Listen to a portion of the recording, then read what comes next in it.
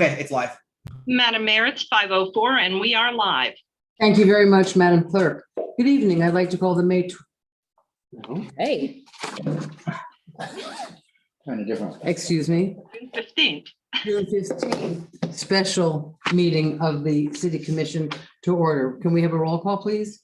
Sure. Mayor Betty Resch, Here. Vice Mayor Herman Robinson. Is he here? Okay, Commissioner Sarah Maliga, Here. Commissioner Christopher McBoy, Here. Commissioner Kim Stokes. Here. Thank you. Thank you. We'll have the Pledge of Allegiance led by Commissioner Stokes. I pledge allegiance to the flag of the United States of America and to the republic for which it stands, one nation, under God, indivisible, with liberty and justice for all. Thank you all for coming. Tonight we have the second round of interviews for the Charter Review Committee. And how we're going to handle this is we will interview the people that are here. Then later on in the meeting, I believe, and let me ask you how you want to do it. In our regular agenda packet, we do have a thing about appointments. So do you want to do the appointments, discuss and do the appointments later? Do the interviews now and the appointments later? I'm looking at the guidance. It is on the regular agenda as well. But we're gonna vote, we're gonna have to vote on the appointments. At that time. It's just a question of when, do you want to discuss it now or do you want to discuss it later? After the interviews? The process you're asking for. I'm asking a procedural question. I would say if we have time and the interviews go quickly, we might as well knock it out in this one, but if it doesn't, then we just carry it over. Okay, that's fine. Okay, so we have present today for interviews are Anthony Galigas. Mr. Lee, you want to come up? And I apologize if I did not pronounce your name correctly. Gallegos, of course. Gallegos. Stand here. Yep. And if you want to take your mask off, you're welcome.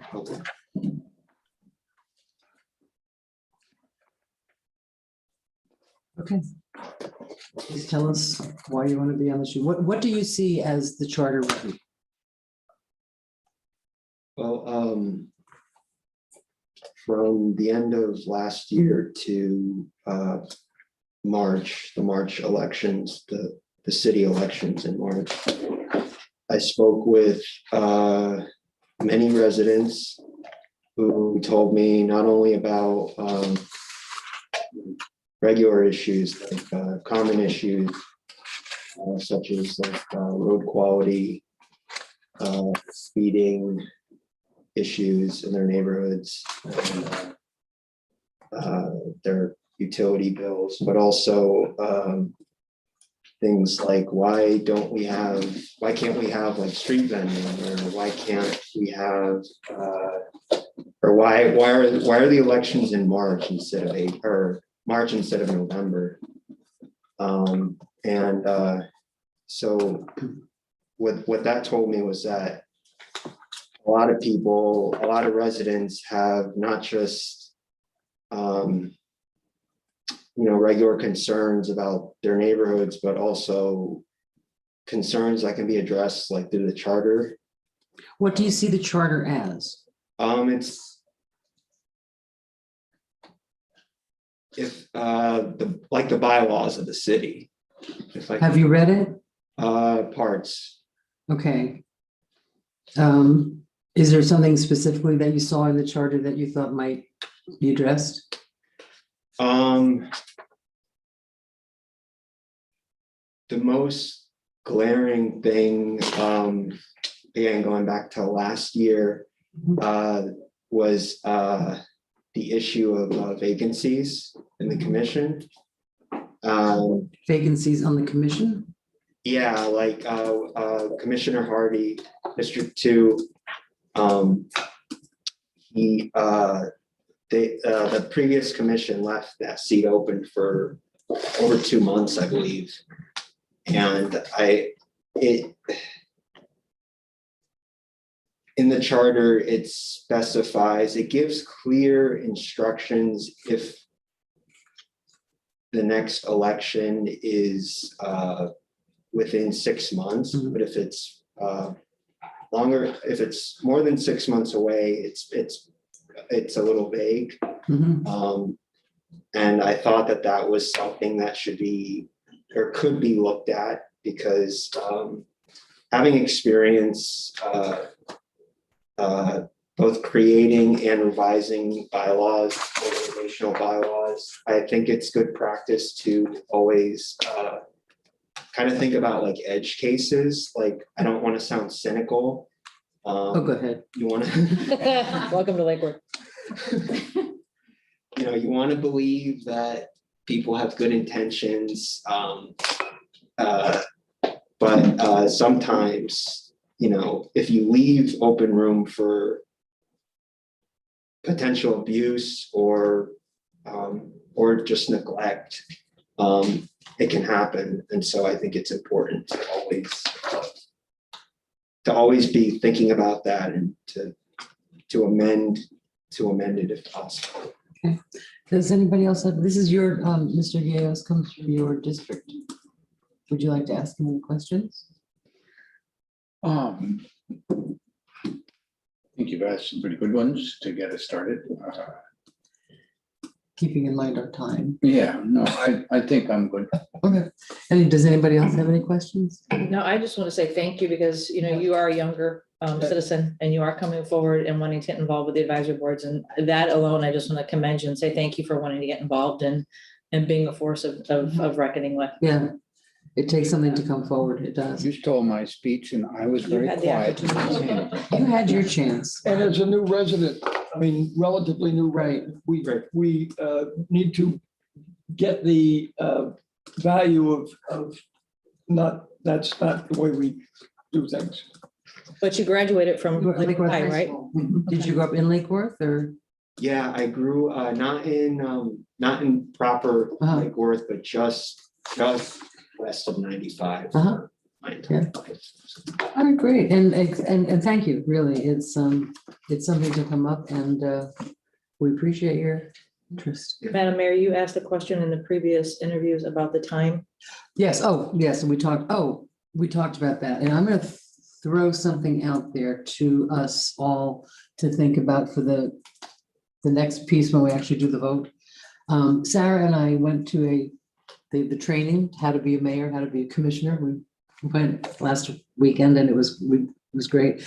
And they talked a lot about charter review. And one thing they talked about was how many people, it's a big deal, how many people should be on the review committee and stuff. And they suggested 11. They suggested each person getting 2, and we've kind of gotten away with each person getting 2. I think we're more of a cooperative sphere when we talk about the group, but 11 people, because it is a big thing.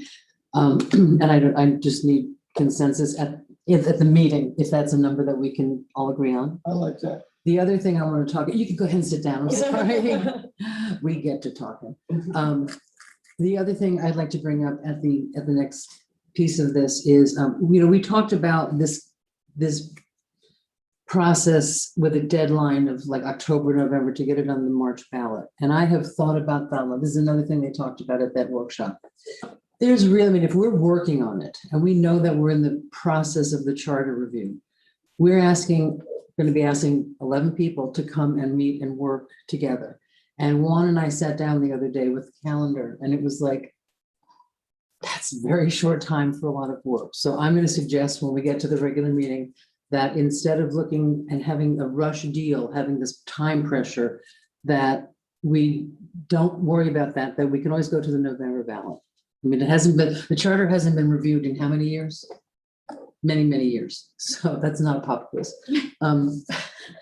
So 15, I think. it's been a while. So I think that, and again, I'll ask for just something to think about now, but I'm going to ask for a vote on it later to go ahead and kind of take the pressure off in the sense, we'll still have a deadline but give us a few months to do it, because otherwise these folks are going to be meeting like every week for the next 8 weeks and they have a lot of work to do and it's going to be a big group. So Well, I'm glad that you brought that. I was really worried about that. I brought it with Juan too. The National Civic League has a 43-page document on a guide for charter commissions that I breezed through this past week, and I have some talking points up there.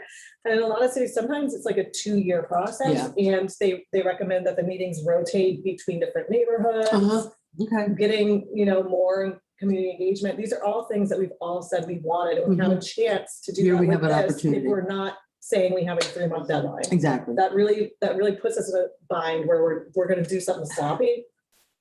Exactly, because we're not going to do it that often. Yeah, So, and I think it's also going to bring out an opportunity, even if some of the conversations don't end up as charter reviews. I think if, like with your idea of going to the different areas, we're going to get public feedback beneficial from people. We'll be out there, we'll be talking, we'll be listening. The group will be, and we'll be part of that process as well. yeah, I'm a little worried that of all these applications, I think I only saw one person from District 1.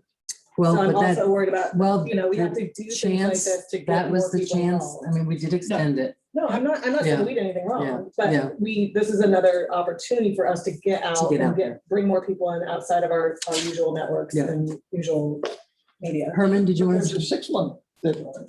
December is the expected date for. The final form of it has to be to, December, so that's 6 supervisor. months. yeah, well, I mean, it's just, I think it's something I'd like to talk about. Yeah. And Madam Mayor, I did inquire too, is if we could be on the November ballot, Mhm. even though we don't have our elections. And Juan did make a phone call this morning to Debbie to find out, will there be a cost to the city if we need to be on the November ballot with charter questions? you mean the November 2022 Yes, ballot? because we're not typically on that ballot as a city, as a municipality. Will there be a cost to us to add stuff Uh-huh. to that ballot? So I know Debbie's looking into that. Okay, and, okay, I mean, and I don't know how much that cost is, but it's something that occurred to me, and looking at the interest that we had, and really seeing this as an opportunity for the folks, even if you're not on the committee, to have input and to talk to people. And Agreed. it's gonna be a bigger group of folks to be talking to people, so, and some of it's not gonna be charter, some of it's gonna be, hey, what about this? Which then we'll get that information from the public that people are concerned about. It's an educational process. Exactly. That understanding that what the charter does Mhm. versus what we do in road preparation. Yeah. budget preparation. Yeah, so we'll talk about those later, when we get to the other meeting, so. Mr. Lynch has removed his name, Correct. and I'm just going down the list in no particular order. He Mr. withdrew his application. Brendan did. Yes. Mr. Wilson, you're up. Get it over to us, Fran. Okay, would you like to tell us a little bit about yourself? Certainly. My name's Dave Wilson. I moved here 10 years ago when I met my wife and I found out I was worth and decided I want to live here. So I moved here. I own my own home here. I have a few rental properties. I work remote out of my house. I am currently the president of the DJNA, only by default, did not move fast enough. I'm on the library board, but I wanted to do something more. So when I saw the call for volunteers for this, I thought that's something that I need to check out. I looked over the charter. I have not read it in any amount of detail. I think it will be, as you say, an educational process. I'm a software engineer, manager, project manager. So I spent a lot of my working life in meetings. I abhor poorly run meetings, so I do my best to make meetings move along, no time wasted, get to the point. I'm used to writing minutes, action items, managing things, so I think it's something I do a good job at. Okay. Is there anything in particular that when you said you skimmed over that you thought might, I mean, it's just a question, just to get an idea of what you're thinking about, anything? Don't really have an agenda. There's some minor things. I would love to see golf carts be officially legalized on the streets here. Maybe keep the on-street restaurant parking or restaurant dining, but. Which of course is an ordinance, not a charter. Right. See, And it's an educational exactly, that's process. what I'm talking about. This is going to be a really good educational experience for the city because Yeah. things are, there's charter versus ordinance, and that's a great example. Think of the charter as our constitution, Yes, I, our Yeah. governance. if you Yeah, will. but but it's interesting to hear because we are hearing repeatedly some of the same things, concerns that people have, and this is going to give us a good platform to solidify almost what people are looking at. Right. So, and it's a time commitment. It's going to be, at least one meeting a month, if depending on how long the process, we decide the process will be. We were thinking, actually, Juan and I were looking at the agenda last night, when the third Wednesday of the month seemed to be the only night that was open, because you've got HRPV, P&Z. The first 2 Wednesdays, we've got us every Tuesday, or something every Tuesday, CRA or the electric utility. So Wednesday, the third or fourth Wednesday of the month seemed to be the day that worked for people. Is that something that? that's fine. Okay, great. Thank you very much. Want everybody to be on the board. Deborah Robert.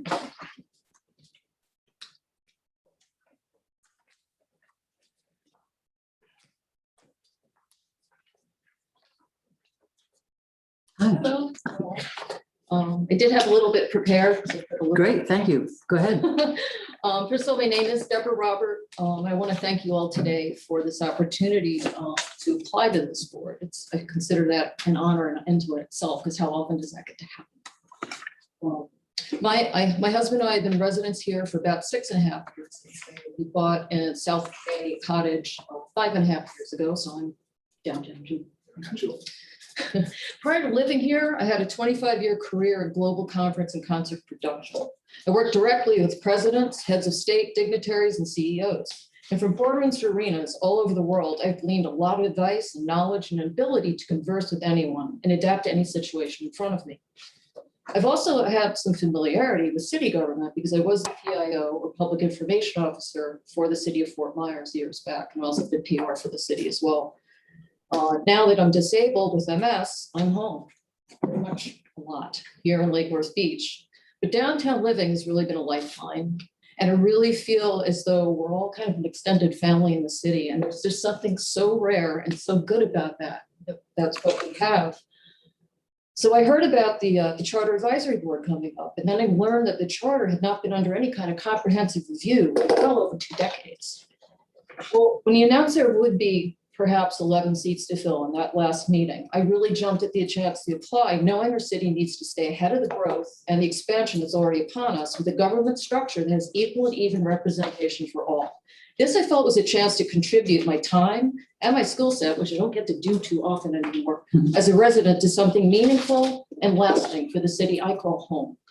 What I feel I can bring to this advisory board is my willingness and eagerness as a citizen to examine the charter and bring it up to speed, if you will, to accommodate both the needs we have today and for what needs we will have in short order with the unprecedented growth we face well into the next decade and beyond, as we know we're in it now.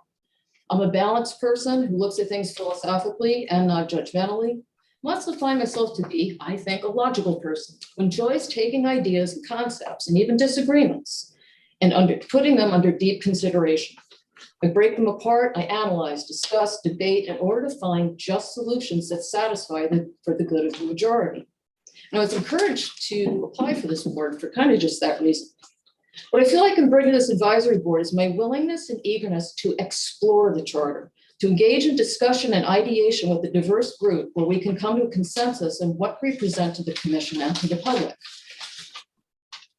In reviewing the charter as a layperson, here are some things that came to mind. And as Commissioner Robinson just said, it's an educational process. So I kind of just dove in and kind of took a look at first sight. The first and foremost thing I saw was that my feeling is that we need an overhaul of the document to make a standard of more inclusive language. We need to change up our pronouns in the true reflection of who we are, a city of inclusion. Look at the commission and how the election districts are divided. How's it served us until now? And do we want to explore having a larger city commission moving forward? I mean, looking decades from now, how broad are we going to be and how much more density are we going to have? Explore a strong mayor form of government versus commissioner manager plan that we have now. We may or may not need that, but it means that we really should take a look at it and see where our city is going. Do we need to move all elections to November? What about frequency and increased compensation? Now, no more frequently than 2 years do we have, but we have a 3-year election cycle. So we maybe have salary increase in line, if at all, with election cycles. Voting for commission seats, they're citywide. Should this be limited to district votes? Term limits is something obviously we've all heard about that should be explored. I'm also interested in reviewing the role of city manager, exploring the powers of that position and lines of accountability, and if maybe a biannual or some kind of performance review should be enacted. Filling of vacancies on our commission and exploring if there need to be more transparency, because we did have a couple issues that's happened last year or so. Or should the method of filling filling those vacancies be approached in a different way? These are just some of the examples of what I see when reviewing our chart. Some or none may be what the advisory board will focus on. I have no idea. But the thing is, I'm open to listening. I'm open to learning and to weighing all these ideas, concepts, and schools of thought as a member of the board. I want to be a part of a constructive, diverse, and dynamic group that will have the challenge of helping to amend what is the actual constitution of our city. I bring my life experience, enthusiasm, and love for our city, and promise dedication, reverence for the task at hand, and the utmost respect and consideration of those that be serving us. That's really how I feel, and it would be an honor to serve, and I thank you all for the opportunity. Thank you for Deb. coming. Thank you for putting your name in there. Does anybody have any questions? Oh, see, I'm walking away like. See, she's like, yeah, I got that. Dr. Mike, Dr. Mike. I'm finished. No, thank you very much. Appreciate your coming up, and thank you. You're very well, you're the most well-prepared person. Yes. Moving on. Moving right along, Jerry Leanne Claire Day. Hi.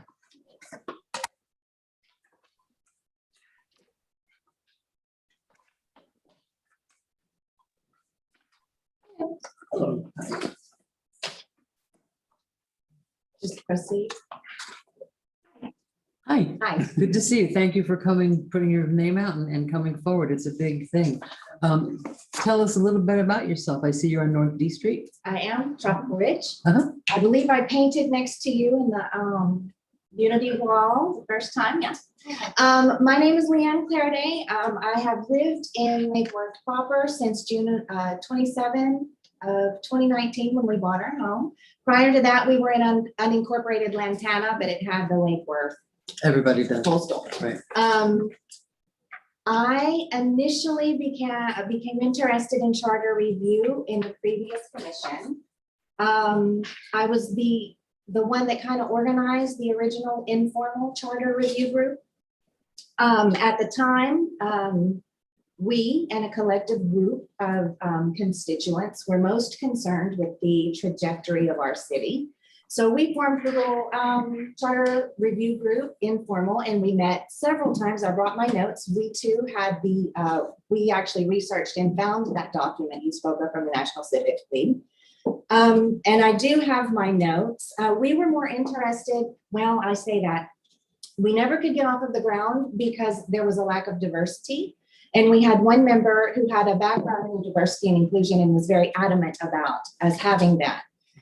We had one group that was more interested in typographical and grammatical errors. We had one group that was more interested in expunging antiquated and irrelevant to today's time. And then we had some other group that was interested in actually the content and making it germane to today's time and Lake Worth and its potential as it is. So we never really just got off the ground. I specifically had asked that we review Article 1 and 3 for content. And so, but then we kind of lost trajectory. Then we got a new commission and here we are. And there's a new pulse, there's a new energy. And so I'm very, very encouraged when I look around at the maturity, the youth, the diversity. I think that we're going to have a very great charter review. I'm going to be transparent. I'm not exactly sure if at this point in time I would be a perfect fit. I'm working on my disaster and emergency management master's degree. I finished in December and I'm looking at doc programs. So I'm not exactly sure if I would be able to serve Lake Worth justice, but I'm still willing and able. I would have class that I would have commitments and I'm not sure if it would conflict if To changes. the evening classes. Yes, Yeah. evening online classes. Uh-huh. But I'm still willing, I'm still able. If I ruled the world, Mhm. I would like to be on and I applied for the Recreation Advisory Council. I think that I could learn from Lake Worth and I think Lake Worth could incorporate some of my free of charge Masters in Disaster and Emergency Management curriculum. But again, charter review, very dear to my heart. I love Lake Worth. I want to be a contributor. So Thank you. And thank you for your interest in the rec board as well. And when you talk about your disaster, I don't know if you know this, years ago, and Juan knows this, most of us know this, we had CERT review. And if you, it's, CERT and certified emergency training, something, and it was very successful in town. We had a really good program. It was a number of weeks that we went and we learned how to mark buildings and look in buildings and stuff. And that's something that would love to do again. And I'm wondering if you might have a role in that. I would love an opportunity to discuss it. I've been in higher education administration for 20 years. I've Uh-huh. helped people get an education, and I'm pretty proud about that, but I'm reinventing myself now. And I would very much like that opportunity to Yeah. discuss that. Yeah. Yeah, thank you. Thank you very much. Any questions? Anybody have any questions? No? Thank you very much. Appreciate it. What? Amazing what coffee will produce. What coffee will produce? Yes, I'm actually born from coffee from the commissioners, and it was only after we went indoors for COVID that it went online. Shout out to Keith Sullivan. He is a rock star. When it went virtual, then that freed a lot of us up to be able to attend, and that's how this all came to. I know, it's really, and we're gonna, some cities have stopped it. And I think we're committed to keeping going with it because you can sit and watch and rewatch things. And it's, again, transparency was a word that we're very attached to, and that really helps our transparency. So thank you very much. Thanks for watching. Thank you. I know, it's like, what do I do at night? What P and Z? Madam Mayor, I have a question. Sure. Looking at our notes for the background and justification, Mhm. it said 7 of the 8 applicants were interviewed on May 25th, but I only see 6 on the list. I wondered about that myself. Can we get clarification, because there was no minutes for me to reference? The U name was left off. What? Because I don't have their application in here. It is, It's it'll be later. in the. It's in the later Later book. on. Oh, okay. Yeah. I don't want to mess it up. I know this book. I saw that. I was like, I counted 15. No, over here, I counted That's- I 16. had my What's going math on? So I went and skills checked. Excuse me, are you taking into consideration that Brendan Lynch withdrew his name from this today? Yes, ma'am. Yeah.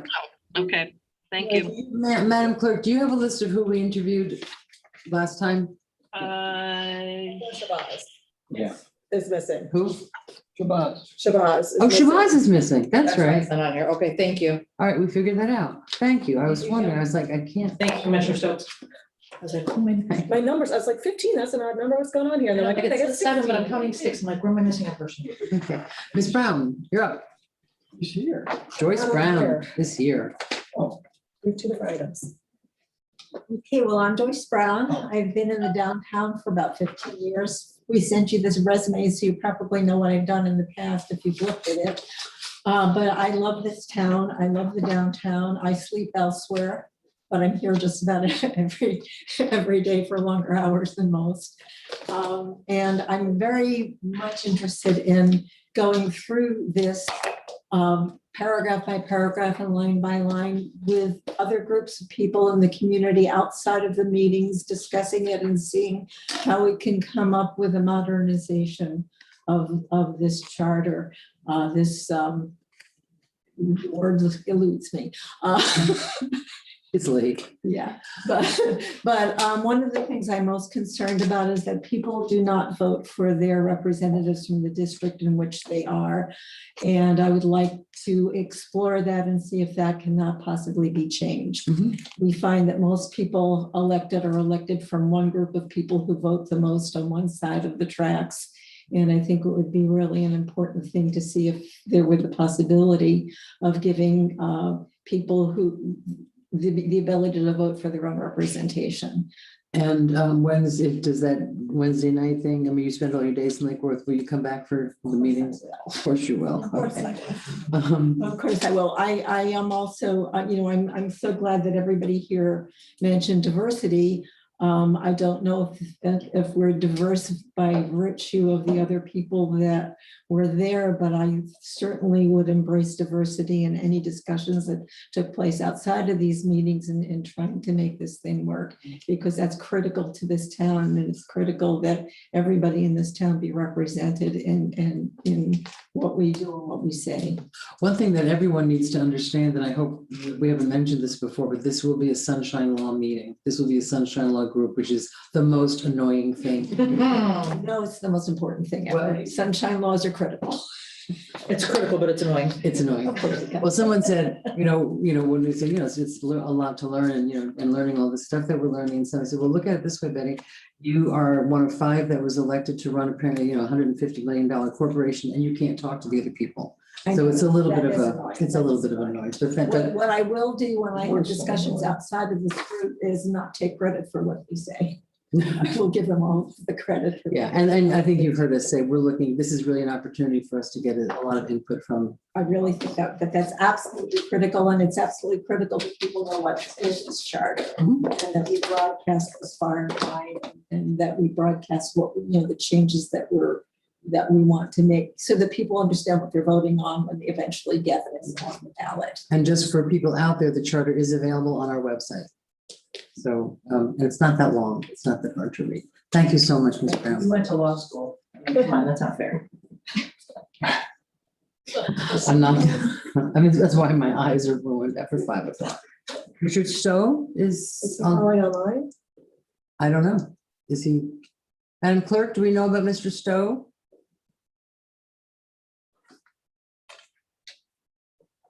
She's gone. Madam Clerk, you're muted if you're talking. Oh, Oh, yes. The only one that I heard that was going to be online for this meeting is William Monroe or Philip Ross Monroe. And he is online. have we heard from Mr. Stowe? I don't believe so for this meeting, but not that I'm aware of. Okay, has anyone heard from Mr. Stowe? Keith, is Richard Stowe online? No. Okay, He thank did you. come to the last meeting, but he was late for the interview. Right. Okay. So the next one up after Mr. Stowe would be Mr. McMurrow, Theodore McMurrow. Is he here? There's a pacer outside that I'm not sure if it's affiliated. Well, do you want to go out and see if he's Sure. here? That's him. Theodore McMurrow. Thank you very much. Madam Mayor, you could get started with Mr. Monroe. He's ready by Zoom. Okay, I just want to see if that's, Okay. let's let her come back in. Sure. He's probably waiting for the 6 o'clock meeting. Nope, okay. Thank you. So he's not here. So we will go to Mr. Monroe. Thank you. Yes, good evening. Can you hear me? Yes, we can. And the sound is not too overwhelming for you? The sound? The sound is good, not too loud for you? Fine, it's fine. We can hear you loud and clear. You want to tell us a little bit about yourself, Mr. Monroe? Well, I've been a resident of Lake Worth for 5 years, and my background is in engineering, fine art, and photography. Listening to Mr. Wilson, I realized I should be specific. I was actually an agricultural engineer and not a software engineer. So that meant hands-on designing of underground systems and a lot of math. So my background is both mathematical and fine art. So this town has become very important to me because I feel it's a town that sort of picked me in a sense as I was looking to relocate after living in cities like Paris and San Francisco and Miami, Montreal. Somehow Lake Worth kind of found me. So it's become very special. And listening to your candidates tonight, it's extraordinary what everyone has to say. So I don't have a lot to add specifically to their charter points because so many people have hit so many nails on the head tonight. I find it's really extraordinary. So basically, I'm semi-retired at this point, and I have the time to contribute. And my goal would be really to assist as much as possible in, helping with the operation and the functionality through the charter review. I think that as you yourself, Mayor Reich, pointed out, I heard you speaking a while ago about the number of cultural and heritage groups that we have, which is enormous. I think there were 63 very distinct cultural heritage groups. So everybody needs to be represented. And as one of your interviewees was specific, I think Ms. Brown was mentioning the population to the west of 95 and so on. So, it's been already an edification this evening just to listen to your candidates and to yourself. So that's about it. I have the time and the willingness and ready to help out if I can. Thank you very much. Has anybody got any questions? Thank you for being here. Thank you. I really thank you for putting your names in. It's a leap of faith to do that, and we appreciate it. Should I assume you speak French? Yes, sorry. You speak French and English? I'm fluent in French and English and a little Italian. Well then, great. I barely speak English. Thank you. A Canadian. You were educated in Toronto? No, I'm educated in Paris. My mother was from San Francisco. I was educated in Montreal at McGill University and in Paris at the Beaux-Arts. Great. So Okay, thank you very much. I appreciate you putting your Thank name in. You're welcome to, I don't know how this technology works, whether you sit and continue to listen or whether you go away. That's not what I do. He's gone. Thank you very much, Mr. Monroe. thank you. Thank you, Philip. You are so funny, you go away. All right, I'm not always as eloquent as I presumed. So, well, then it seems like we have everyone interviewed who is here to be interviewed. Should we? Yeah, I mean, obviously, people are supposed to be here. I wonder whether we should try to give Richard Stowe a call. Well, I He was think, pretty why would we give, I mean, people know that it's, Yes. I mean, we're grown-ups. Kim just tried calling, didn't you? Miss? No, I just saw that he had left a voicemail. And I know we're grown-ups, but like, as I mentioned my last time, 5 to 6 is kind of a tricky hour sometimes for Doesn't people, have- so. He's independently working, he works independently. I mean, I don't know why he's I don't. 20 to 6. So we're gonna vote before 6. Well, we don't know, we're gonna vote at the regular meeting. Okay, We can certainly talk about things so before. we're gonna decide if we're gonna choose 11. And We're gonna this talk about document- all that now, and we're gonna officially vote during the meeting. So this is our chance to talk a little bit, but we can't vote yet.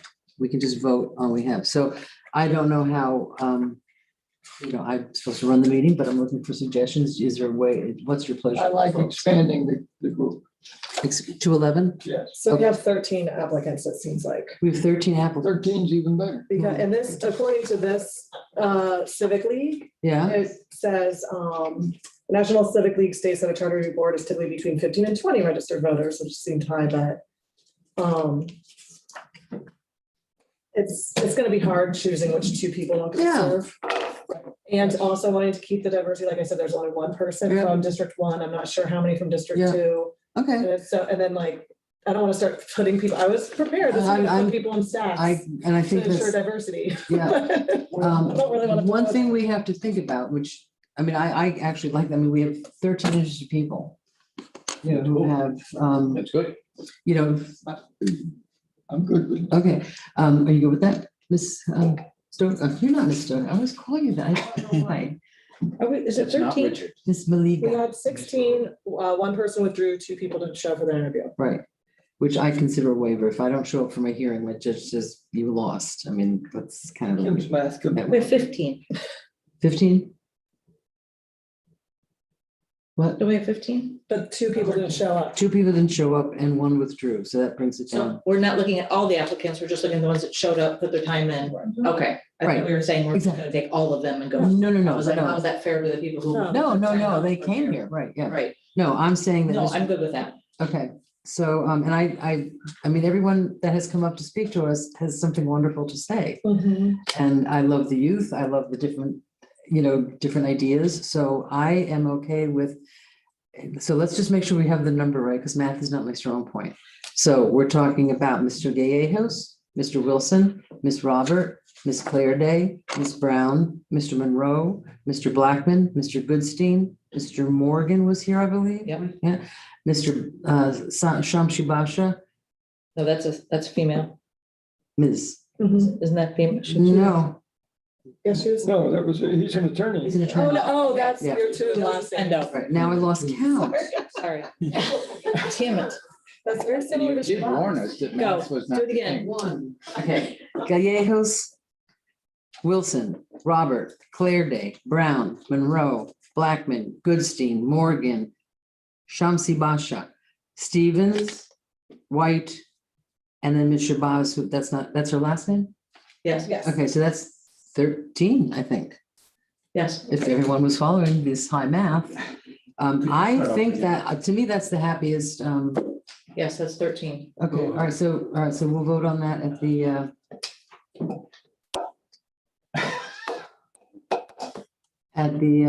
regular meeting. Mr. Stowe, you're a little late. We've done the interviews. The interviews were at 5 o'clock. Okay, I mean, no problem. And let me just say, I was just on the phone with Danbury trying to get. well, that's, Yeah.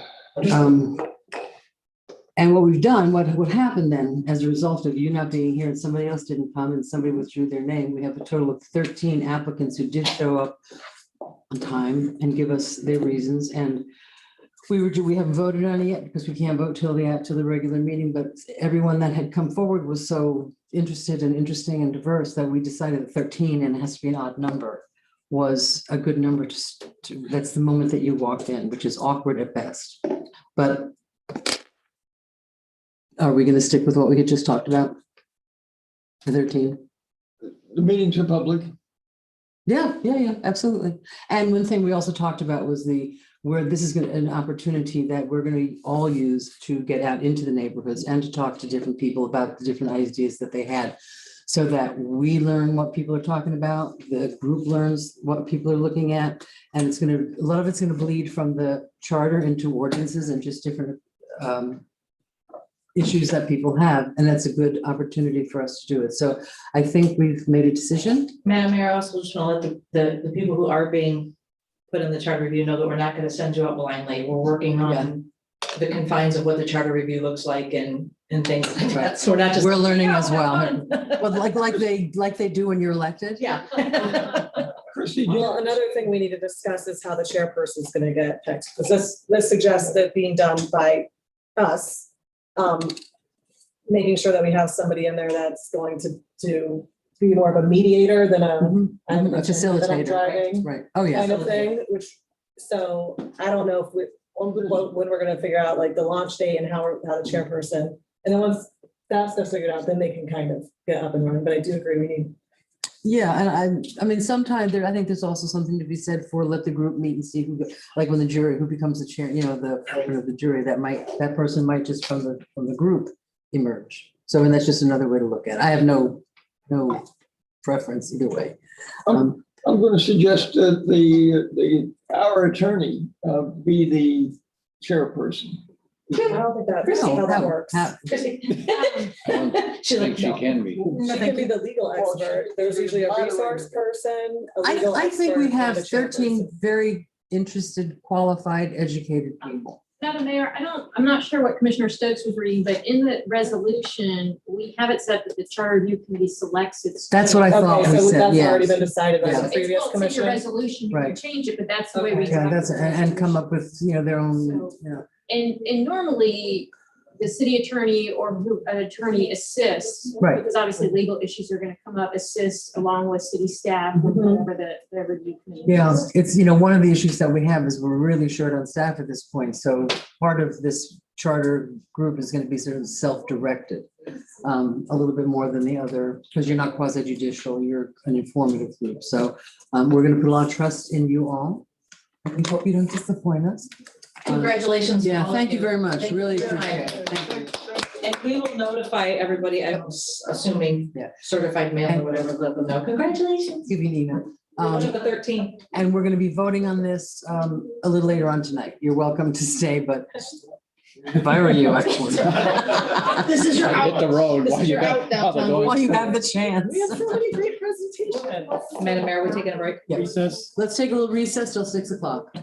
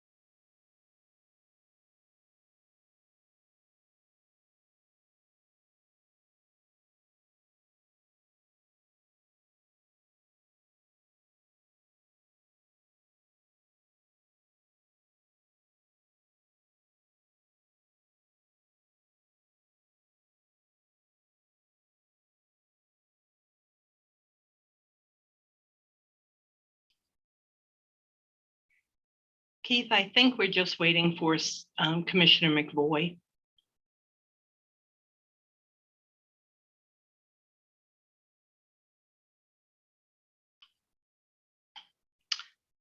Keith, if you get us started on this meeting, Yep, it's good. we're already alive. Yep. Madam Mayor, it is 6:01 and we are live.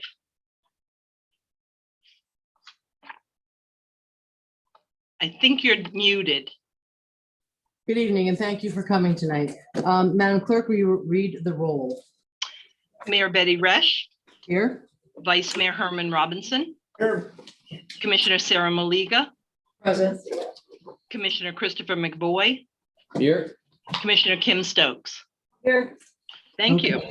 Thank you. Commissioner Maliga is going to lead us in a moment of silence or invocation. Will you please stand? Lord of all creation, we come today to honor you and to remind ourselves of your pivotal place in our lives. We ask for your blessings on this meeting. We ask that your wisdom would guide us as we seek to accomplish the goals on today's agenda. Thank you for the opportunities you give us to serve you and to serve others. May our actions and our attitudes please you this day. We pray that these things in your mighty name, amen. Amen. And the pledge will be led by Commissioner Robinson. I pledge allegiance to the flag of the United States of America, to the republic for which it stands, one nation, under God, indivisible, with liberty and justice for all. Thank you. Madam Clerk, are there any additions, deletions, or reordering? Madam Mayor, there's one reordering. If you'll note on the agenda, consent agenda, there was a proclamation for HIV testing day. Dylan Brooks from Compass is going to be here to present that, so I've made that item G under presentations. Thank you very much. Thank Madam you. Mayor, Okay, thank you. I also ask that we change, and because of tonight's agenda, if we could please move commission liaison reports and comments to the end of the agenda. Great idea. City attorney and manager. Absolutely. That, well, I say, does anyone, but I'm not the queen. What do we say? What do we, is everyone is okay? Okay, so move. okay, Madam Mayor, yes, thank you. The last item on the agenda, well, second now, the last item on the agenda is a resolution on the blue-green algae. Item J. And MJ. I would, and I'm guessing that that will be a quick review and we just approve it, yeah, assuming people have had a look at it. The reason I would suggest putting it to the very front is that we do it quickly and get it out of the way, and it's relative to the schedule of the Corps of Engineers that most it relates to. so are you asking that we place it right after their presentation? After The presentation Get it out of the by way. C, final update of climate change, is it when, where do you, It's unrelated to that. oh, okay, Under, all right, under new business. so we'll put under new business, well, it's, Move it from J to A. okay, that's fine. Okay, if you take a vote. Do I have a motion? So move. Second, Second. thank you. All in favor? Aye. Thank you.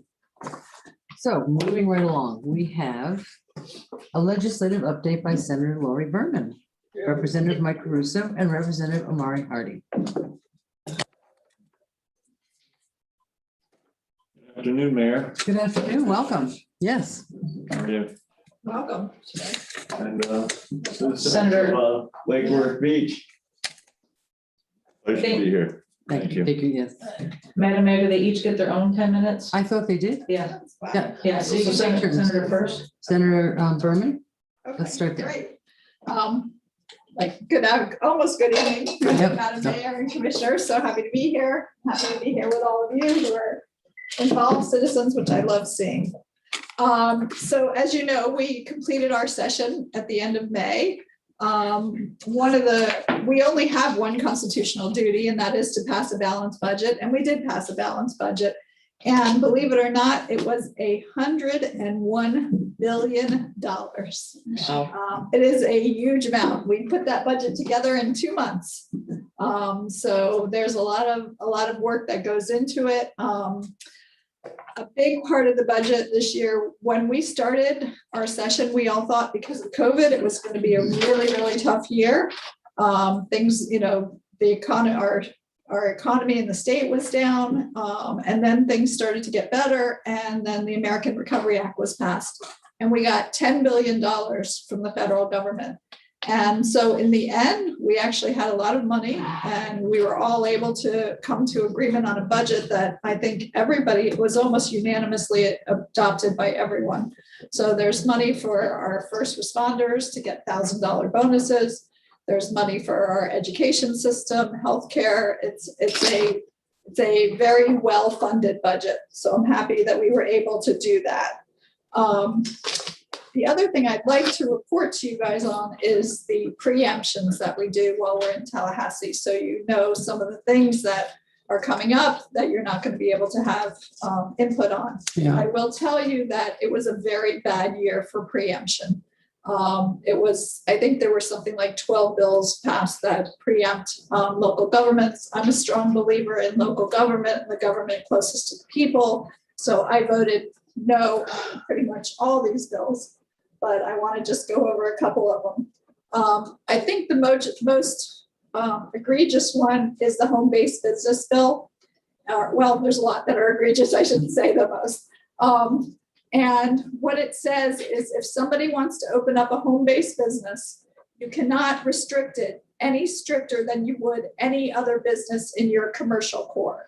So you can't have additional parking requirements, you can't have additional noise requirements. So even though it might be in a neighborhood, you cannot change that. This bill barely passed. It was one of the most contentious of the session. The governor has not signed it yet. And I would urge you to write a letter to the governor and ask him to veto it. I think a lot of different cities are doing that, and there's a possibility that he might veto it. We also passed a bill about impact fees. You can't increase impact fees more than 25% over 2 years, 50% over 4 years. We passed some local occupational licensing. You can't require a license for painting, flooring, cabinetry, interior remodeling. We also exempted a lot of things regarding renewable energy. So you as a body cannot set a renewable energy goal for your city. Under the renewable energy laws that we passed, you are not allowed to do that. The one really good thing that happened with preemption is we did not do anything differently regarding vacation rentals and Airbnb. So whatever restrictions you have now can stay in place for the vacation rentals and the Airbnb. It's a fight every year. It was a big fight again this year, but thankfully there were no new restrictions on that specific area. I had a pretty good session legislatively, and there's just a couple bills I want to talk about so that everybody knows about them, because I want to get the word out. One is, we're calling it the purple alert. Just like we have an amber alert and a silver alert. The amber is for children up to 20. The silver is for people 60 and older. The purple alert is for people in the middle, so ages 20 to 60, who have a cognitive disability, something like autism. If they go missing, there'll be a whole procedure in place where we can start to look for them immediately. So it's on the governor's desk. I'm hoping he signs it. He has till, I think, June 29th, so I'm hoping it'll come through. And then the other bill that I'm really excited about, I passed a bill that if any child in kindergarten through 5th grade, if their parents feel that they did not get a good education this year because of COVID, they can ask to have their child retained, and the school has to retain their child. It is the parents' discretion. We're trying to get that word out. The supervisor of the school district did send a letter to all the parents of those children so that they know, but it's a good thing. It has to be done by June 30th. So the deadline is rapidly approaching. Such a hard year for kids. Yeah. Yeah. And that's, so I know that my colleague has a lot more that he's going to add on. So, and I know you have a very full agenda this evening, so I wanted to kind of keep it short and sweet, but I'm happy to answer any questions that you have about the session. The constant chipping away of home rule is very disturbing trend. Yeah, and this year we actually overturned a vote of the voters of Key West I'm aware of that. that said that they did not want large ships in their port. And that was actually the most astounding thing I think we've done. But they whittled it down to only municipal-owned ports. Right. Well, So because, there's 4 in the state. right, exactly. But they overturned the voters. It's terrible. Yeah. Commissioner Robinson? Thank you for all your votes. What was the outcome of racial education? Not Any much. legislation? No.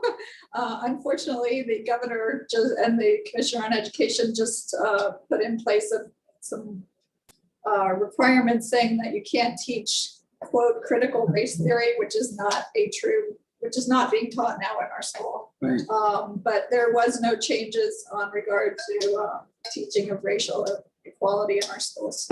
In fact, you can't teach it. You cannot teach. But you can still teach history, and I hope that our schools teach history the way history occurred.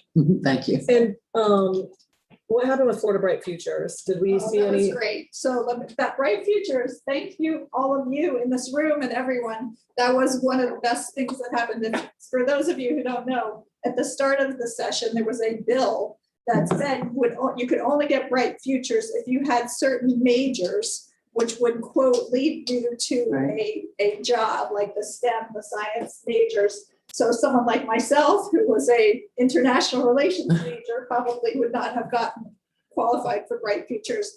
The parents and the students revolted, and they were great. We got thousands of letters, and the whole thing was pretty much abandoned. The final result is there will now be some kind of a survey, which will be, I think, on the college websites, which say what majors lead to what jobs. But that was all that was done. So there were no other changes to Bright Futures. Great, thank you. Yeah, yes, I changed my major 4 or 5 times. So I wonder how that would work.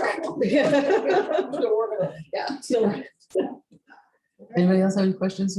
No, Senator? Thank you for being here. And Thank you very fighting much. for home rule to stay home. Really, thank you so much. Always good to see you.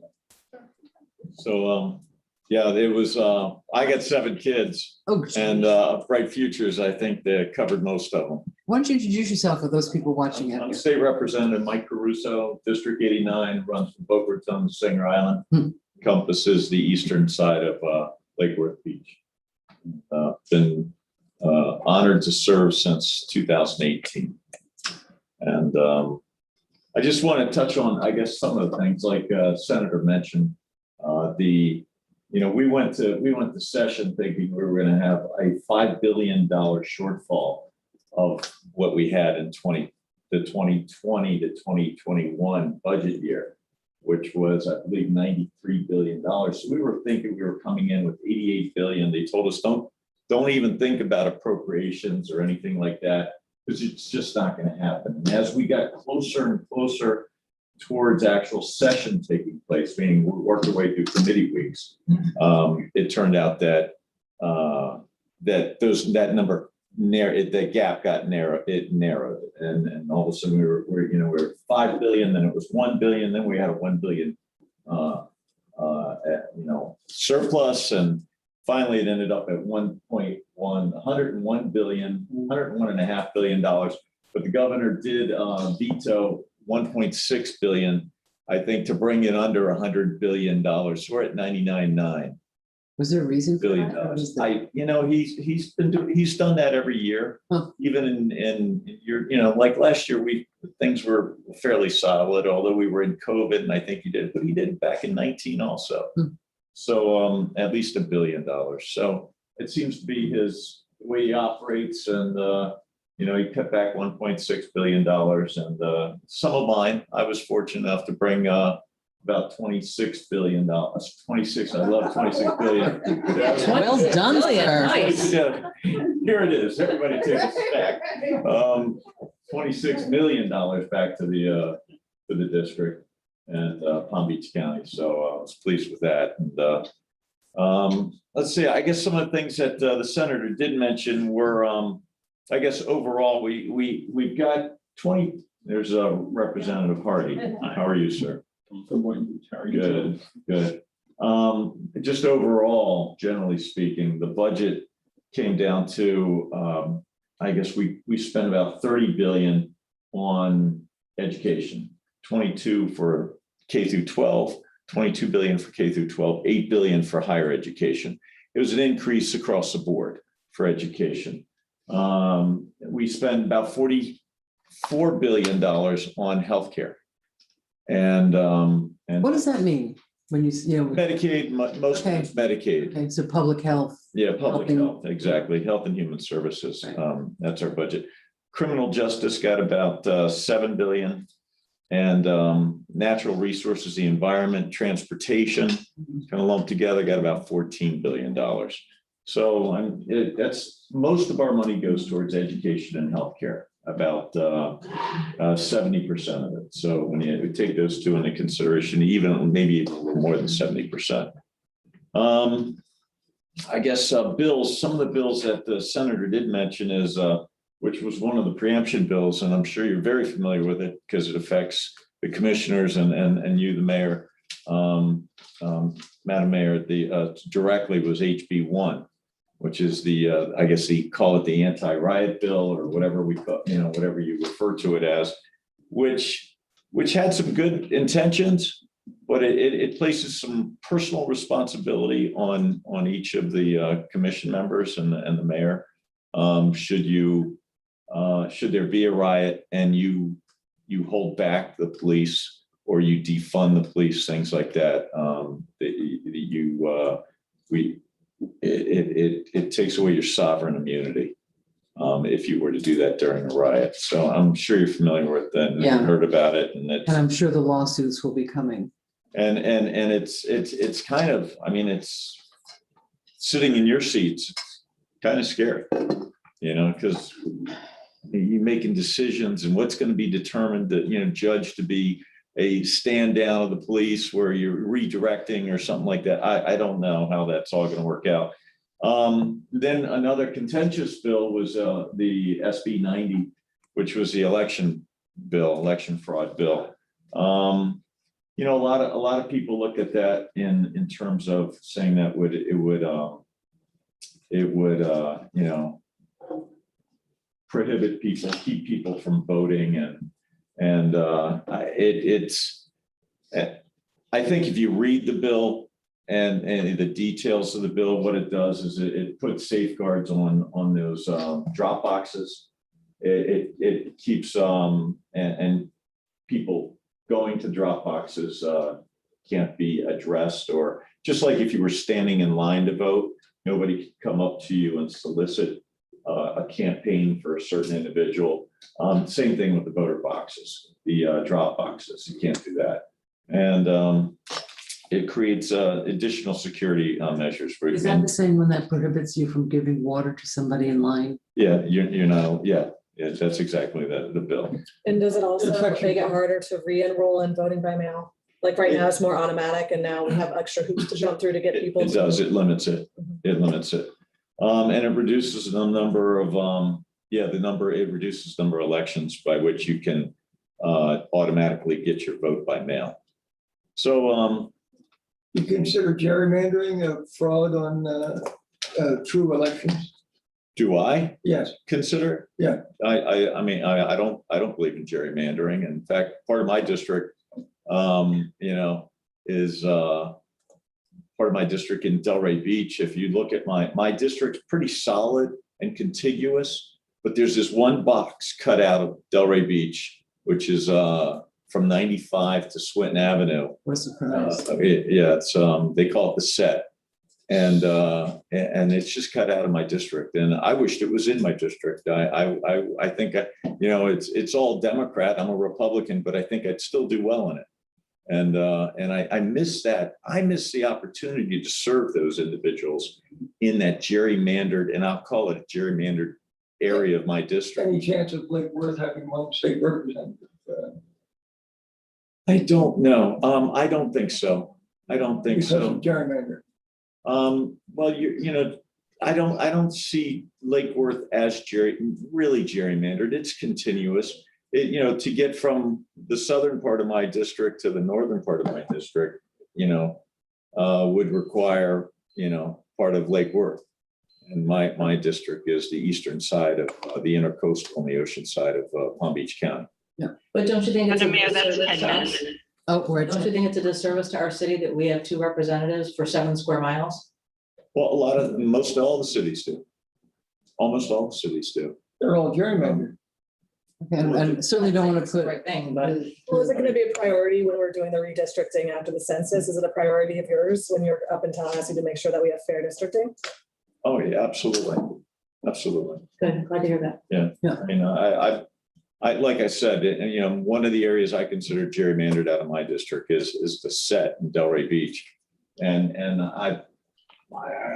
my kids, we did everything in the set. I know almost everybody in the set. I could say hi by name. Well, then we'll look to you to be one of the people that will Carry the lead torch. us to get a little bit more continuity. We're good. And I will fight for it. I appreciate it. Thank you. And then HB 15, another bill, it's the internet sales tax bill.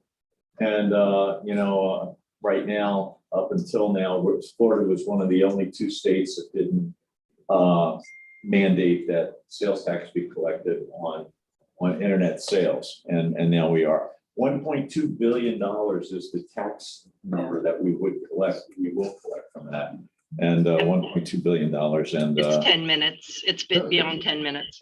The clerk has ruled. Well, then. Thank you so much for coming out I tonight. will We appreciate yield it. my non-time that I don't have to Representative Hardy. We're always welcome to come back. Yes, Thank you. absolutely. Appreciate Thank you for your time. Thanks. Good evening. Welcome back.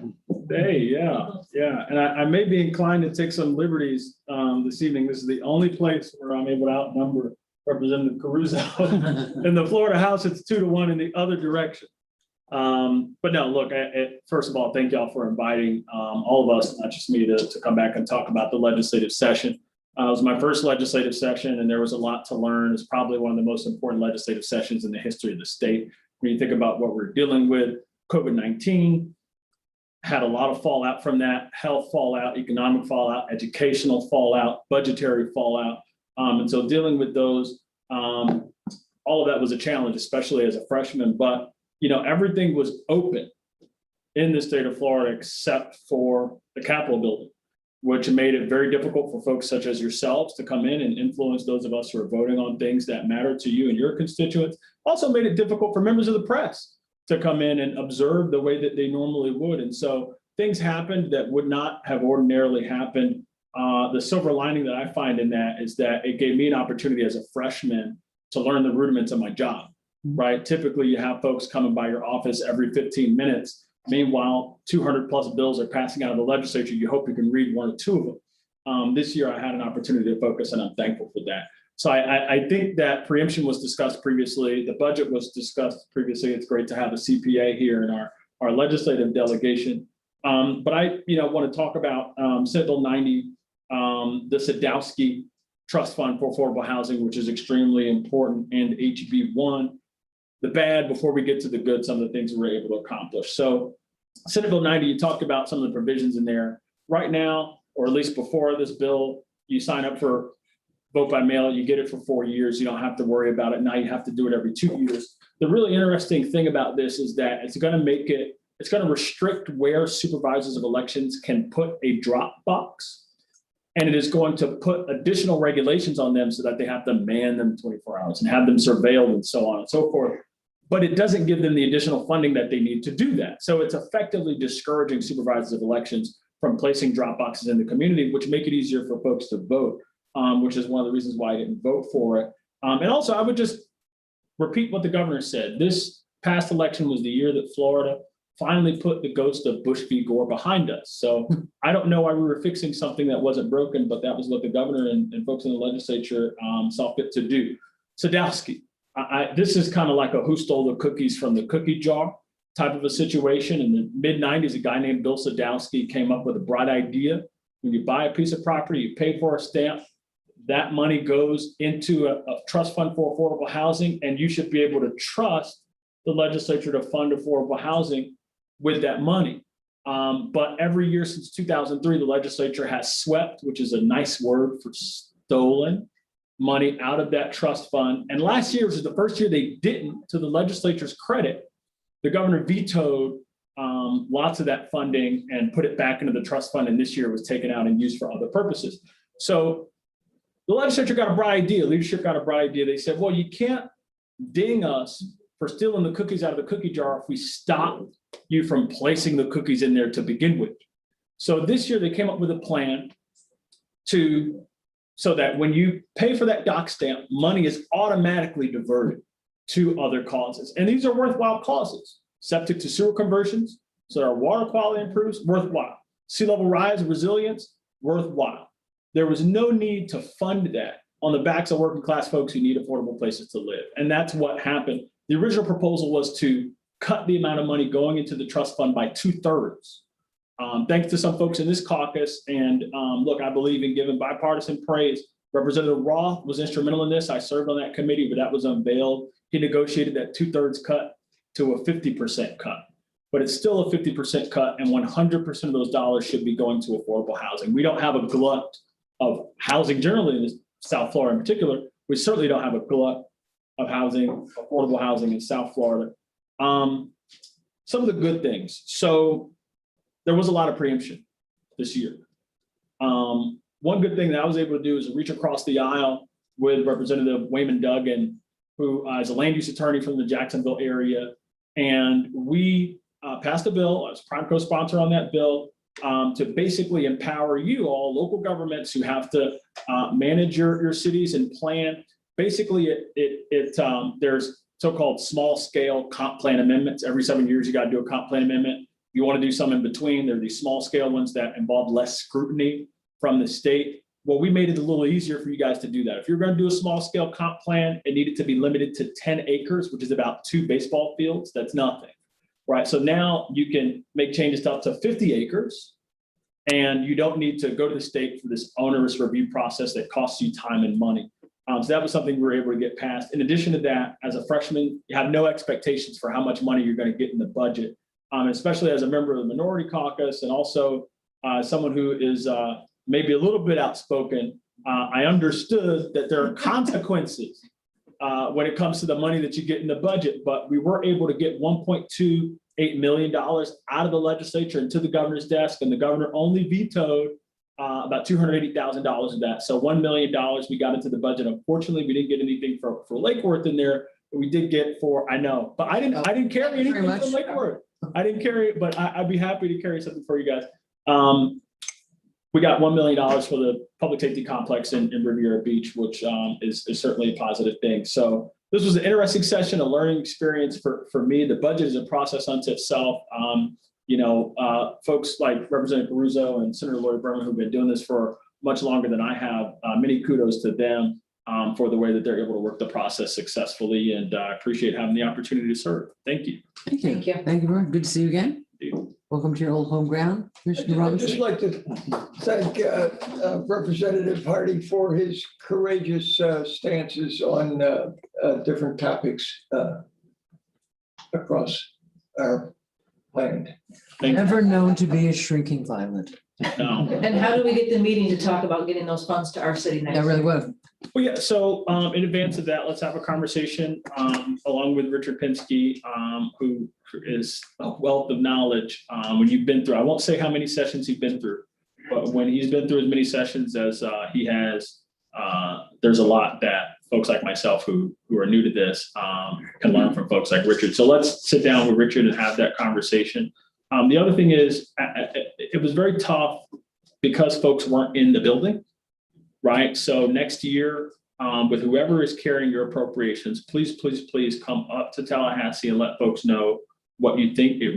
This is a democracy, and it does affect what comes out of the legislature when they hear from you. So if you're dropping off a kid, for example, at that school in Tallahassee that doesn't have as many national championships as University of Miami, swing on by the Capitol building and let your voice be heard for sure. Thank you All so right. much. Good to see you. Thank you. Thank you very much. Thank you all for serving. I would just add that, we start the process early on appropriations. By the time September hits, it's going to be too late. So if we Okay. want to get I'll see this you next done, week. Yeah, that's good. we'd be fine. Love to. Yeah. Yeah, We're let's get. a pushy group. Yeah, let's do it. Okay. Thank you. Thank you very much. And we're learning now all the consequences of serving and how that it does take your life sort of over. And so thank you very much for your continued service to the public. We appreciate it. No matter what party you're from, it's a lot of work. Thank you for representing our city. Yep. Thank you very much. To all the new members on the Yeah. day. Thank you very much. Thank you. It's an honor. It Look was, forward to an honest gerrymandering. yes, we've figured that, Mr. Robinson. That'll take I have place my next, doubts. next fall. And I did want to just mention about Sadowski, the Realtors are looking to do a constitutional amendment that will be on the ballot to fully fund Sadowski. Oh. They have announced they're working on that, so. Well, that's will great. be a big, Yeah. important step forward. And I think, Sadowski and affordable housing is critical. Absolutely. It's horrible. It's terrible. And since early 1990s, it has been rated 100%. Yeah. Decade after decade after decade. For 3 decades, it's been rated to where cities got nothing Right. back. And finally, I think in 2019, we finally got about $230 million back. And then 2020, it got rated again. And so, the way it's set up now is they can't raid 200 million of it anymore. And so it is kind of bittersweet.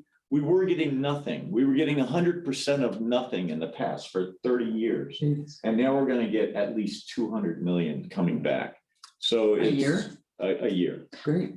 Do those So- dock stamps include automotive dock stamps or just housing? Housing. Okay. It should be $430 million, Right. but it would, you normally get swept. At least we're going to get 200 million of it. Well, So, thank- but I look forward to the realtors moves. Thank you. I'm sure Their work on. you'll be hearing from us with our little hands. And we want money for our flooding. Yeah. And I'm sure that's huge in your district. So I don't think we need to wait for a meeting to say we need money for our flooding issues. One thing, so this was kind of my issue. They created a Resilient Florida grant program. Okay. And the idea is local governments apply to the state for sea level rise initiatives and so on. Okay. The problem is when in the statute, in the bill, they had criteria for applicants and they ranked the criteria. High up in the criteria was the ability to get matching dollars to the state for the grant. Okay. Below in the criteria was the financially disadvantaged status of the community. So you can imagine a situation where you have 2 communities, exact same applications, except one, because they're larger, have more money, they come up with the matching dollars, the other because they're smaller, right? And so one of the things that I was able to push for and did get, the process does work sometime, was an amendment to include small and financially disadvantaged cities in there so that there's an avenue for smaller cities. It's not just y'all, it's Lantana, it's Mangonia Park, it's Riviera Beach. So please make sure to work with Richard Pinsky on that if y'all are interested in it. Thank you so much. Appreciate that. That's a big one. Thank you. Have a great evening. Thank you, guys.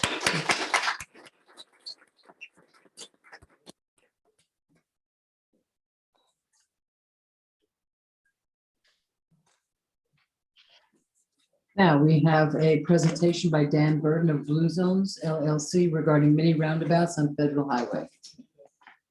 Mr. Burton? Yes, happy to join you. I'm from very far away. Draw a line diagonally, and that's where I am out in Port Townsend, Washington. But I lived in Florida for 32 years, and I helped initiate a number of road diets. In fact, on Lake and Lucerne, so I know your community pretty well. And I put together a little presentation that I'd like to give on that very topic, if I could. And let's see, how do I present? Anyone help me figure that one out? Are you asking staff? Yeah. I realized you weren't here, so.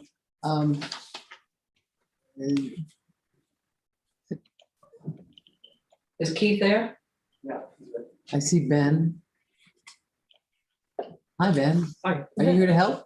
Sorry, I'm here to set up a mic. It says I'm screen sharing, am I? Yeah. Well, we're seeing we don't see you, but we see a presentation. There you go. There you go. Oh, fantastic. Well, thank you. And I Don't see realize you, but we I've see- only got about 9 minutes left. So I want to cover the whole topic of many roundabouts. And again, I originated the very first roundabout in Florida, along with 4 other states. I've made that a big part of my career, but also the road diet that would be considered. A couple of key points I want to make. Number one, anytime we go away from 4-way stops or signals, we can cut the fatal crashes 90%, and per lane move 30 to 50% more traffic. It's a huge win if we can get a roundabout to work. This is the first roundabout in Florida, Bradenton Beach. We are getting a fatal about every 18 months. So I helped the district figure out how to get the first roundabout in. It was designed by Michael Walwork, who's also been looking at federal highway with you. The last time I checked, there's yet to be a recorded crash. So you can see the significance. It also turned out to kickstart the economy for Bradenton Beach. It was the big move that made the area come alive. Closer to you, Fort Pierce has been building roundabouts for quite a while. This is the very first one they built. The difference between a roundabout and a mini circle is not just size, it's how we address the pedestrian. So you can see in this photo, both a roundabout nearby, and then further up, a mini circle. Now the mini roundabout is quite different. You could drive over it if you're in a oversized vehicle. And indeed, that's the only thing that would have worked here. And it allowed us to, again, achieve the same general numeric savings of lives and so on. The real reason we want to get the road speeds down on Federal, as well as most places in the community, is that the severity of crashes goes up exponentially. So just a 10-mile-an-hour speed reduction is going to save a huge number of lives. This is the first roundabout in the state of Washington. And they used to get 1 mile backups in 3 of these 4 legs before we went to the roundabout and during its peak hour. Here you can see just a mock present a piece on what we would do. You can see they're more attractive. It allows us to do the actual diet. This is what we're really talking about. You drop the number of lanes. It makes the intersection so much more efficient. I worked with our engineer, Michael Walwork, on this one and really had to stretch his imagination. This is almost a mini roundabout. Notice how tiny the island is, but this is the major truck route in this city for New York State. And you can see we fit it in a pretty tight intersection. And likewise, I think you can see when we go to a roundabout, it actually helps kickstart the neighborhood. We don't just make an area more attractive for retail life and social life of the street, but truly bring the speeds down to where it really works. These are all minis. This one's in Sarasota. I think you can see it's mostly just color in their case, but there's a slight dome to it. So these are just examples, recent examples where we rebuilt intersections based on using a slightly raised, slightly domed area, this one in London. And we take that concept and just did the ribbon cutting last week on this one in Marco Island. And one you see in Providence, it could be something as simple as this. They can be very friendly to all forms of traffic. This one in Snow Country in Missoula, Montana. And again, notice how a very large vehicle, when it needs to, can drag its rear wheels over. So it handles it almost like it does a conventional intersection. One of the most attractive we've built so far, this one in Jacksonville Beach. You can see it from the air, but now at the ground. You can see that what's called the splitter island in the near area is also nearly flat. And with all this coloration and treatment, it really brings a lot of quality to it. So I hope I didn't go too fast, but I knew that you're on a really tight time frame today, and I wanted to get across the concepts to you. Thank you for allowing me to present. Thank you very much. We are hoping that on some level, as Federal Highway gets worked on by DOT, which is who owns Federal Highway, that we can incorporate some of these designs into it. We're obvious. Hi there. Hi. There he is. There you are. You know, to incorporate some of these things. I know West Palm Beach has up on like Northwood has a lot of these little mini roundabouts, and they really do slow things down. And they plant things in, and they look pretty good. So we really appreciate Richard for bringing you here, and we appreciate your coming here tonight, sort of. And the idea, I mean, it sounds like a great idea. I don't know how much control we have over what happens on Federal Highway because it is a DOT road, but certainly we can have the input when it comes, you know, if the commission is of a mind to do that, when they do come to us with this, when they start coming to us, we can certainly advocate for those. Absolutely. If that's what we want to do. But thank you so much and enjoy your time out. Are you in Washington State? Thanks, guys. I really appreciate it. Thanks for what you're doing. Thank you. Thank you very much. Have a great night. Thank you.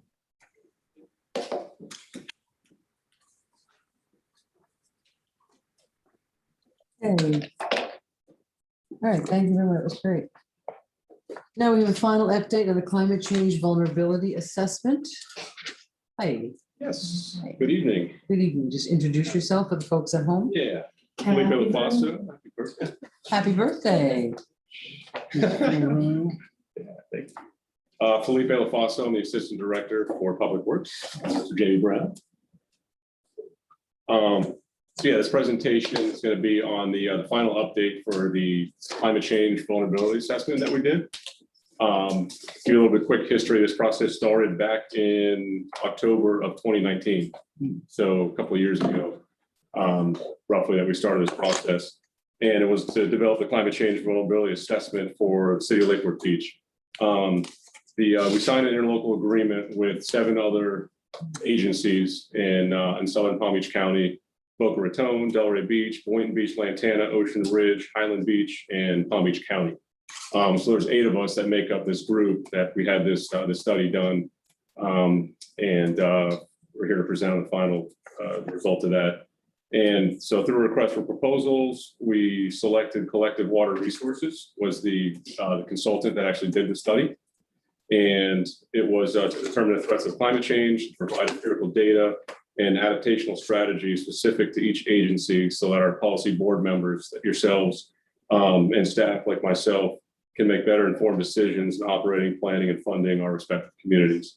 So tonight's presentation is being given by a member of Collective Water Resources, Mr. Alex Bogdanov. He's here. He's principal and co-founder of Brazaga, a coastal and civil engineering firm specializing in adaptation solutions.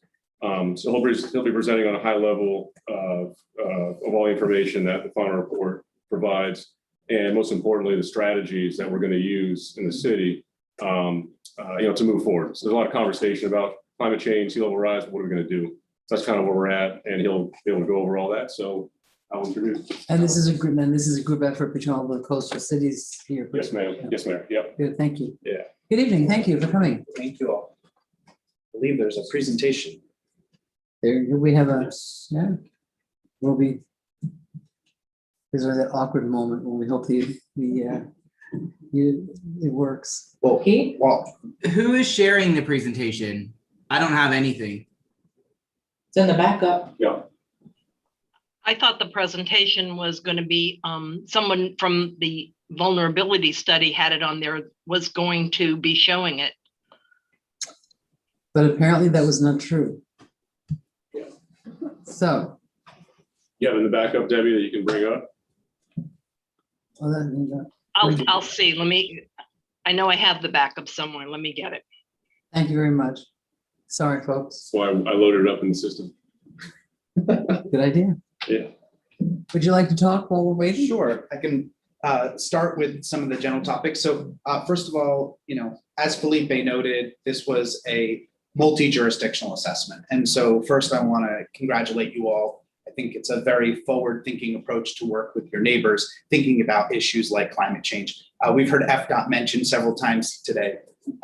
There is so many challenges that are going to not just cross jurisdictions, but cross agencies as well. And so taking a collective approach is really going to allow you to think through not just how we address this problem as Lake Worth Beach, but how we do it as a region.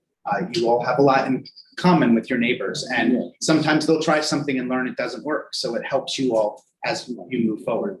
So to start off, this is a vulnerability and risk assessment. So a lot of times folks look at exposure alone. And what that means is they say, is this asset that we own going to be exposed to a particular hazard? And when we say hazard, we mean things like flooding, heat.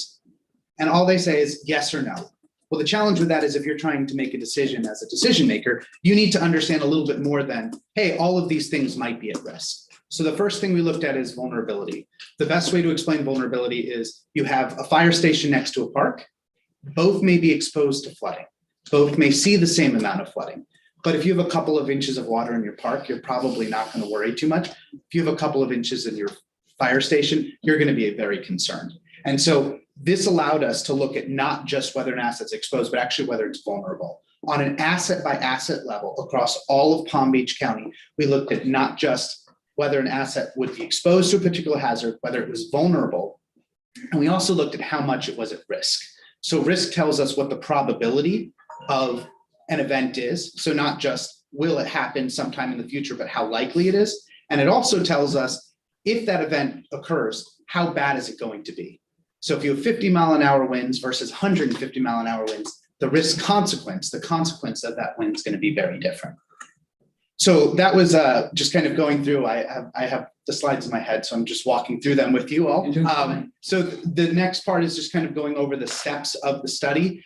We started off, first of all, selecting the hazards and selecting the threats. And we did that with the Coastal Resilience Partnership team. So Felipe represented you all very well in the group. And ultimately, we decided on 12 climate threats. From there, we collected lots of data. Wonderful, thank you.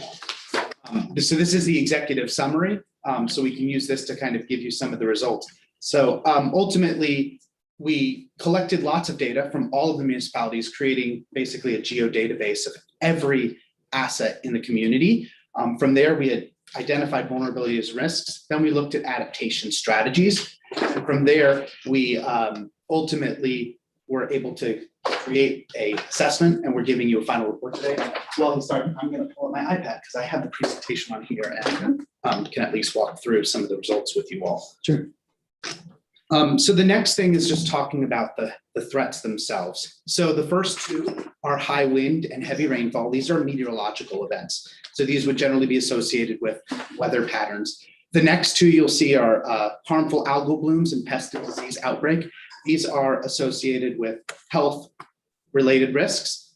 The next three are extreme heat, drought, and fire, which are related to heat. And then the last five are related to water. And I'm going to have to try and memorize all these, but they're short-line recession, tidal flooding, storm surge, groundwater inundation, and saltwater intrusion. And so looking at all of those across your region, we were able to paint a picture of what this looks like. Give me just one moment. So ultimately, the next thing we did is look at what the region's doing. And so you all are part of, and you're in Palm Beach County, you're part of the Southeast Florida Regional Climate Change Compact. We use their sea level rise projections. And so this is a consistent planning basis for the entire region. Water doesn't care about political boundaries, so it's important to think about things on a regional basis.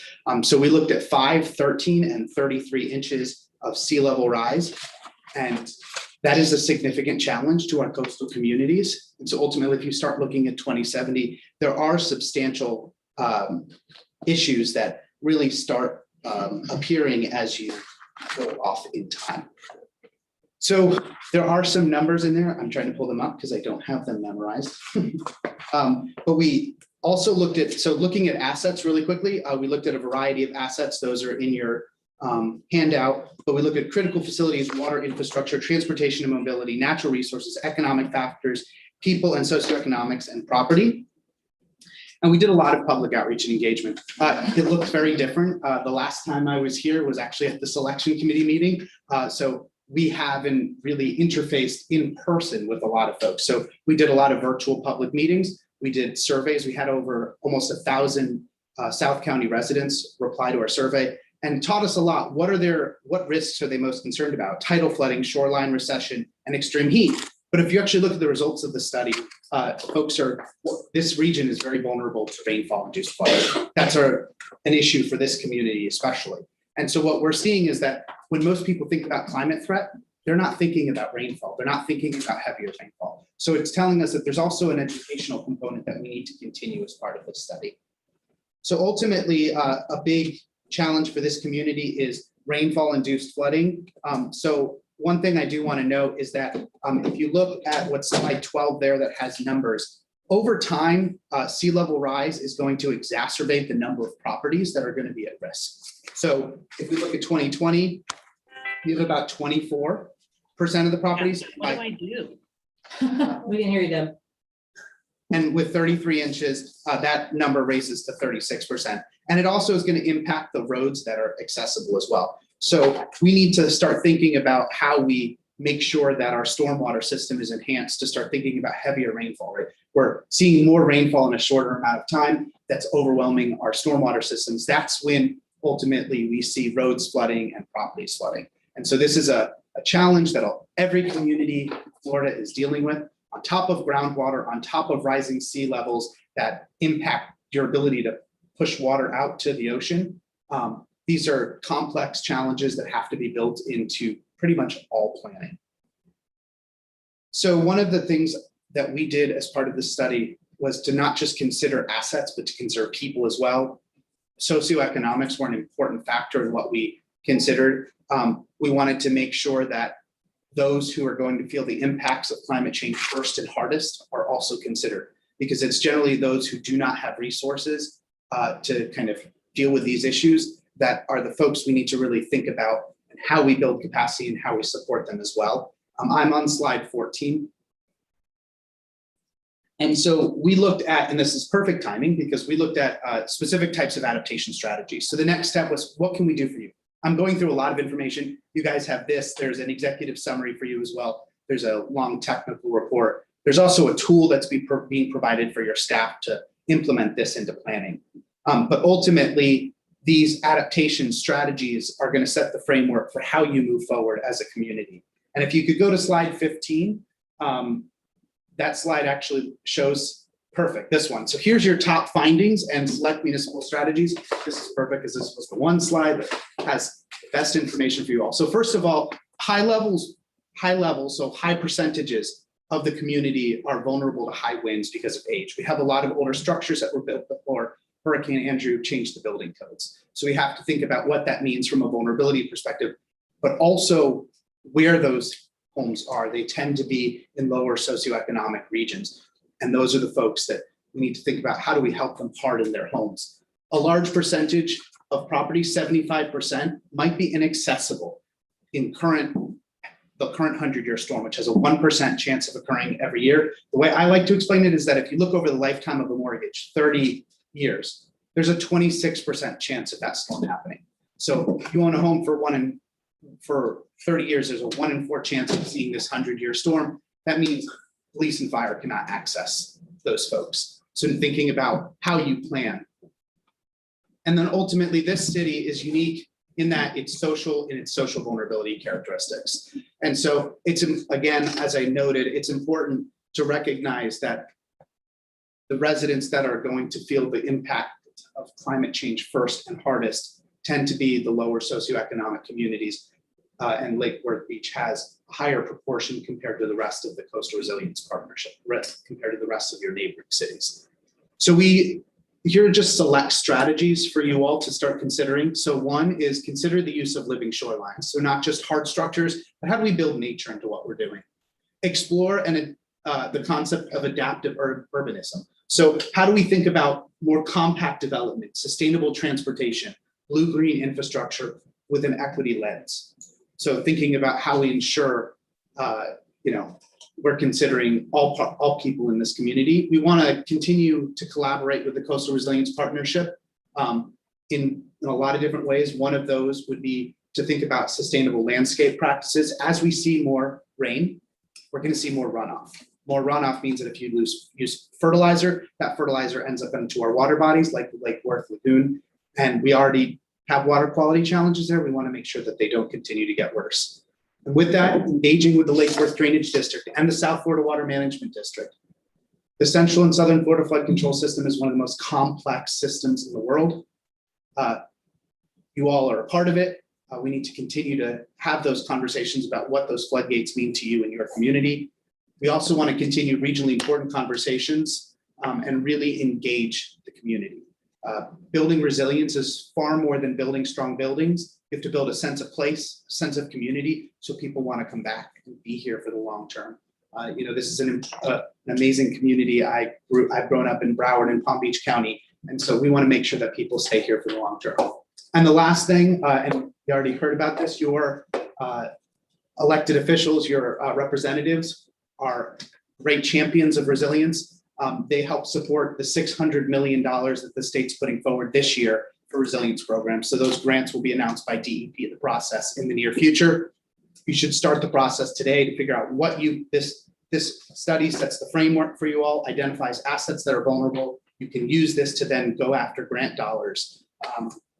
And as Rep. Hardy said, through his work was able to take out some of the cost share language and put in some more better disadvantaged community language into that. So you should really look at the bills, Senate Bill 1954 in detail, and think about what that means for you all and how you can start moving forward and working with the great folks who represent you up in Tallahassee. And so on the last few slides, if you could go to the next. I just want to touch very quickly on why it's important to start acting now. So first, we already talked about being prepared for federal and state grants. The good news is there's more money now in resilience. People are starting, especially our elected officials in Tallahassee and Washington, D.C. are starting to put real money behind this, seeing it as a challenge. But the communities that act sooner are going to see their property value and tax base preserved. It's pretty simple, but if you protect homes and you protect value, it protects your tax base and your operating income as a community. If you wait and homes get devalued because they flood, you either have to figure out how to raise more money by raising taxes, but there could be a point at which you can't even tax people enough to fix the problem, which is why it's important to be proactive and why this study is an important first step for you. Also, the bond rating agencies are looking. They're saying if you address climate risk, we'll increase your bond rating. If you don't, we'll think about decreasing it. We're seeing that in places like Miami and Miami Beach already. And lastly, the private markets like surety. So if you all start addressing this, there's opportunities to look for innovative financing, public-private partnerships. Institutional investors are asking developers, what is the city, not just what are you going to do, but what is the city doing to protect the asset? Because they know that resilience has to be a public-private partnership. So for the long term, this is important for the fiscal health of the community as well. So I know you all have a huge agenda today, so I don't want to take up more time, but thank you, and I'm happy to answer any questions you have. Okay, I see lights going on. I have a quick question. When on that last slide where it says communities that act sooner will see preserved property values and tax revenues. What does it mean to act? What do we do to strengthen or preserve our shoreline? So to start, you have to start the planning process. So this study really creates the foundation for you all to say, how do we start thinking about things in a systematic way? The next step is to say, for those vulnerable assets, roadways, pump stations, stormwater systems, what are the steps that we can take to start improving them? And so if you want to say anything. Yes, real quickly to add to that. So from a practical level, staff level, we're looking at projects. We look at the lens of how do we make this project sustainable? What elements can we add to it from a landscaping, from a stormwater standpoint? How do we work with the local agencies, DEP, and so forth to make this project the biggest bang for our buck to make it as sustainable as possible? And we start with that from the public infrastructure side, the private side, living shorelines, different things that the residents can do. We work with community sustainability and develop those sort of practices that we can implement into the land development regulations, which they have already done a lot of that already, and just keep growing on that. And obviously there's funding challenges that come with that for your everyday resident, but as Alec had mentioned, there's different opportunities to capture some of those funds that we may be able to assist. So we're kind of at the beginning of that, but we'll continue to tackle that in every project that we do. Okay, when you say. The time is up. The time is up. I added a couple of extra minutes because of the slow start. Sorry. Thank you. I guess we're done. Do you want to go on for a couple extra minutes, or we do have a very heavy We agenda? have a very heavy agenda. I think we need to thank you. And I'll say that we're happy to, if you all want to have another conversation, just let us know that, as the consulting, we know that the study is almost over, but we believe in partnerships and a long-term relationship. And of course, we have our own staff. We do. And we'll provide all the final data, the reports, everything for you to take a look at. Maybe you can come back and talk about insurance then as well. Sure. Thank you. Thank you very much, both. Thank you. I appreciate it. Next up, we have a presentation on evictions by Daniel Morgan of Lake Worth for All. And I'm assuming he's here. I think he's virtual. Oh, he's not local? The clerk told him that he's here to be. The clerk told He's him- coming over right now. 1 second. Oh, okay, great.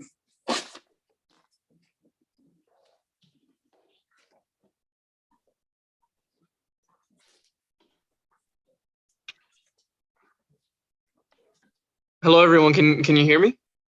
Yeah. Okay, fantastic. I'm trying to turn on my camera too, but give me 1 second.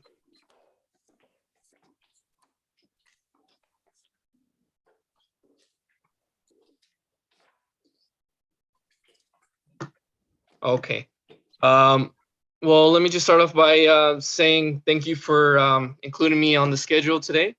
I'm really happy to be able to present. And so I'm just gonna get started. Let me see.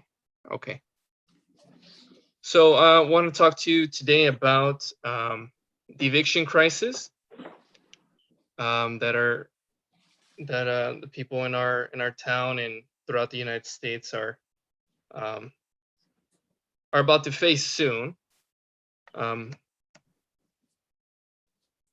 Here's a quick overview, but I'll just I'll go over the slides. So the CDC's eviction moratorium is going to end, I believe, on the 1st of July. And as you can see, 1.55 million fewer eviction cases were filed nationwide in 2020. And in Florida, over 45,000 evictions were filed during the pandemic. According to the Tampa Bay Times, the exact number of evictions filed statewide was 47,484.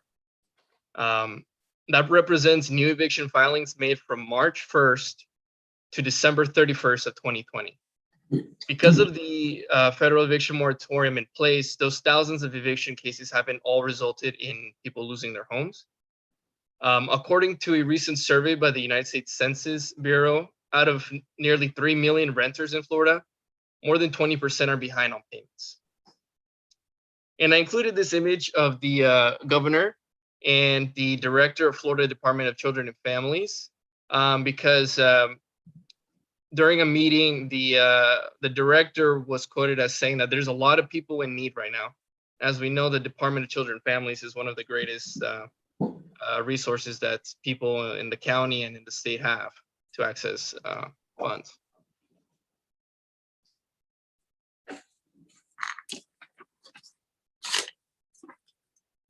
So when the eviction moratorium expires, we can expect that a lot of averted cases in 2020 will require tenants to pay back rent. And one of the other challenges that we're facing is that a lot of states are still figuring out how to distribute such an unprecedented amount of money.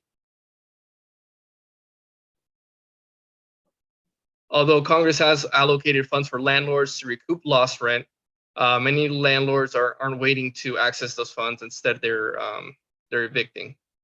And Anna Nova, in her article at CNBC, reports that Congress has appropriated nearly $50 billion in emergency rental assistance, but distribution of those funds remains challenging. One of the other big issues when someone's facing eviction is facing it without a lawyer. An estimated 90% of landlords have legal representation, while only 10% of tenants do. As you know, when you're going into court without a lawyer, it's an uphill battle.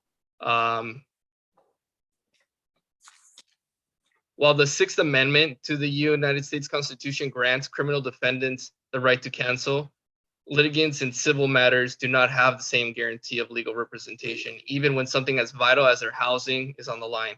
If the tenant also has a lawyer in court, we can be assured the process is fair. So some of the consequences of eviction and how it can impact someone's life. Renting after an eviction is incredibly difficult, as landlords are reluctant to rent out to those with an eviction on their history. There's a higher possibility of homelessness. And of course, eviction takes a toll on your mental health. And overall, we've seen, through this pandemic that the children face a lot of those difficulties and processing exactly what's going on. And I would ask that the commission take particular consideration to this point after, considering everything this nation has gone through with the pandemic, adding on top of it a crisis of eviction, or I think we're the children of Lake Worth, of Palm Beach County, of Florida, have some hard times ahead for sure.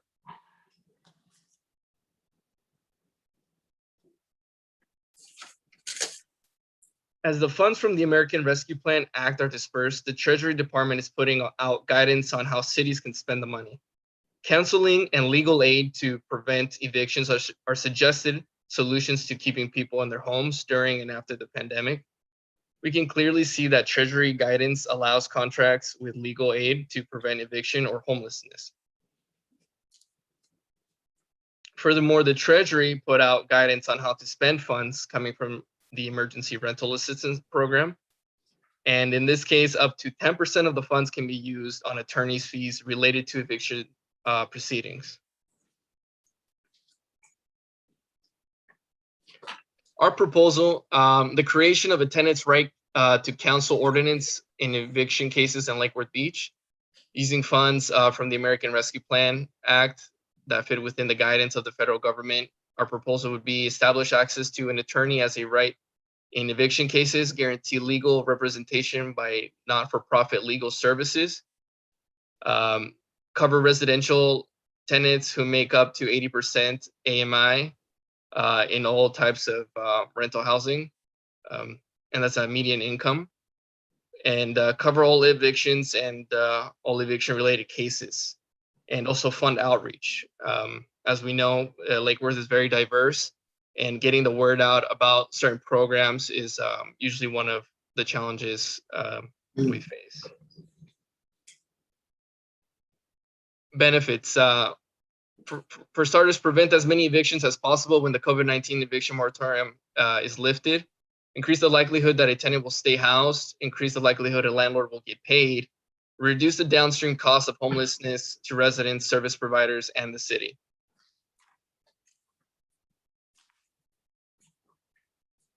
Why do we need the money to go to lawyers instead of going to rental assistance? Rental assistance and legal services are both essential tools in preventing displacement and potentially keeping people housed. Once the legal process of eviction has been initiated by a landlord, the need for resources, including legal representation to navigate this legal process. Rental assistance does not guarantee that a landlord will not still seek eviction, and there is no law that requires a landlord to accept rental assistance. Cities and states that have implemented the right to counsel, and we provided here a list so that we know that we're not the only ones thinking about this, and some of these cities are further along. While the above cities and states have passed ordinances guaranteeing right to counsel in eviction cases, many other cities and states are exploring right to counsel. A newly filed Minnesota bill would provide a right to counsel for public housing tenants facing an eviction for an alleged breach of lease. Santa Monica has taken steps to move towards a right to counsel in eviction cases. Charlottesville city officials and advocates are exploring tenants' right to counsel. In New Jersey, a bill has been filed that would provide statewide right to counsel for tenants facing eviction. A bill has been filed that would guarantee a right to counsel for Delaware tenants in eviction and related proceedings. The city of Tulsa is exploring a potential right to counsel for tenants eviction, and a Milwaukee County supervisor has proposed a pilot to provide a limited right to counsel in the city. And this concludes my presentation on the eviction crisis and right to counsel in eviction cases. Thank you. Thank you very much. We appreciate that. It is a terrible crisis. Coming up quick. And it's coming up quick, and I don't know how much time we have in the 10-minute slot, and we really have to keep going on time tonight. Are you? I've got 50 seconds left on this clock for this Thank you, Madam Clerk, item. for keeping us in line. Madam Mayor? Yes, sir. Since this is coming up very shortly, and I've already received word from constituents of a 70-year-old woman. There's and terrible problems, yeah. Yeah, it's a real thing. I would like that we agree to direct staff to really look into what we can adopt from other cities that are ahead of us on this, and incorporate this into the ARPA discussions as that. Right, I think we've kind of discussed up here that, and we've spoken with staff, we are setting aside some money for this, and we're a hard-hit city with that. And I think one of the things that we're considering is talking to already established groups like Legal Aid, because Legal Aid does have assistance for that. So instead of us inventing the wheel and hiring a bunch of lawyers and trying our best, we're going to look out, but absolutely be assured from this dais is that we are aware of the crisis and we want to help as much as we can with the money that we get. Yes, ma'am. Thank you very much, sir. Thank you, Daniel. Now we have a proclamation declaring 2021 as PTSD Awareness Month, and that is going to be read by Commissioner Malega. I have it right here. Thank you. Dr. Basage, if you want to come up. This is Dr. Basage from the VA hospital. She specializes in PTSD. PTSD is something near and dear to me because I am affected by it. So June is officially PTSD Awareness Month. This is something that is, I think, needs to be more light shined on it. I don't want our residents and our people in our city to feel that we can't talk about it. Mental health awareness is important to us, but this is also something that we need to remove the stigmatism that's around it. So with that being said, I've asked the mayor and city to, so let's shine some light on it and give some awareness to our city, okay? With that being said, City of Lake Worth Beach proclamation. Whereas post-traumatic stress disorder affects people of all ages and can occur after a person experiences trauma, including but not limited to the stress of combat, rape, sexual assault, child abuse, bombings, accidents, and natural disasters. And it affects approximately 8 million people in the United States annually. And whereas PTSD is associated with chemical changes in the body's hormonal system and autonomic nervous system, and is characterized by symptoms including flashbacks, nightmares, insomnia, avoidance, hypervigilance, anxiety, and depression. And whereas combat-related PTSD stress among our men and women in the armed forces is significantly pronounced, given that they are often exposed to highly traumatic events for weeks, months, and even years. And whereas despite its treatability, many cases of PTSD remain undiagnosed and untreated due to a lack of awareness of this condition and the persistent stigma associated with mental health conditions. And whereas raising awareness of this condition is necessary to remove the stigma and to encourage those suffering to seek proper and timely treatment, they may save their lives. And it is up to each of us to know that the PTSD assessment form is a major tool to seek medical assistance. And whereas all residents suffering from PTSD deserve our consideration, understanding, and those who are affected by PTSD from emotional and physical wounds received while protecting our freedom deserve our respect and special honor. Now therefore, she, Betty Rush, Mayor of the City of Lake Worth Beach, Florida, by virtue of the authority vested in her, do hereby proclaim June 2021 as the Post-Traumatic Stress Disorder Awareness Month to encourage our residents to reach out to others to provide support and remove the stigma associated with this disorder.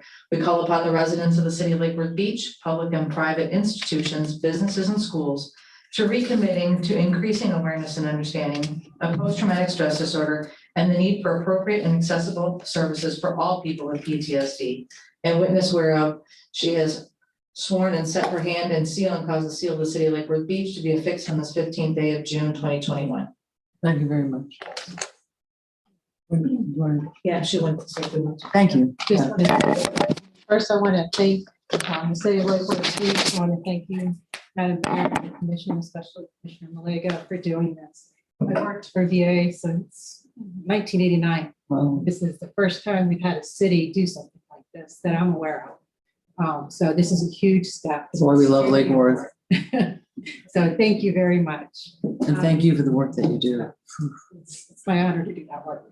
So Commissioner Malega said it very well about what is PTSD and the impact that it has for our veterans and our citizens. Unfortunately, thousands and thousands and thousands of people are subjected and experience a trauma each year. And we may not even be aware of it. There's a phrase that we use, not all wounds are visible. So you may not see it, you may not be aware of it. We do know that at least 25 to 35% of people who've experienced trauma will go on to develop PTSD. That's a huge number of people. And that's probably an underestimate because people, as the commissioner noted, it goes undiagnosed for lots of reasons. The person themselves may not realize it. There is a stigma still in our society for having mental health issues and for seeking treatment for mental health. So that's probably a huge underestimate. But that said, we still know there's 8 million people just in our country alone. So that's a huge number of people. The good news is this is extremely treatable. Okay, I work for VA, so I'm very proud of what we do. We're a leader in the treatment, but there are more and more community providers that are out there for civilians who experience PTSD. It's not just combat. That's important to understand. Of course, at the VA, that's mostly what we see, but even our veterans experience all different kinds of traumas.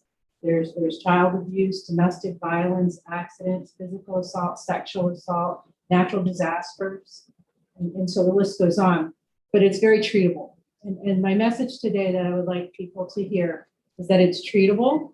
So if you have experienced trauma or experiencing difficulties, or if someone you care about, work with, a neighbor, someone you know is experiencing difficulties, encourage them, go get help. Okay. You can start just by talking to your primary care doctor if you want. Most primary care doctors are much more knowledgeable about this and aware of it and can help get you to the resources to get help.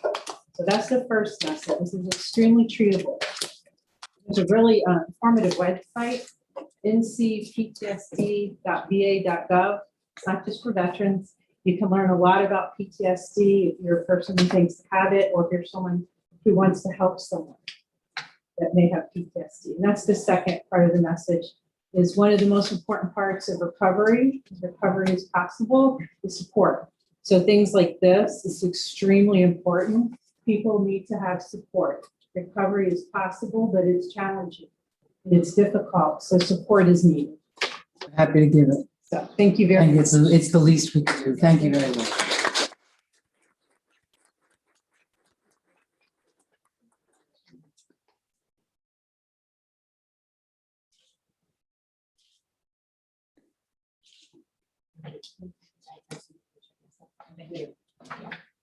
Thank you.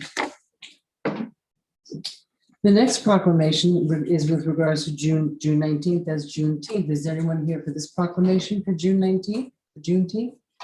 If not, I'll just go ahead and read it.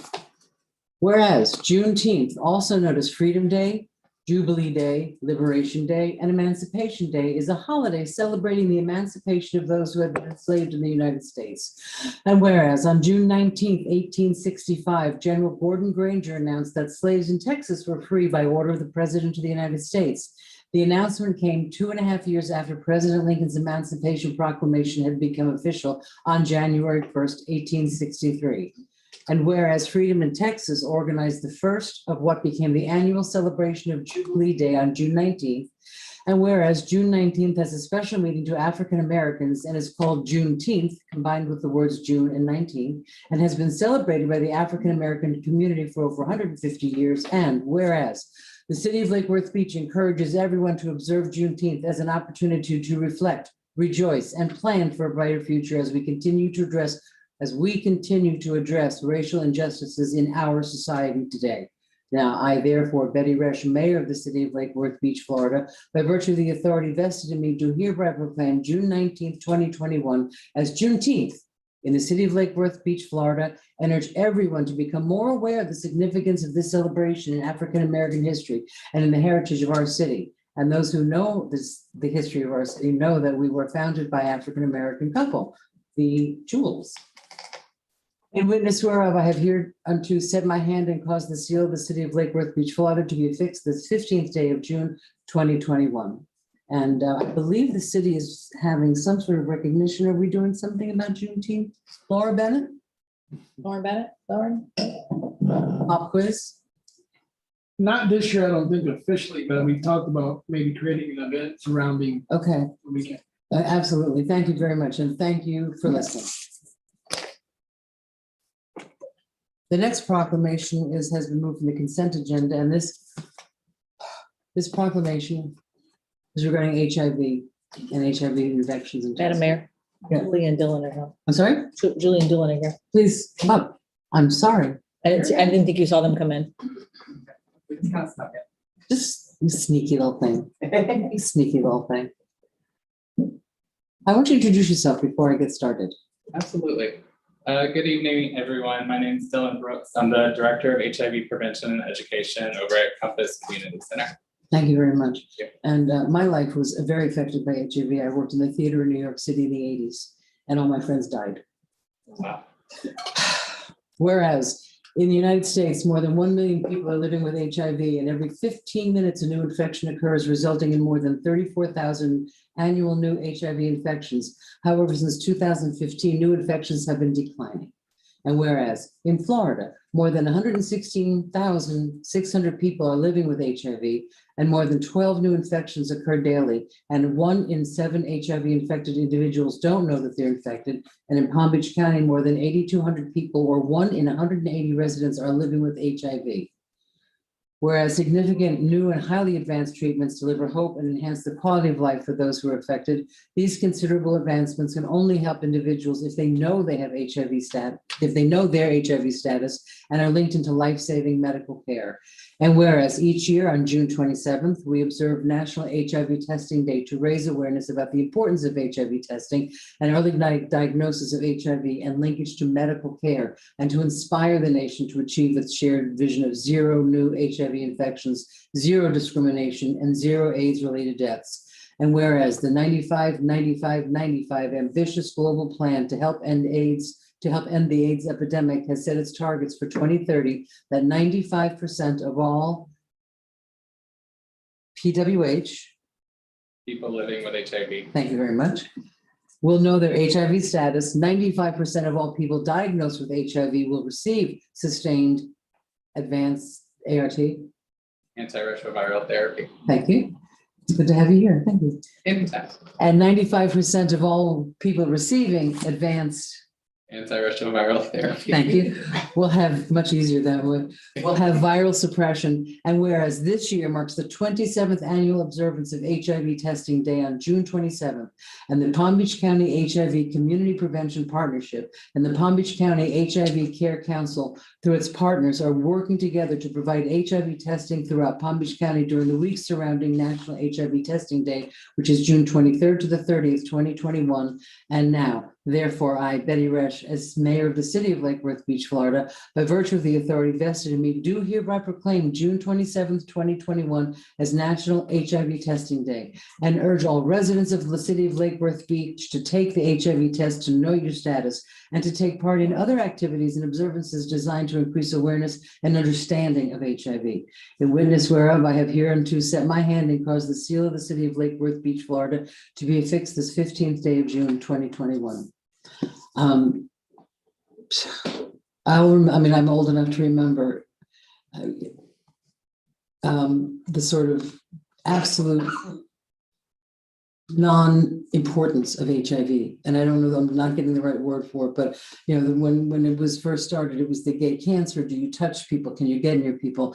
And to watch the progression over the years, that it is something now that is treatable. A friend of mine has been living with HIV. He's 79 years old now, and he gets his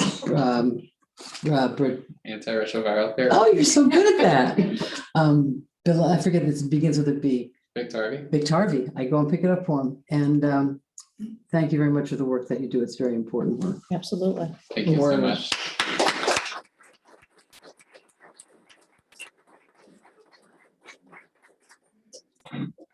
Okay. I like the participatory proclamation. That was fun. We should do that more often. We should do that more often.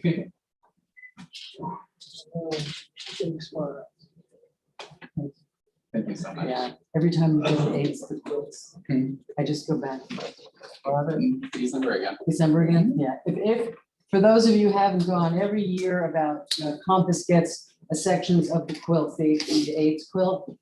And please take the time to go and look at it, because we realize how many lives were affected by this. Fabulous people just died because nobody cared. And thank you for the work that you do. That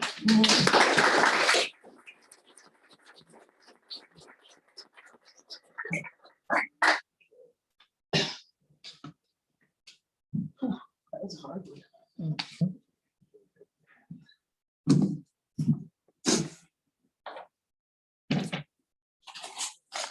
Now we have public participation of non-agenda items and the consent agenda.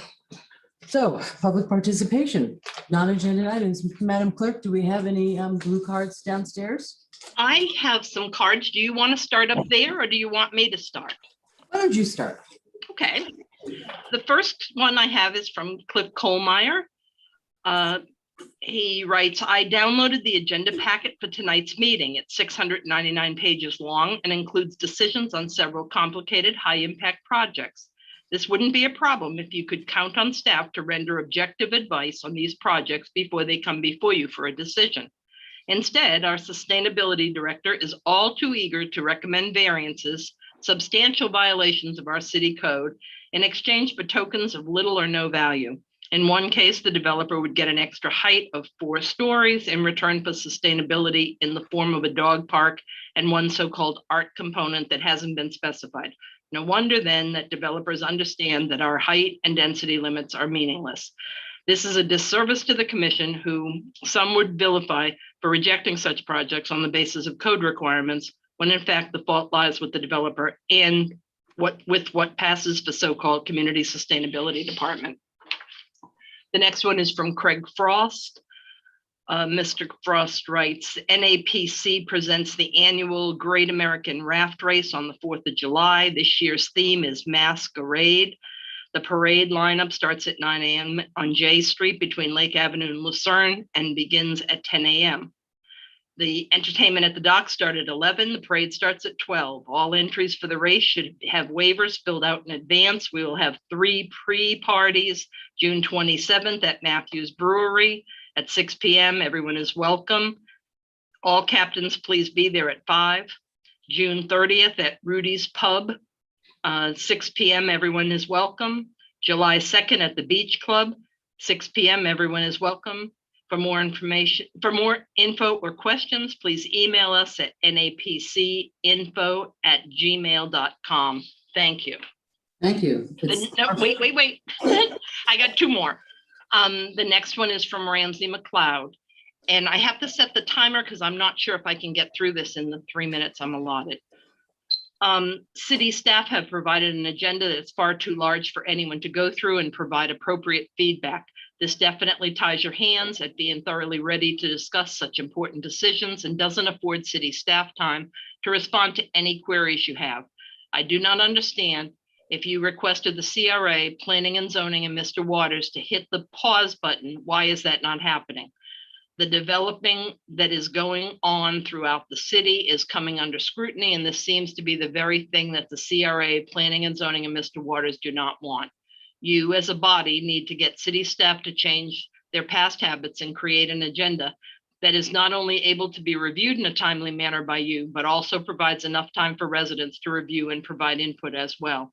I understand there's a process and probably some statutes or procedures that have time frames attached to them. But in the instance of an election that removes 3 people from the commission and the mayor, there should be an ability by staff to provide you the time needed to properly educate yourself to make informed decisions on items, particularly when it comes to developments and zoning changes. The sustainability program is just another way for developers to put in token time items, supposedly open to the public, so they can increase the density of their projects and exceed the height limits citizens voted for. Mr. Waters has created this program in such a way that it's always a winning situation for the developer. What monies developer pay are held and they don't provide any immediate relief to our budget concerns and only add more burden to our infrastructure, PBSO, and fire rescue costs. I again request that you be more adamant in having a pause formally put in place so you can all get your learning curve behind you. I support having the sustainability program modified more or completely removed. The city manager position, I have concerns regarding what criteria has been submitted for candidates to be selected by. If city staff have provided this information, you will get candidates most resembling Mr. Bornstein. If you have provided the criteria, you will get candidates that will be more skilled at leading our city to the next level. If you choose to set your criteria after you have a list of candidates, you will be doing a disservice to yourself and the candidates because they will not have been selected based on the criteria you will evaluate them by. I suggest the following criteria be considered.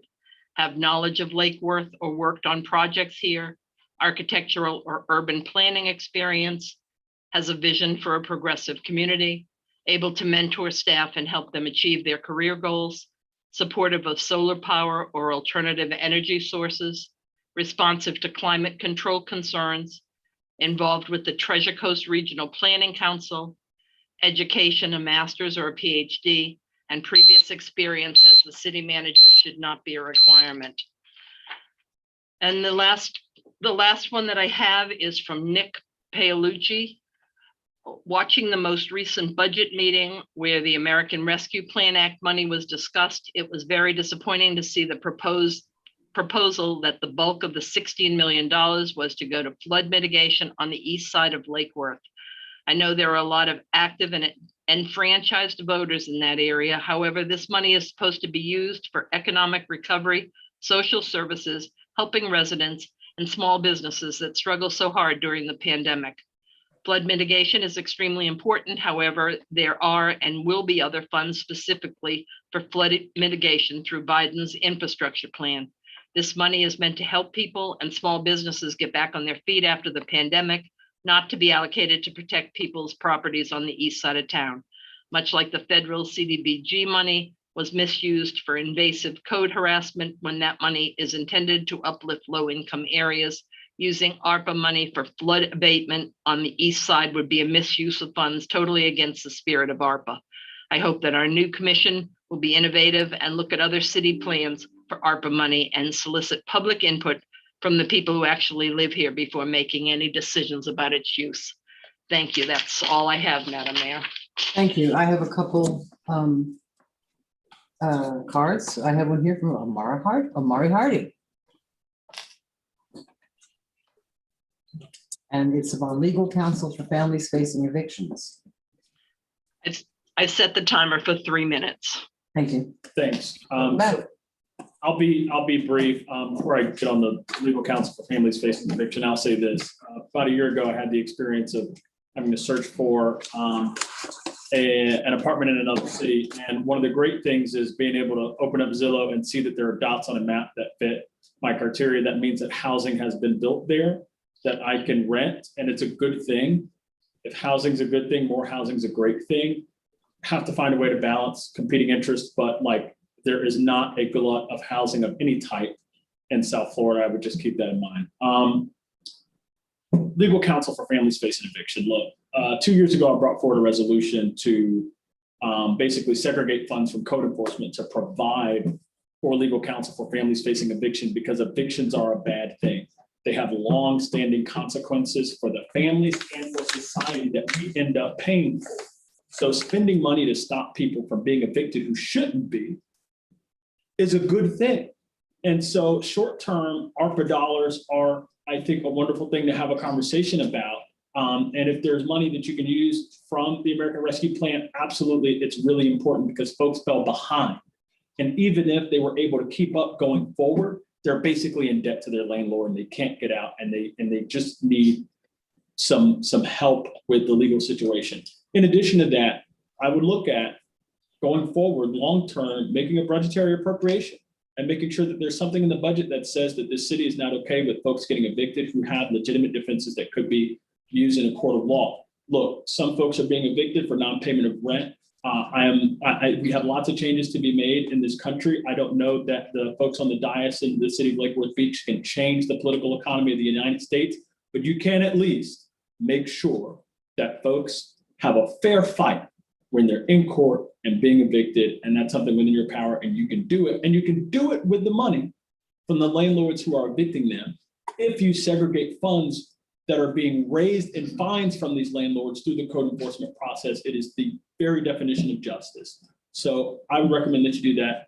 And I told someone who reached out to me what my position was, and I said I would talk to you guys about it. That's me doing it. Thank you. Thank you very much. Appreciate it. Good to see you. Thank you. Now we have Lang Albert. Hi, come on up. Regarding transportation. Yes. Hi, good afternoon, everyone. My name is Lanes Love Albert. I'm a recent resident of the city of Lake Worth. Currently, I'm residing at the Mid apartment down on 60th Ave in Dixie. So as we guys talked about, eviction and everything like that, one of the things that I wanted to do was come to the city of Lake Worth and just be grateful for moving here. So a little bit of background about me is that I was actually homeless for 5 months. And during COVID, when COVID hit, my apartment was actually, my lease ended. And so, the job and everything issues, I didn't have the funds to move into a place or whatnot. So luckily for me, during the 5 months of being homeless, I learned how to, fund for myself, and thank God for Robinhood and stocks and whatnot. I was able to make a little bit of money. But I say all that to say is, one of the things my father always told me is, whenever you go somewhere, especially somewhere that's providing you a home, in regards to the PTSDs and all the different presentations you guys have, like, I think home insecurity is one of my insecurities, right? So those are the traumas that I'm going through right now. But I say all that to say that the city of Lake Worth has given me a home. So one of the things that I wanted to do now is give something back. And so and back at FAU, so I'm a recent college graduate from Florida A&M University. I was actually the director there for their transportation program. And so what they do there is they actually have a golf cart or a few golf carts around the campus where after 6 o'clock or 6 p.m., they'll actually put those golf carts out there to help the students, get from point A to point B, especially on the college campus where it could be difficult or unsafe, right? So after moving here, I'm driving around in the city. I looked at some of the issues that we had here, and I figured that would be one of the good things to actually bring into the city itself. So luckily for me, we had coffee with the commissioners, and I actually brought forth the idea to Commissioner Robinson, and he loved it. And I got a chance to meet up with him and got a chance to talk to him, which is why, he gave me the support and the motivation and the confidence to be here and talk to you guys about it. So this is nothing in regards to a presentation yet, but more an introduction. Get to know you guys. You guys get to see what my face look like or whatnot, because I'll be at most of these events from now on in regards to getting it going in the city of Lake Worth. So one of the things that I do have right now is I already have a budget sheet.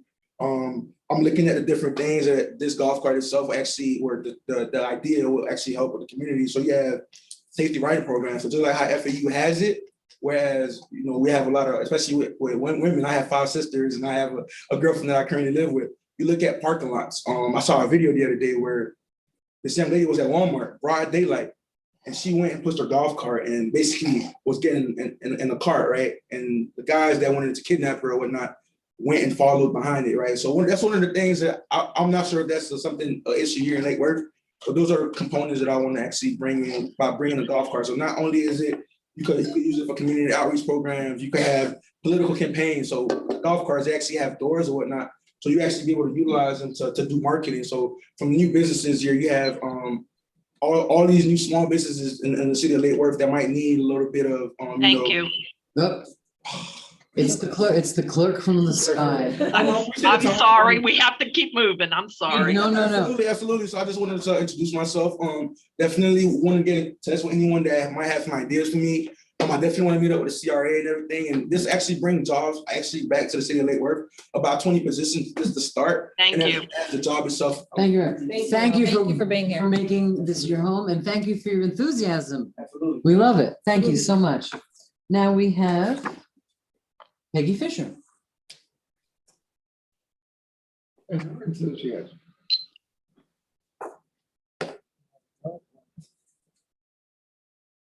Fisher, 508 North 8th Street. For the past 6 to 7 years, I have stood here, talked to the commission, talked to individual commissioners, talked to city managers, talked to staff, all on the same subject, which I talked to you all about 6 weeks ago. And that is the traffic on North A Street, specifically on my part, is from the roundabout to 10th Avenue, although I know from Ryan Oblender from previous conversations that there's also a problem north of 10th Avenue. There has been nothing done as far as slowing traffic down, nothing done to stop trucks. Last Friday around noon, a 2-level car hauler loaded up, came rumbling down from 10th Avenue, going about 40 miles an hour in front of the elementary school. I'm asking you to do something. This is a residential street. It is not a major thoroughfare of this city. It is a residential street with a speed limit of 25 miles an hour. And it needs to be enforced. And I'll be your squeaky wheel. You'll hear from me over and over and over. Second is unregistered vehicles, golf carts, these little mini cycles going around. They're a hazard. Orange triangle on the back of a golf cart does not make it legal to be on the street. It needs to be enforced. And my final subject is public intoxication. It is not okay. And it is patted on the head, go on home. Well, when they're sitting 6 feet from your back door at 11 o'clock at night in the dark, and you turn on the light and you see a gentleman sitting there, it is not okay. It is not okay. And we have an overwhelming amount of people walking our streets, and I'm sorry, it is on the more prevalent on the west side of the city, who are falling down drunk. And if I can see it, I'm sorry, Captain Mayor, but the police should be able to see it. We have to address it. This is the third time I have had someone either try and get in my house. This person went through my property, my property. If I had been home or had been aware I was there for hours before I was aware he was passed out, sitting up. He had been laying down in my backyard. It needs to be addressed. Thank you very much. Thank you. I'm assuming that when that happens, you do call the police. You bet. Okay. And I did have a response. Thank you. Thank you very much. I just want to make sure. Okay. I believe that's it for public comments. Now we have the consent agenda. Do I have a motion? Motion to approve. Do I have a second? Are we doing commission? No, we moved to the end. Opening at the end, remember? Ah, that's right. You Okay. asked for that. No, I did. Oh, I'm sorry. But yeah, That one did it, whatever. it's all my fault. Okay. It's transparent. Thank you, Commissioner Liga. So we're going to consent. We have a motion. We have a second. Who made the second? Second. Commissioner Benega, oh. what's Thank it? you. Wait, Ms. Jennings just put that in. oh, Ms. Jennings, you just put this in. Just, It's for later. it's for later. Got it, sorry. Trying to keep track here. Okay, thank you. Just need to take a vote. Now we need a vote. Thank you for the consent agenda. All in favor? Aye. All, the motion carries unanimously. Moving right along. This is the second ordinance number 2103, second reading of the amending the official zoning map by approving the creation of a residential urban plan development district located at 3300 Boutwell Road. And do we have a presentation from staff? Madam Attorney needs to read the ordinance. She does, and I wish she would. Thank you.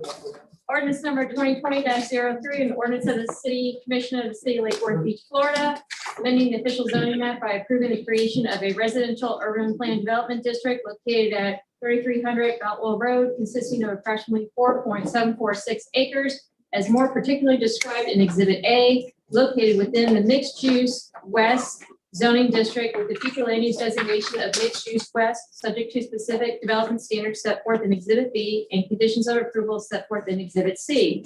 Approving a development of significant impact, approving a conditional use permit, approving density and height bonus incentives through the city's sustainable bonus incentive program, approving the transfer of development rights to obtain an additional 4.7 units per acre, approving a major site plan for the construction of a 200-unit residential urban plan development, provided for severability, conflicts, and an effective date.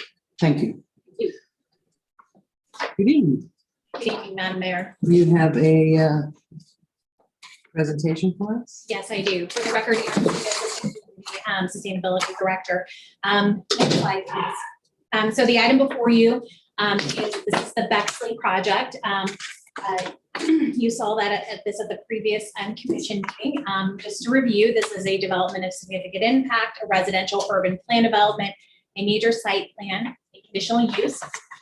Because it is over 7,500 square feet of residential. It includes a sustainable bonus program incentive and transfer of development rights to construct a 200-unit family development at 3300 Boutwell Road. Next slide, please. Here's the general location. Next slide. And then as previously presented, the applicant WGI on behalf of MA Investments Boca LLC. This item received a recommendation of approval at the May Planning and Zoning Board meeting. Next slide. And then very briefly, the City Commission, you all voted to approve the application on first reading to schedule for the second reading today. You've added several conditions of approval. These conditions are listed here at the hearing, and those conditions have been added to the ordinance in your packet. Those include actions that are required prior to building permit. These include the lighting for the ride share, the inclusion of rosea with an alternative native tree material, the second elevators, the increased landscaping in the rear drainage pond, retention pond, the dog park open for public use, the public art component with a mini jury required by LULA or the Cultural Council, the 1 unit pro-rated abated rent for a police officer, and then obviously the coordination with the Palm Beach County workforce housing program with the developer. Next slide. So just to understand the review timeline for this item, the application came in February. It was determined complete also in early February. What we do is we do a little review and we make sure it has all the plans in the packets. Review it. Missing stuff, we say, hey, you're missing this. Come back, give us that stuff that you're missing. Then we get started on our formal review. It was, it had 2 site plan review team reviews. So the site plan review team reviews it. We send a comment letter out. The applicant responds with a resubmittal. So that happened twice. Next slide. Then it was heard at the May Planning and Zoning Board meeting. This received a legal notice and signposting in late April, as well as a courtesy notice mailer. It was also then heard on first reading on the June 1st meeting. which had a late May legal notice and sign posting. And then again, for the legal notice for the city commission meeting as well. Next slide. Would you call that a rocket ship to approval? Well, per the Florida statutes, we have 180 days to review a project in the city. So that's within the 180-day time period, which is about 6 months. 180 days from what to? So it's 180 days from the time that the application is determined complete. Okay. And it does not include the time that so for example, if the applicant waited 2 months to resubmit to respond to our comments, that doesn't count against us. But that is within the required time limits for the Florida statute for review. That doesn't count against us in our timeline, like the city. So if the applicant takes 6 months to respond to our comments, the clock is told during the that clock is time. on hold when it rests with the applicant. So could you put the previous slide up there and indicate when the clock started on this one? sure, it started in February on February 9th. Determination of completeness, yeah. Commissioner Malega? I have a question, Aaron, in regards to, again, because I'm new at this, so just be patient, please. So these conditional approvals, right? Let's say we move forward, they erect the building, they get their certificate of occupancy, they pass everything, and then all of a sudden somebody goes by and goes, wait a minute, the dog park's not accessible, they're not letting people use it, or we find out there's not a police officer. Is there any repercussions that the city can take because that was part of the condition? Like, what is the process for that? For certain. So that would be a code enforcement process. So they would be in violation of their conditions of approval and it would go through that particular process. I mean, obviously with the police officer issue, they can offer the rate abatement, but if a police officer, they would have to provide documentation that no police officer chose to live there. So that you can't require a police officer to live there. You can require the abatement that they offer abatement for a unit. If they offer the abatement, then but if they don't find anybody, then I'm sure Captain Bear will help us with that. So it's just the kind of those little things, but yes. Okay. So I just wanted to know if there's any repercussions for us to be able to go back and say, this was part of your conditional approval. for sure. Thank you. Are you finished? Oh, no. Okay. Next You can slide. interrupt.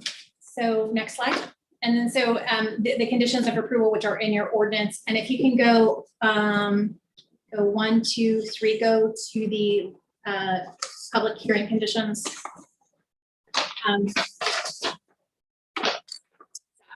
Okay. Yeah, so in this particular one, I know the applicant is going to bring it up, but I just wanted to mention that, each of you had your conditions when we went back and we kind of listened to what you said to make sure we captured that. For the Commissioner McBoy's condition, that was related to the plantings in the rear retention pond. The applicant contacted him with an amendment to that condition, just to as approved by regulatory agencies. So that as the packet was already published, as the packet was already published, that particular amended condition did not get into the packet. So the applicant can present that. And then if you all wanted to vote, your motion would need to include the amended condition as they discussed with Commissioner McCoy. And that concludes my presentation. Thank you. What about the other conditions that we talked about last time? So all of those are there. We went through all of those. Those were the lighting around the bus shelter, dark skies compliant lighting, the Clusia Rosia, the second elevator in buildings A and B, the increased native landscaping in the retention pond, the public dog or the dog parking open to the public art component, the prorated rent for the officer, and the coordination with the Palm Beach County Workforce Housing Program. Thank you. Thank you. I see a lot of lights. I just have one comment. I am Commissioner Robinson at the last meeting had talked about the trash chutes, and I thought more about that. And I've spoken to a couple of people about trash chutes since then. And one thing I'm curious about, right now, the current plan is that people will take their garbage and they will walk it around to the back of the building to the dumpster. Yeah, the dumpsters were, the dumpster locations I know were worked out with Public Works with their pickup locations to get the trucks in and out. So that's how. But it's up to the tenant to bring it to the dumpster. That would be for the applicant to discuss with you. I believe that's a building operations question. Okay, I knew that we have that opportunity. Yes. Okay. Commissioner Robinson, did you have a question for our staff? Or is that? I had a question whether the public dog park was taken to the PBSO at all. I'm concerned about security and whether that was a question, any response from PBSO to opening it to the public. We did not check with PBSO on whether it was open to the public. I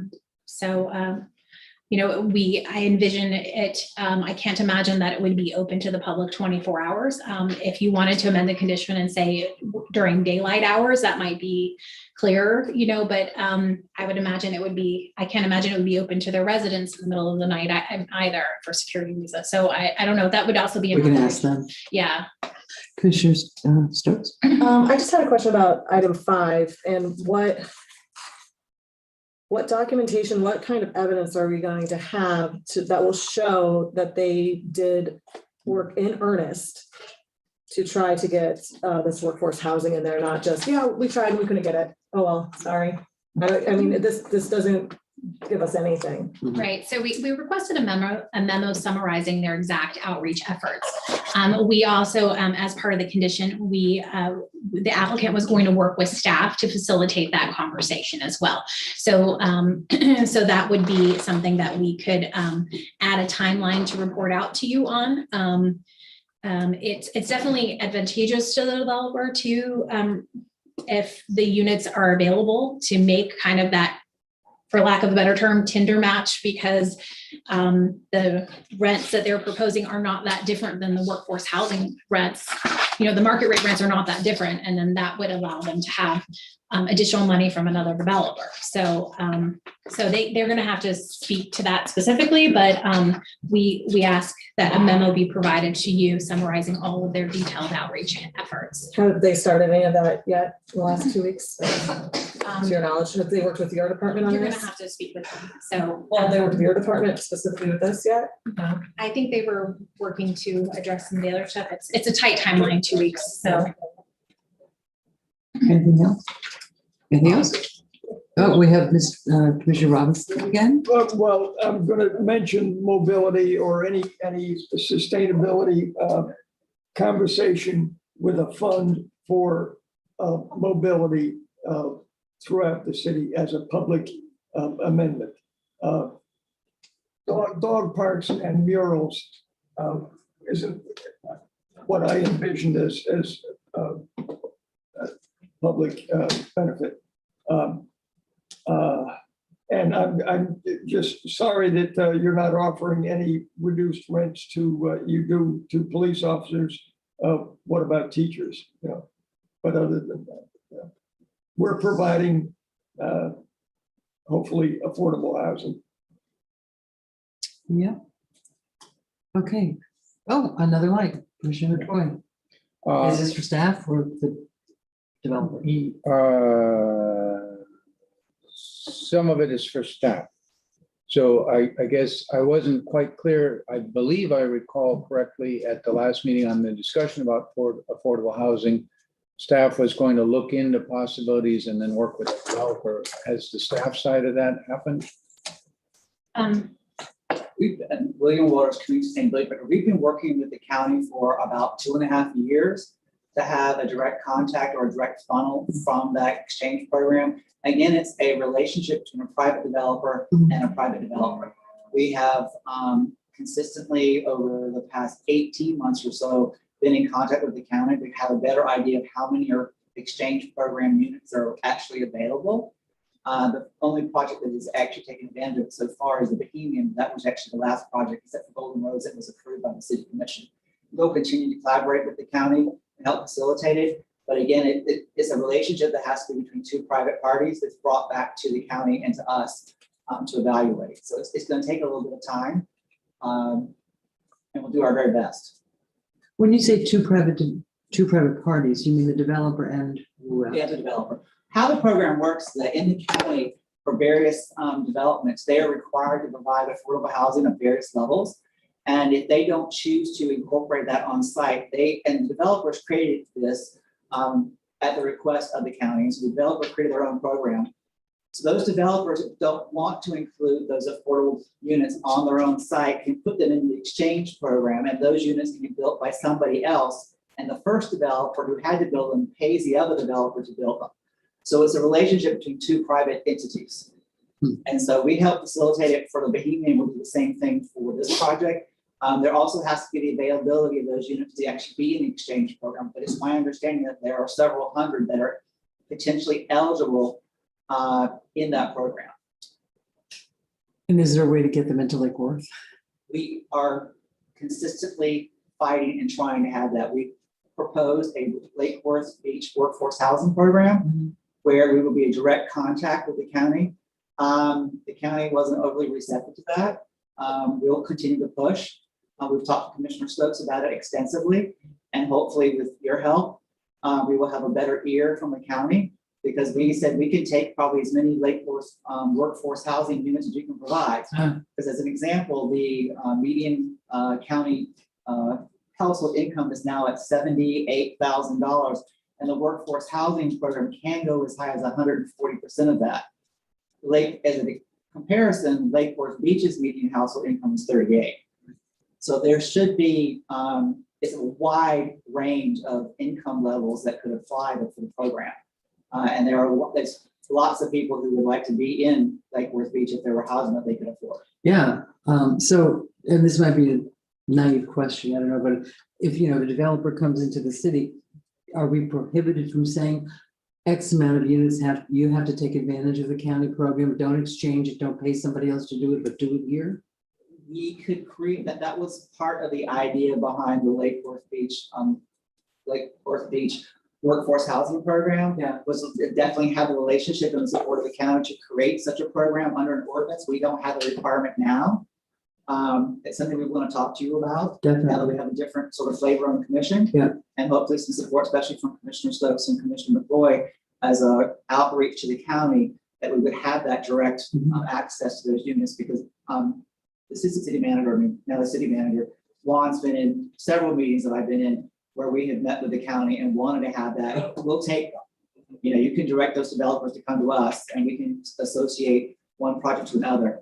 I think the county would prefer them out in the county, and their preference seems to be for single family detached homes.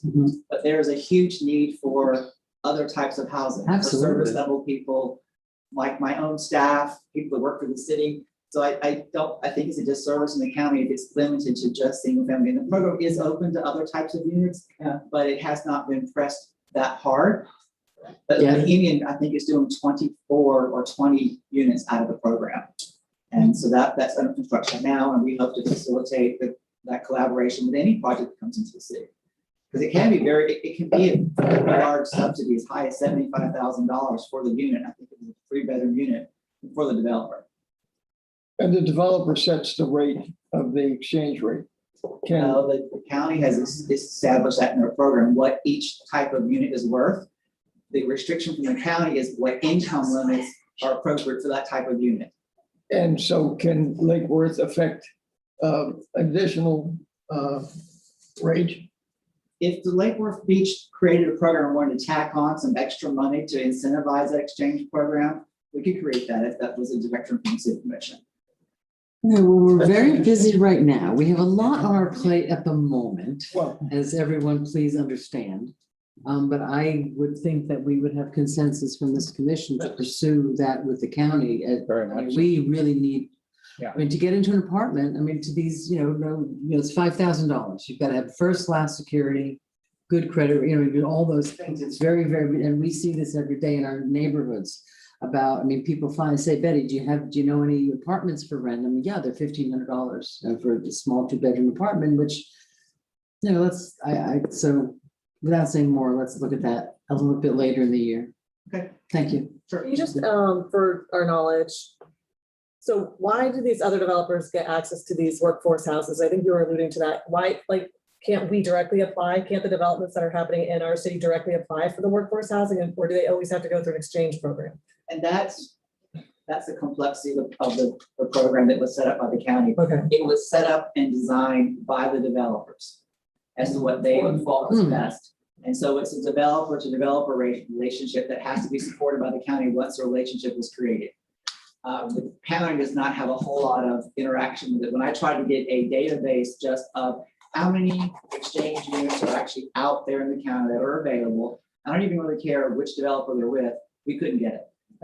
We did get a list of potential developers that might have some, some of them are choosing to build the units and then exchange part of them. Some of them are choosing to build none, and then other ones are choosing to build them all. So somewhere there's this bank of affordable housing that's not being built, essentially. Well, that's the housing trust fund the county has. It's a whole different subject matter. And we're going down a little bit of a rabbit trail on this, and I apologize to the developer, but this is just such an important thing in our city right now. And so I guess now we'll hear from the developer.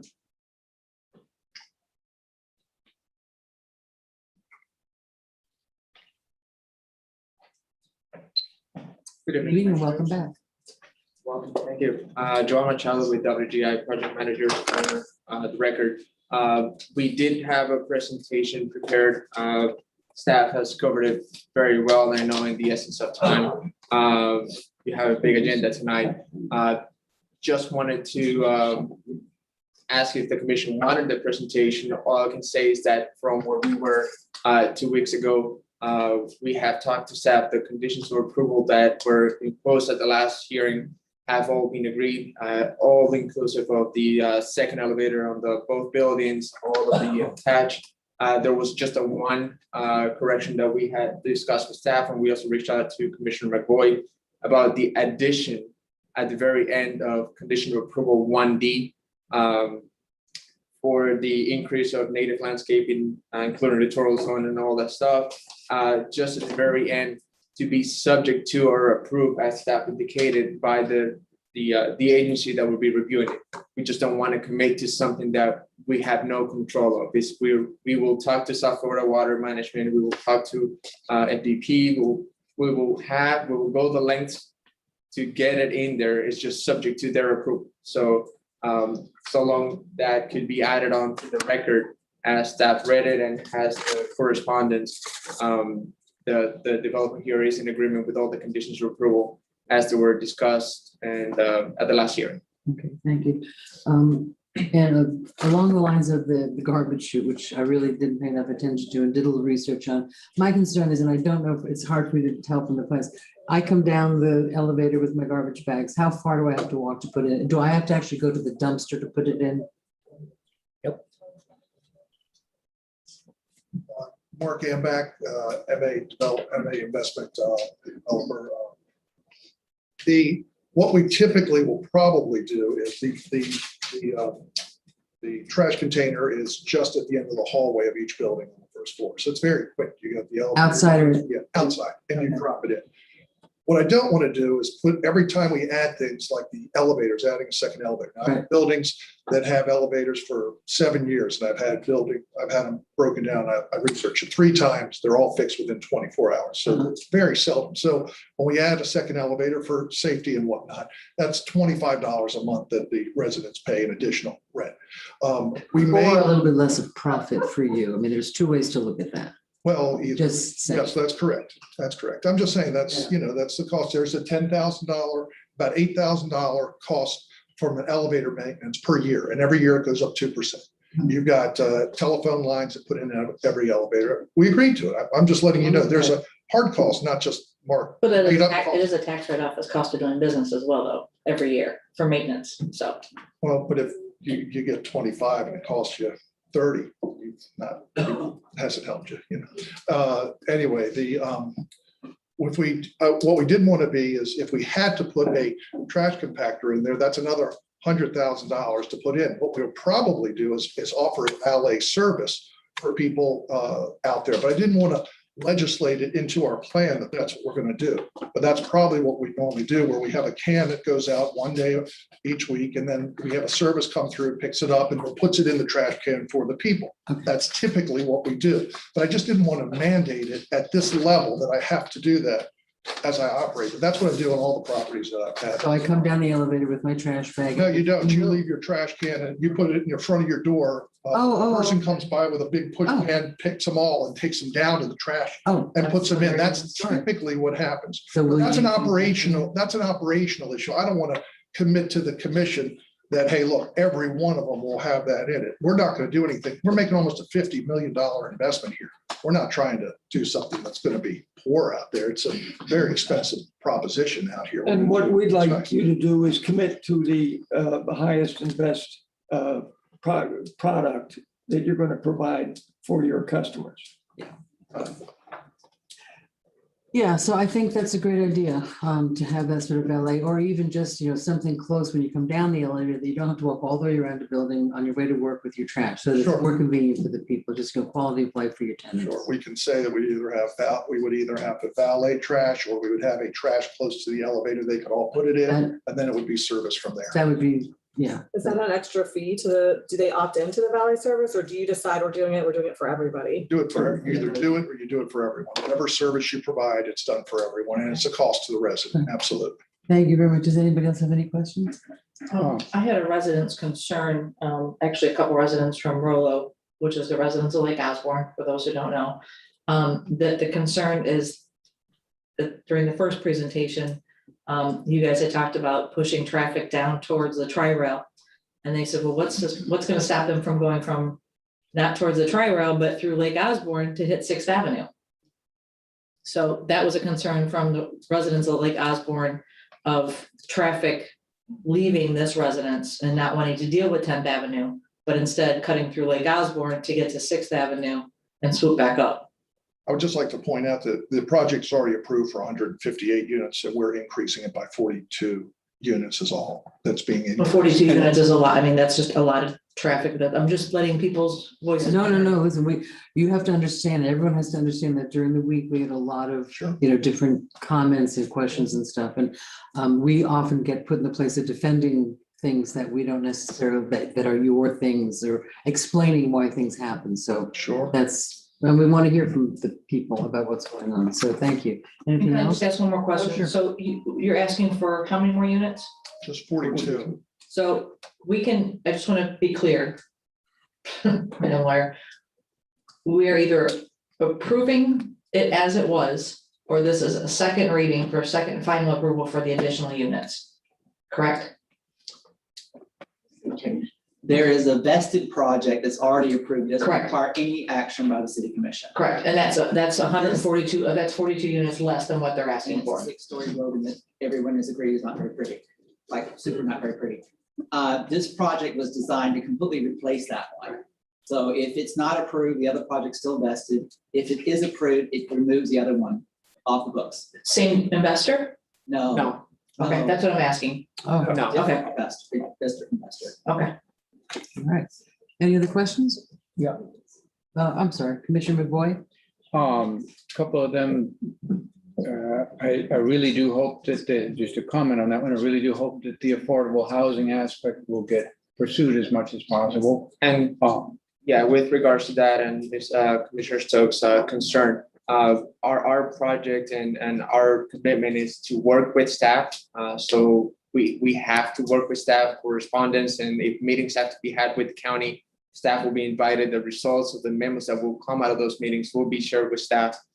So yeah, while you may feel like you do not have a mechanism to come back to us, it is our commitment to have a successful project and therefore work with staff in the process. I'm pleased, thank you for that. I'm pleased to hear movement on the trash situation. I was quite concerned. So the approach, I would feel a lot more comfortable if there was a commitment either to the trash chutes or a real commitment, we are going to provide that service. And to me, it seems like it's a selling point to your potential client. So I think you'd want to do it. A question probably more for William is, everything that we're approving here, does it stay with this developer, owner, financer, or could they sell the thing and somebody else deal with it that we then have to do? all entitlements run with the land, regardless of who the owner is. However, all the conditions that you placed on it run with the land as well. And if they want to amend any of it, there is a process to do a minor amendment, that's very small tweaking that staff can approve through a public process. If they want to make any major significant changes, got to go back to this entire process. Let's say they wanted to they've got some additional units. Let's say that one of the buildings wanted to be made a half story higher, or maybe it has to go through the entire process and come back to you again for 2 readings. Okay. A little detail, you mentioned the language on the pond. I think I communicated to Aaron, keep the littoral zone vegetation in, keep the wildlife habitat, and I'm perfectly fine with the agency approval. I would be surprised if the water management district wouldn't approve it, since they do exactly that as a model on their property. Yeah, we with the amended condition, we left the condition as it was on the record. Thank We you. just added that tidbit at the very end, subject to the approval of the agency. Yeah, that's fine. Thank you. Okay. I see we have public comment. Thank you very much. Appreciate it. Thank you. Kara Jennings?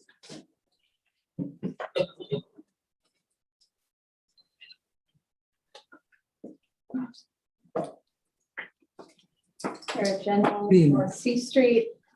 With all due respect to your brilliant staff, this project is, I think, surprisingly bad planning. You're giving them a 35% increase in density from 142 units to 200 units. So let's say their units are more than 1,000 per month. Let's say they rent all 42 units at 1,000 per month. This developer is getting $42,000 a month in profit. And you ask him to put trash chutes in and he says it's too much of an increase. You have to increase the rent for the tenants. We're handing him 35% increase in density. I'm just really shocked. The policy behind this type of project is horrible.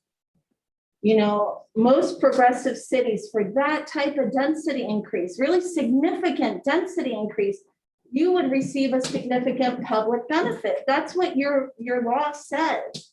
And I'm really finding a hard time seeing what is the public benefit in this project. Yeah, it's better than the other really crappy development proposed for there. So now we're giving a 35% increase because they can come up with a better development, not necessarily one that really has a public benefit. In your backup, on the bottom page of the ordinance, it says the applicant requests use of the city's sustainable bonus incentive program to allow for additional height and density to be considered. This is not a done deal. None of these PUDs are a done deal. That's why they're coming to you. Everything before here was conversation. This is where the real decision is made. So, you know, if staff says, sure, this is okay, this follows the rule, that's fine. But you guys are the ones that are making the decision. It says it again on the next page, page 2, when you're talking about the increase in density from the transfer development right. It says, Ms. Jennings? okay, I'll finish this Okay. sentence. It just says, page 2, section 1, the applicant requests use of the city's transfer development rights to allow for additional density to be considered. So I really hope if this goes forward, that in the future, you'll never allow this type of density increase for this type of lack of public benefit. Thank you very much. And it should be noted that this is probably one of the last developments that has this kind of thing, because one of the first things that we did, and you may not be aware of this, Ms. Jennings, is that the sustainability bonus now cannot be used for improvements within the development. And that's a first step addressing exactly what you're talking about. So I appreciate it. So we have commission comments? I have some public comment. Oh, I'm Madam sorry. Mayor. I have 2 public comments. Okay. The first one is from Cliff Kohlmeyer. The developer is not offering adequate public benefit or resources to qualify for exceptions to the city's density, intensity, and height requirements. A dog park and non-specified art component do not adequately compensate for the additional height of 51 feet or extra density of 17.5 units per acre. This is another example of bogus sustainability incentive program that doesn't adequately benefit the city in exchange for granting exceptions to our code. The program should be rewritten or eliminated. And the second comment is from Ramsey McLeod, and I'm setting the 2-minute timer because it's I have to stop when it gets to 2 minutes. I have reviewed the attached revised site plan for this item, but did not find any location for a second elevator in either building for trash removal. I believe allowing them to be closer to the north side of the property line will only create problems for fire rescue to reach that side of either building. In addition, the landscaping they are proposing along that stretch will not allow for proper canopy due to the protruding balconies. This could also result in damage being done to both buildings in any storm event.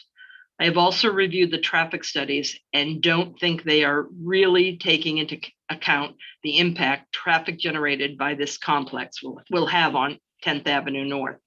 You just approved the Golden Road project with 253 units that will dump onto 10th Avenue North. Adding this complex will only worsen the existing traffic jams that are already happening on that road. The study also indicates that no turn lane will be needed at their entrance, but during rush hour, I think that will create a problem. Anyone wanting to exit and head south will be stuck behind someone trying to get out onto Boutwell Road to go to 10th Avenue North. This layout is not balanced, as most of the amenities that are at the entrance rather than being centrally located. In addition, there are not enough parking spaces for all the units they intend to build. The items they're adding under the sustainability program aren't enough to warrant a variance for a height increase or to allow more than 100 units to be built. Are we really getting the maximum taxable value per acre with this project? I'm certain folks across the street and in the mobile home park down the road are going to feel very threatened by this development. They just finished a hotel east of these homes, and now another is being built just west of them, in addition to a large apartment complex. And that's the end of that. Thank you. Is that all the public comment? That's all I have, Madam Mayor. Thank you. Commissioner McBoy? Yeah, I'd just like to speak a little bit to the comments that I've received. I've received a number of them from residents. They go somewhat in the line of Ms. McLeod's comments and of Ms. Jennings' comments. There are communities that have very clear zoning of what they want built in their communities, that have height limits, that have densities, but also other things that they may say, okay, look, we want net zero energy buildings. We're a coastal city. We just had a presentation on climate vulnerability. South Florida is ground zero for climate change. We have nothing in there, very, very little in there. We could be asking for solar. We could be doing a number of things on that. I think it is a reasonable concern that we are giving above and beyond what our zoning says, and what we're getting back is really pretty thin. And I think I would encourage the commission to look very hard as part of our visioning before we approve any more things, that we really figure out what the community wants and benefits to it. I did spend some time yesterday at the Mid and was struck by almost no green space in that development. Almost nothing. It was all paved. It was either impervious building or impervious parking. Little narrow strips of green space. It had a requirement for native plants. I could find about 3 oak trees, and that was the size of it. I will go back and check some more, but real concerns with that, and certainly not a mixed income kind of community at all. And I really think we need to think very carefully about the message that we all received in the last election and make sure that we are in fact stepping up to ensuring the best for our community. Thank you. Anybody else? We just talked about the need for housing, and this is providing housing. I am going to struggle to approve this because it provides additional housing stock in our city. But we have a sustainability bonus program that is not a bonus program at all. And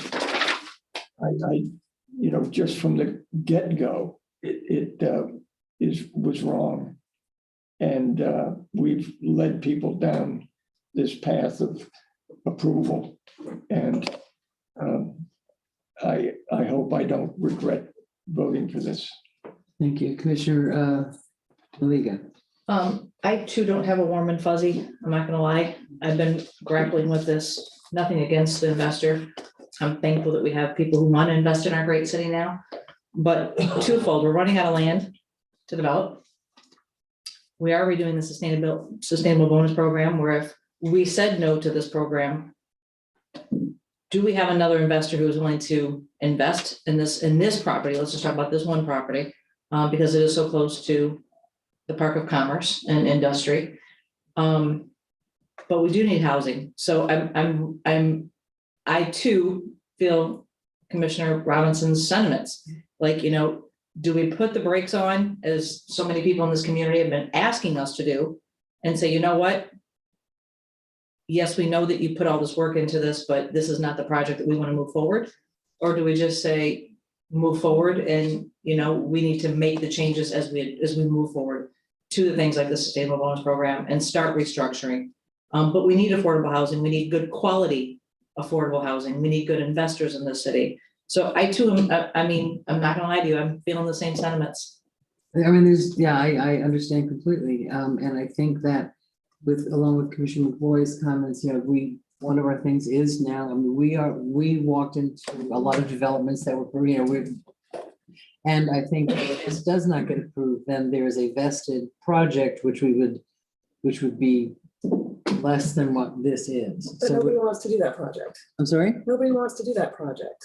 You mean It's nobody- like a nice threat hanging over our head, but this developer's not gonna say, oh, you didn't approve that, I'm gonna go back to that other But it's project. a They don't different, wanna do that. my project. understanding is a different developer. They could sell it to another developer to do that project, but it wasn't a good project. The current owner of the property got that project vested when he got approval for the Wyndham Hotel. And he's selling the property to this developer to do a different project. I did want to correct the record so we'll be aware. Sure. The amendment that we did to the sustainable bonus program for projects that come in after you approved it, which was, I guess, about a month and a half ago, is that half the sustainable bonus value comes to you as a check. Right. The other portion can be incorporated either on the site or off the site. Because we haven't changed that LDR language, which allows you to meet things through a Florida Green Building certification. But the money the check to you can be spent just about anywhere in the city for improvements. I also want to remind the commission that this will be the very first project coming to the city that's going to pay for their TDRs. The Bohemian did not. And that cash amount coming to you is $222,000, which is required to vest the project, because it's actually buying the units from the city. So before any kind of building permit could be issued, or the project be vested, or a development order issued, that payment has to be made to you. You have that as a trust fund. And because that's development right money that you already own, like selling property, you can spend that on any type of infrastructure anywhere in the city. So the question that I asked you earlier today, William, was when we do things like this to see our return on our investment, I really want to see what are we producing and generating in revenue from utilities, water, sewer, connection fees. Not right now. I'm not asking you to do that right now. Application fees. We pull something for you. Because I want people to see the bigger picture that yes, we are, but it's a meeting of the minds. It's a business plan. It's a business that's, there's a give and take with us and the investors. And what is the bigger picture? Yes, we're investing and we're making this big change.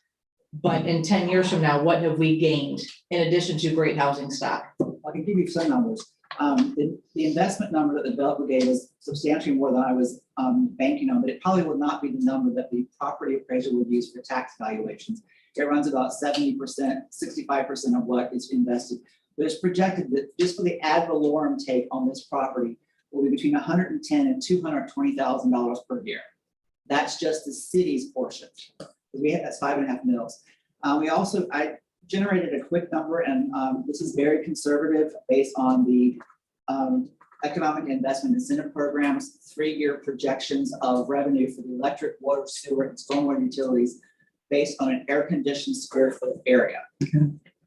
Working it backwards, each square foot of conditioned area is anticipated to generate per year $398,000 total for the project, the electric, the water, the sewer, and the stormwater. So those 4 utilities will receive, if this project's finished, and see about just under $400,000 in new revenue to those utilities.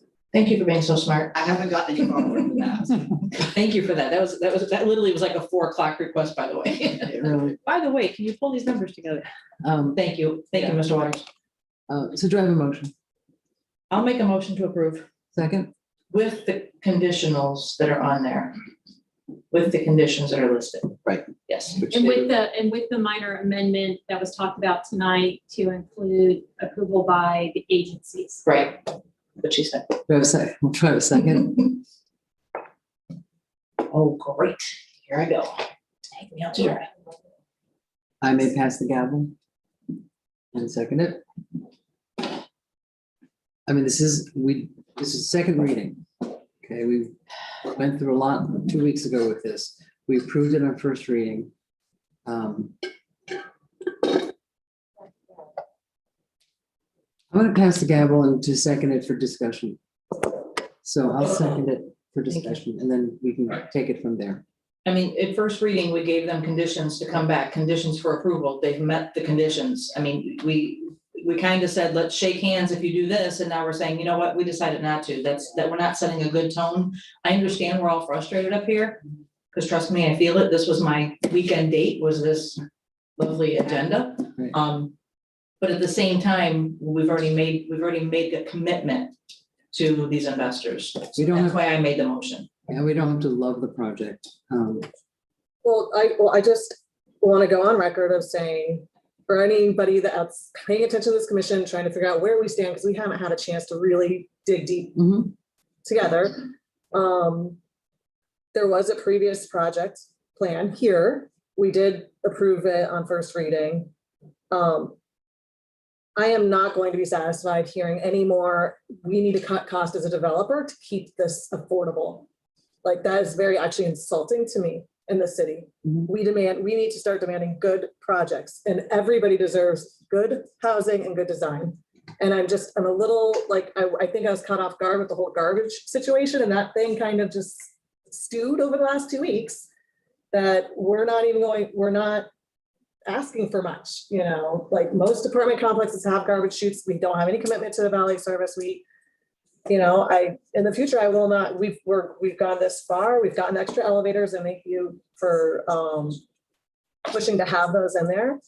But I think especially new projects that don't have any of this pre-approval stuff that we walked into, we absolutely have to start demanding more. I completely agree with you. But for valet, let's just make sure people know it's not car valet, it's garbage valet. Yes.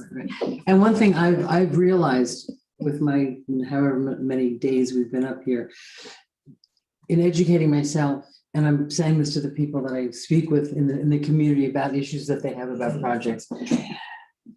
By the time something gets to us, there's been a lot of work done by staff, by the developer, lots of money's been invested in plans and drawings and all that. I completely understand that. So what I'm telling the people out there, I'm telling us and anybody that comes interested to these meetings, it's work. Keep an eye on the agendas of the planning and zoning department, of the CRA, of the HRPB, because and my suggestion then is, if you see something, follow the agenda. It's work. I mean, follow the agenda, look at the agenda. If there's a project like this that catches your attention that you might have issues with or concerns about, email the board, the staff, and the commission.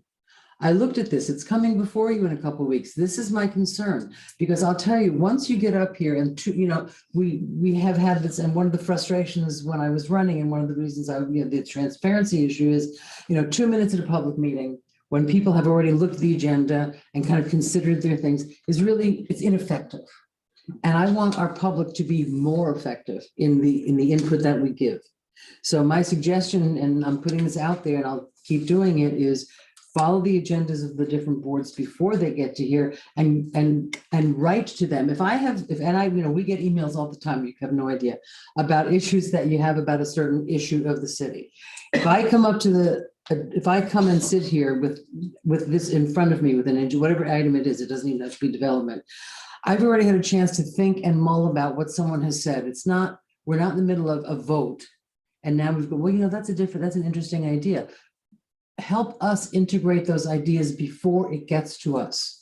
By the time it gets here, a lot of work has been done. So let's try to get more involved early. And I hope staff, doesn't get mad at me, but I mean, I think that in order to be effective, in order to have an effective public voice, I believe that voice has to come a lot sooner than by the time it gets to the commission. I concur. So that's just my thought about that, because we want people to be If more. I might tag on the Sure. public notices that go out and the advertisements for the various public hearings.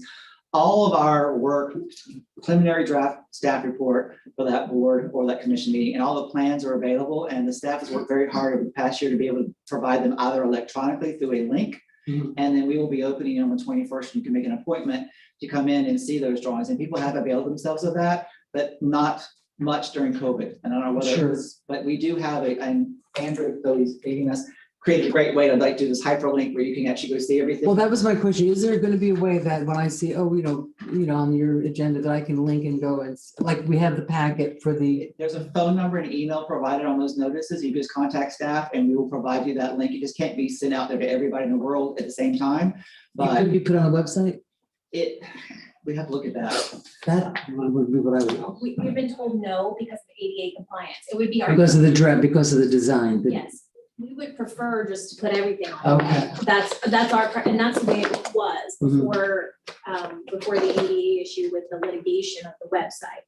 So that is staff's preference. Okay. So we now just do it individually. You give us a call or send us an email and we provide you that link. You Or we just- schedule you a time to come into the office. So as long as it's Plans. not, right, so it's not a big deal, it's easy to get, and because we do want people to be more, this is we're beating you up a lot with more transparency, but it's really important. I think that the more ways that we can figure that out to get to the public, the happier and more satisfied our citizens will be. Madam Mayor, may I just ask, of the developer, I've asked and required or encouraged the developers of the Gulf Stream, St. Louis Restoration, to create a website so the residents know what's happening. If you guys are I would be very grateful if you would keep our residents abreast of the development with a website just showing where you are in your plans, any changes in the plans, just to keep community awareness and communication is really important to us. Yeah, I think you're getting the message that we will be watching you. But I want them to see, this great project that you're bringing. And I really do. I want people to get excited about the stuff that we do approve and that, communication is going to come with that. Yeah, when I got out of law school for 1 year, I lived at the apartments on 10th Avenue North, just on the other side of the canal. It's like a 3-story. And it was the most wonderful, it was basic. It was a 2-bedroom, 1-bath apartment. It was laid out well. It was, for me, that was my home and I was very happy there. So, I don't want to denigrate apartments. I don't want to denigrate, we're not architects, we're not designers. There are smarter people for this, but you can be very happy in a nice 2-bedroom apartment. So, can I have a vote? Well, I was gonna say, Commissioner your Robert? conversation of the public being involved, I think our involvement with staff is more to the point, it's more direct. I think staff needs to understand that we're going to be requiring more quality. I think staff is finding that out. Well, I want to make sure because the sustainability thing with dog parks and. We've taken that off, Herman. There are a number of dog parks. Done with A little bit, sort of, kind of. Sort of, kind of. All right. Yeah, Mayor, I just want to yeah. speed on what you said, Aaron reminded me. On the city's website, there's a citywide projects button. Mhm. And then there's a second tab called new developments in the Okay. city. There's a map that shows, and we try to get that updated as soon as the project is considered complete and it's been reviewed by the site plan review team, which usually happens about anywhere 6 weeks to more than a month before the planning and zoning board. Okay. So if you visit that, it'll give you a status. It'll say pending review, approved by the planning and zoning board, all the way to actually it's finished. And I think that has like maybe 45, 50 projects on it. It's completed projects in the process, and you can just see all the little dots and you just zoom to an area of the city and it brings up the project, the name, everything. It's very interactive. Commissioner Maligi and I are quite active on Facebook, and I think we're going to be sharing that. Because it's hard to find, it's hard to dig in it. Not together, no, we won't do. We're in public Separately. but we are well known on, we are pretty active on Facebook. So all right, it's time to take a vote. Can I have a vote? All in favor? Aye. Aye, all opposed? It carries. Thank you very much. You guys got lucky. I didn't say anybody. You didn't say, he didn't say anything. You didn't say anything. He didn't say A or nay. So that's an A. So it's unanimous. Thank you. Thank you very much. Get that website up.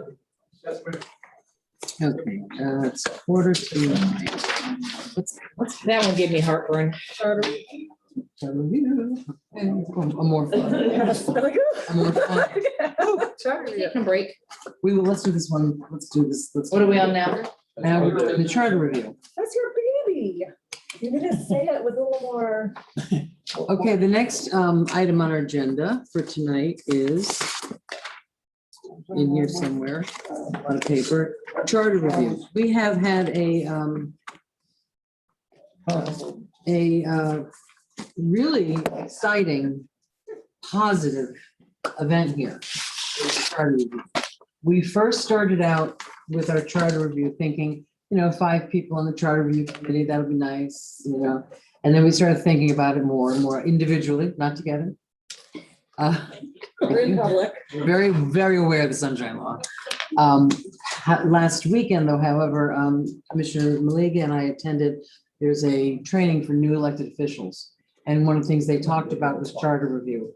And they suggested a larger amount of charter reviews. And Commissioner Stokes has read, there's articles about charter reviews. We're not inventing the wheel, it's been done before. So we had, tonight we had the last of the interviews. And it turned out that 13 people were very interested in being on the charter review. A bit of a diverse group, not entirely as diverse as we'd like it to be, but a diverse group. And when we looked at, what are we going to kick 2 people off? So what we decided to do was to go to 13. So the 13 people that we are going to have on the board. Madam Mayor, I just have to let you know. Please. One of the applicants, Mr. Sam Goodstein, called me and on break, I returned his phone call and he said, make a decision, stick to 9 to 11. We don't need 13. Those are his exact words. Thank you very much, Mr. Goodman. Does he not want to be one of the 13? I'm just. We will take his comments under advisement. Thank you very much. There's going to be absence. So I'm going to read, I need to have a motion to approve, and I'll read out the names that we came up with. Don't we need to approve the resolution first and then appoint them? Sure. Hang on, we need to amend the resolution now from 5 Make it to 11. 13. And Madam Mayor, if I may, Yes. we, in the resolution, so it's changing the number. And then you had mentioned during the special meeting about the time frame for completion. Right. And, I believe in the draft resolution that's in your backup in section 4, there's some highlighted revisions. We can tweak that to have them work to have it on the November 2022 ballot is what we're thinking. But one thought I had was I didn't know if you wanted to have them consider in a very short time frame anything that they think is urgent for the March 2022 election. So have two. Well, let's thank you. That's a good idea. And when the group of 13 meet, that might be something, I'm hoping that by the time they actually meet and have their sort of orientation meeting with you guys telling about sunshine, that might be something that I'm going to put it out there when we send out their letters saying thank you for serving, is please read the charter before you come to the meeting. And they might have some ideas that, maybe they can do it faster, but I just felt, and we all, I think, felt that pressure of the election was a little too tight if in fact it was going to be done in a thoughtful way. And also as an opportunity, just for those folks that weren't here, with 13 people, we've got a lot of input and we want to use this as an opportunity. There's a confusion sometimes between the charter and an ordinance. Some things are charter, charters are constitution, ordinances are laws. So there's some confusion sometimes with what's an ordinance issue and what's a charter issue. So I think we talked about using this as an opportunity to sort of help educate our folks, everybody out there, not just people on the committee, about the differences, about how the city works and issues that they might have to come forward that will give us an opportunity to hear what folks are thinking about. So it's a little bit kind of broader. I have Commissioner Maliga. Did we find out what the cost would be for us to put something on the November ballot for 2022, since that's not our typical election? Madam Clerk? Hello? Yes, if there's an election in 2022, we would just be able to, it would be minimal, the cost to have our questions put on a ballot. So it's not like a special election where it's gonna cost us It would $25,000. not be. I believe it's a gubernatorial election in 2022. So we would be able to get our questions on there. Thank you. Fabulous. I just want to make sure, I am so excited that we have 13 people that can help us and do this work and dedicate their time to this. Before they launch themselves, I just want to know what kind of guidance we as a city are giving them, because like, okay, they're going to pick their own chairperson, but I want them to make sure that they're thinking of certain criteria. We're gonna, and I think we're gonna get some help, well, from the articles that you, I mean, yeah, So I want to make sure that it's clear for the kickoff, the orientation, whatever date that is, we need to give them at least some clear direction. Like we can't all just be up to them. Just like us. Right. Just like everybody. I want to give them clear direction around the qualities to look for in a chairperson. It's usually somebody who does not have political ambitions. And there's like a lot of good stuff in there that we definitely want them to consider, as well as I don't want to leave it up to them if they feel like they should be rushing the project. You know, like if they can get it done in 6 months, as long as they're checking these boxes, but I don't want them to cut out public participation or moving throughout the city on their own ideas of trying to rush it. So I just want to make sure that, I don't know if staff can circulate put something together from that document, just some like key guidelines and circulate it for us. We can say yes, you know, how to do that. But I can certainly, here's a suggestion. I can work with staff and talk and then have something on an agenda for us to look at. Okay. Again, with the budget coming up. There's just a lot going on. So I don't know when we're gonna have the first, meeting, but I think if it's okay with everybody, if you trust the process, I'll meet with Juan and Christy and just. We have an abundance of presentations. I don't see why we couldn't get a presentation. There is a presentation. I'm saying, yeah, that's fine. Yeah, okay. And then at the first meeting, they'll know what was presented and decided on. So the resolution that we're looking at is 26/2021, the city of Lake Worth Beach. And section 3 talks about 5 city and or city business owners, and we're changing that to 13. Yes, correct? Madam Mayor, behind that in your packet, you should have the proposed resolution 34/2021. Oh, that's right, you did do that. And so you can see in the title, it's to increase the number, so that's in section 3.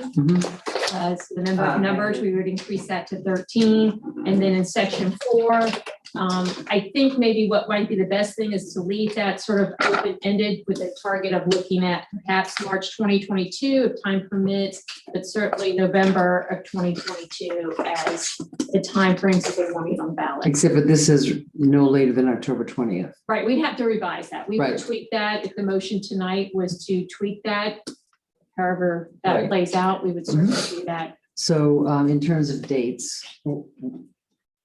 Good. I'm giving you permission to speak. Okay. Take advantage of it. Thank you.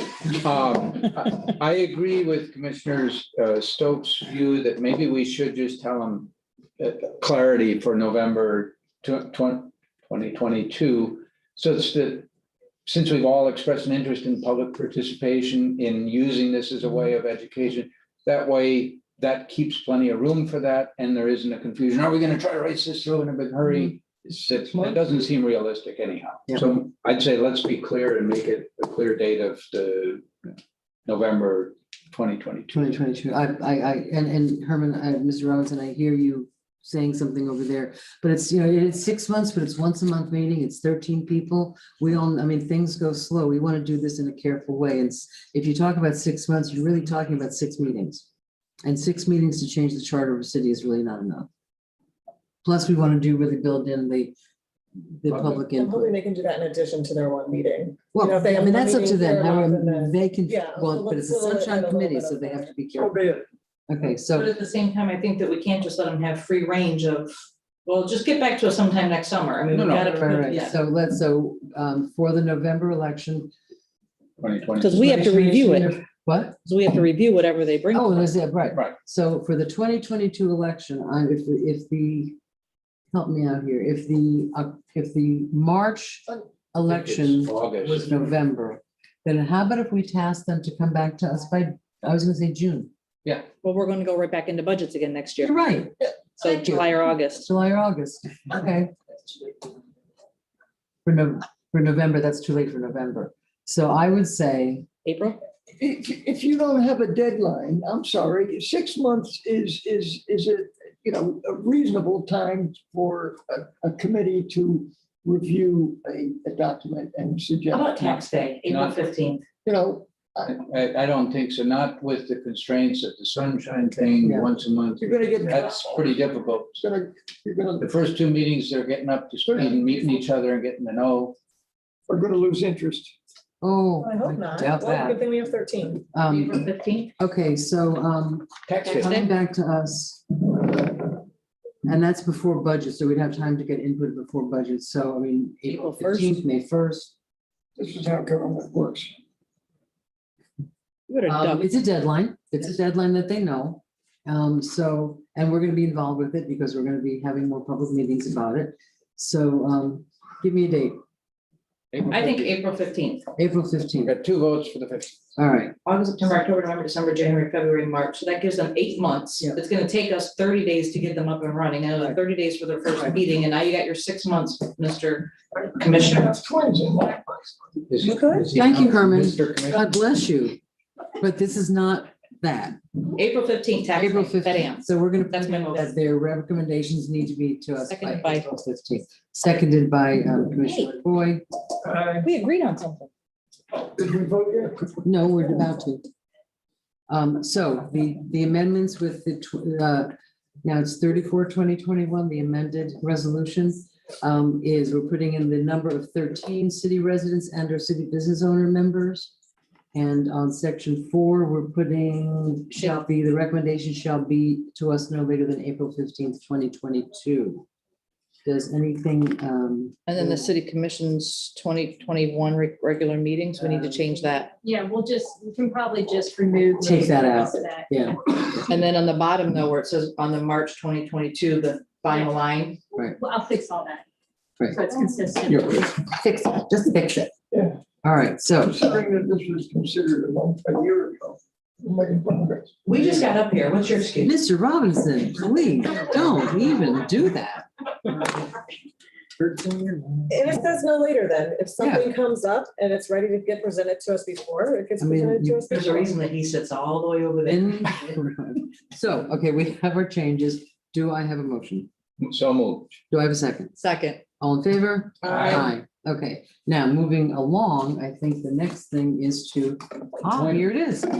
I was just rushing the gun. This is the appointment of those 13 people. And I. Do you have to read all their names? Do I have a second? Do I have a second? We have to read their names. I don't know if we have to read their names. Do we have to read their names? For the record. For the record? Okay. So I'm gonna hopefully not mess this up. We have interviewed and approved Wes Blackman, Yes, Joyce Brown, yes, Yes, Jerry Leanne Clairday, yes, yes, Anthony Gallegos, yes. Sam Goodstein. yes. Good. Goodstein, That's thank good. you. Daniel Morgan, Correct. Yes, William Monroe, Yes, yes. Deborah Robert, yep, Apendo Shabazz. Yep. Yep. Zadi Sam Shibasha, yep, Ramsey Stevens, yes, Yep. Barbara White, yes. and Dave Wilson. Correct. What Is that about- their? Did you get Ted, Theodore? No, he wasn't here. He didn't Wasn't, come. okay. He didn't come. Okay. Brendan Lynch, Theodore. And And count Mr. to see Stone. if we got to 13. Right, that's how we got to the 13. So motion to Get some approve, trouble with that. Motion to approve. second by Commissioner Robinson.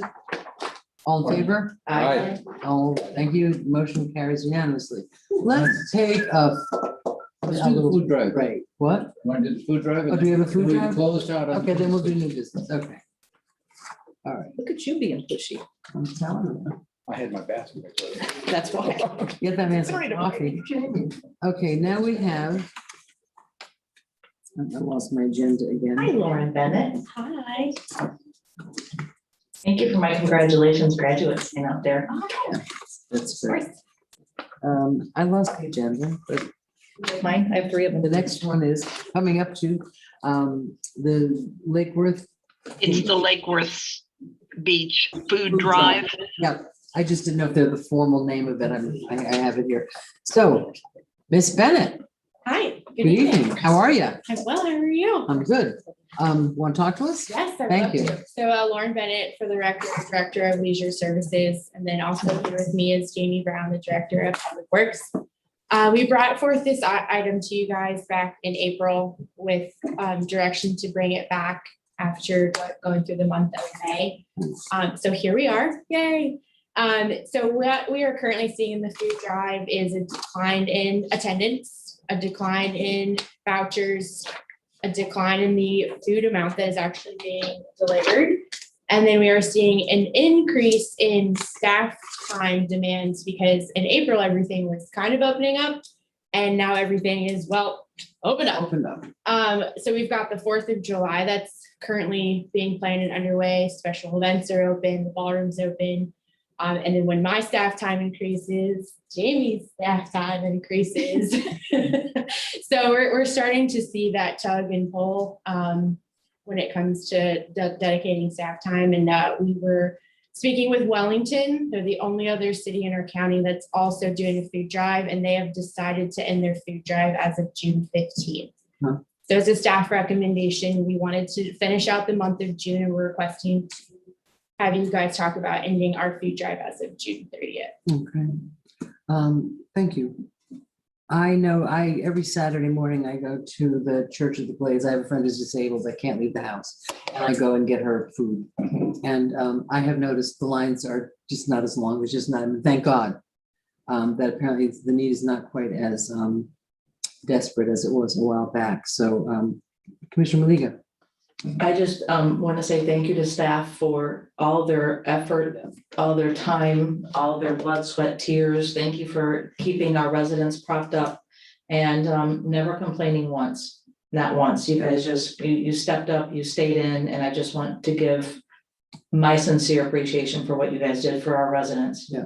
Yeah, and I also know that the past commission did a lot of that work, and I want to thank, in retrospect, thank them as well. Yeah, and the longer we get here, the more we learn about how this thing works. And I am always very impressed with the staff of Miss Bennett and Mr. Brown. I mean, when we had the marketplace, the gay marketplace last week, it's like these things just happen, tents appear, things appear. It's like little elves and fairies come in the middle of the night and make stuff happen, and then another group of elves and fairies comes and make it go away. So we really do, and it's really hard for us to express our appreciation of staff because we don't really see them, but please pass down to all the staffs that we're working with how much we appreciate the work. And I know that we have a lot of staffing issues, we have shortages, we have people turning over, and everybody's doing a yeoman's job. And I know Mr. Ruiz's Juan is really kicking it as well. We appreciate it. So thank you very much. Do I, Commissioner Stokes? Yes, I agree. Thank you all so much for what you've provided over these past several months. I've read an article. I know Nikki Fried was like, oh, do we want to continue with Feeding South Florida, or do we want to go into what was the other one? Farm share or something. So I don't know, the conversation's still alive. These programs are still being done throughout the state. And I'm just curious, I don't think that we maybe need it on the scale of like take a truck and have a big delivery here and like shut down the roads and all this other stuff. But are we getting as much as we can from these federal food dollars in the forms of, can we deliver it to food pantries? Are there other things we can do? So I don't know if this is something, Juan, like with your staff, that we can look into. What are other cities doing with their Feeding South Florida and with their farm share? If they're not shutting down roads and doing this big distribution, are they doing smaller things that maybe we could handle? Or do we already have enough nonprofits in our city that are taking on this load? I want to know that We know our residents are always going, there are gonna be people that don't have secure sources of food. I agree with closing this down, but I want to also make sure that we're taking advantage of every resource available to us at the same time. So I would love to have staff come back and know if we've explored other alternatives on smaller scale or what other cities are doing. I don't think other cities are doing anything. Well, I mean, they're having a huge argument about it. Who's doing this? Is it Feeding South Florida? Is it Farm Share? I mean, cities people are doing. There seems to be a bit of a competition between some of the nonprofits that are doing Feeding South Florida and another one that is around here, like, I forget the name of it, but there seems to be a bit of a. As long as they're competing to feed more Exactly. people, Right. that works And for as long me. as it's coming to our residents, and I don't care if it's us doing it. I just want to know, Madam Mayor, can I jump in? Sure. So staff sits on a lot of councils, if you will, or committees with all the other cities in the county, both for FFEA, which is the Florida Festival and Events Association, and I sit on the Parks and Rec Directors Roundtable. So what I'm kind of picking up is that a lot of cities are trying to pull out due to the kind of similar issues, staffing issues, time. Also, summer is here. But that doesn't mean that I cannot go back and pose the question to Feeding South Florida. I cannot direct where they send their food, but I can always ask that question and then report back to you guys what they say. I can absolutely ask that question to make sure that we're getting the best for our residents. Thanks, Commissioner, for bringing that up. Yeah. Yeah, and I think the church is going to continue.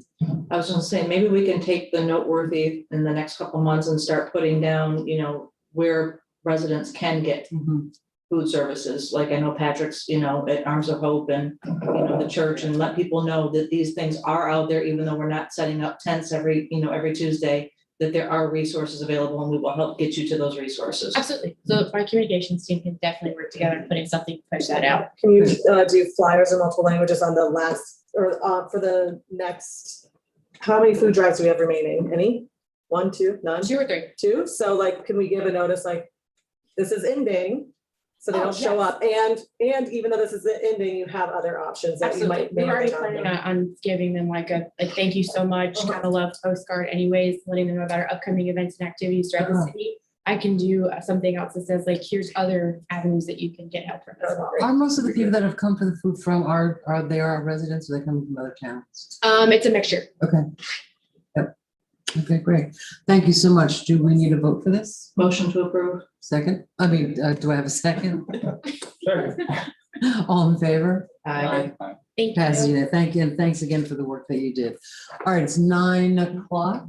You may not. No, it's not. 9. Yeah. Yeah. That second hand is so big. It is 9 It's o'clock. 9:02. All right, let's take a, how much time do you want? 7 minutes. 8-minute break, come back at 10 after 9. Okay, we're gonna take a little break. Do remember to come back. And do come back because there's more to come. See you in 8 to 10 minutes. Leftover sandwiches. Jamie.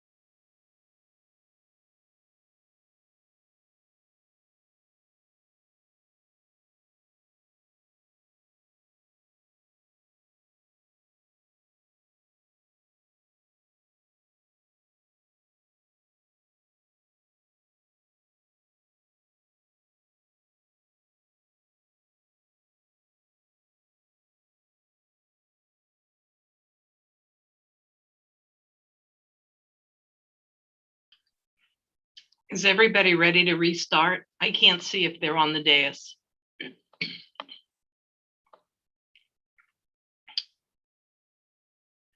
Keith, I think you can get us started again. Okay. Madam Mayor, are you ready to begin?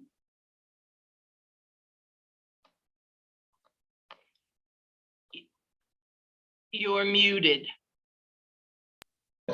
Like herding cats. Is everybody, okay, I see everybody, good. It's a good story. Sorry for the slight delay. A few of us got caught in the hallways. Welcome back, everybody. Welcome back. Now we have new business. The first thing on new business is an agreement with the B&B Underground Construction. Madam Mayor, they moved item J to the first new business Oh, that's item. right. Thank you. Okay, so we're gonna go to J, which is the resolution requesting the Army Corps of Engineers to take a number of planning and operational steps to reduce the likelihood of HAB toxins reaching the Lake Worth Lagoon. A timely resolution, if there is one. What we're finding in the water at the canal is disturbing. And I think this addresses that. So this is resolution 35-2021, requesting that the U.S. Army Corps of Engineers take a number of planning and operational steps to reduce the likelihood of HAB toxins, harmful algae bloom toxins, to reduce the likelihood of them reaching the Lake Worth Lagoon, which they are sadly on their way marching to do that. Do I have a? Thank you, Commissioner McVoy. Motion to approve. Second. Yep, and yes, thank you, Commissioner McVoy. All in favor? Aye. Aye. Carries unanimously. And this is a terrible thing. And if you're watching the paper, this is scary. This is poison. This is in the water, in the air. And I hope we can trust the Army Corps of Engineers to do something about it. And you should say that yes, the Army Corps' motto is we're good, but we're slow. And I would amend that to say we're slow. We can't look to this as, it's going to solve, this will be the beginning of an effort. I'm working with the Lake Worth Waterkeeper to work with other communities and kind of increase the pressure, all the communities that are around the Lake Worth Lagoon. How much will the Corps listen? I mean, that's a $20 billion project. Do they have meetings, like public meetings that people could go to and speak? There are LOSUM meetings on the Lake Okeechobee System Operating Manual. That's where that LOSUM comes from. You could, do I advise it? I mean, there's 6-hour meetings with a lot of technical detail that we probably don't really want to sit through. Okay, so we'll send this off. So Thank we'll you for send bringing it that off. forward. It's a step. We'll keep on it with more steps. Yeah, no, it's very scary what's happening. We are Florida, South Florida is such a vulnerable environment. So now we are going to do number A, which is an agreement with B&B Underground Construction, Inc. for construction of the District 1 year for construction, project of the Neighborhood Road Program. And I see we have staff to give a presentation. Good afternoon. Good evening, Mayor. Commissioner. We get a tag team effort. I see that. We like- Director, I like that. Jamie Brown, Public Works Director of the road portion of the project. This is the final piece of the puzzle in the Neighborhood Road Program. This is year 4, District 1, which encompasses the area west of 95 from Montague to Lake Osborne Drive, that triangular area, pretty much in Rollo, as well as G Street and 15th Street south near the landfill. So those portions of the project are included on this. This is the award of the construction contract to B&B Underground combined utility and roadway project for $2,881,587.50. And this will be the final contract to complete the neighborhood road program and be completed roughly this time next year. So this is the final project of the bond project that we passed. Okay. It brings us in under the $40 million cap. So does that mean that when the road project is being done, the utilities are going to be done at the same time, so we dig it up once? That is correct. Thank you. Once we do it right. Right, we appreciate that very much. We try. Mr. Brown, do you have anything to add to that? I do not, other than you'll see the next item. It's actually related to this for the CEI, the construction engineering inspection for that project. So these are kind of joint items. Okay, do I have a motion? Well, hang on, when will we be notifying the residents that we would be affected? Will they get the door hanger? How Yeah, many they get days? a 2-week notice prior from the Okay. contractor. In general, that work is coming their way. And when the contractor actually gets to that block, a week ahead, they'll do door hangers and then they'll literally knock on doors if necessary. That's great. And just for public knowledge, those door hangers are in English and Spanish. And Creole. Thank you. Thank you. Thank you. Motion to approve. I was just gonna clarifying for Jamie, I guess, on the roads. So for residents who would like to see some more road work done, I just had one contact me, I'll send it on to you. We're off the end of the road bond, the 40 million, and oh, well, we're on to some different plan to deal with them. Is that correct? Correct. After this project concludes, we'll have whatever that balance ends up being left over from that pot, 40 million, which is going to be closed. We'll be bringing that back to the commission for you guys to decide what we do with that additional funding.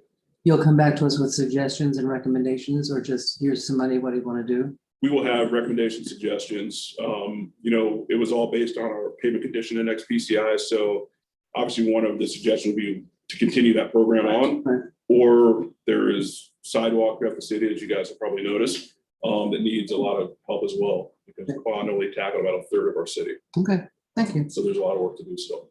All in favor? Know that before the next budget, before we get into that part of the budget, what that number is?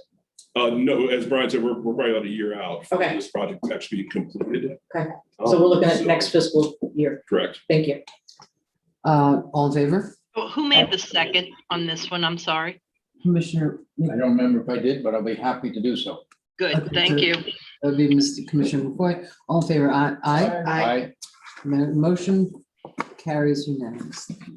Now we have B, which is task order number 11 with Mock Roos and Associates for construction phase services in District 1, Year 4 construction project of the neighborhood road program.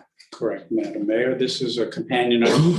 This is the item for the construction engineering and inspection by the engineer of record, Mock Roos and Associates, on the project you just awarded to B&B Underground.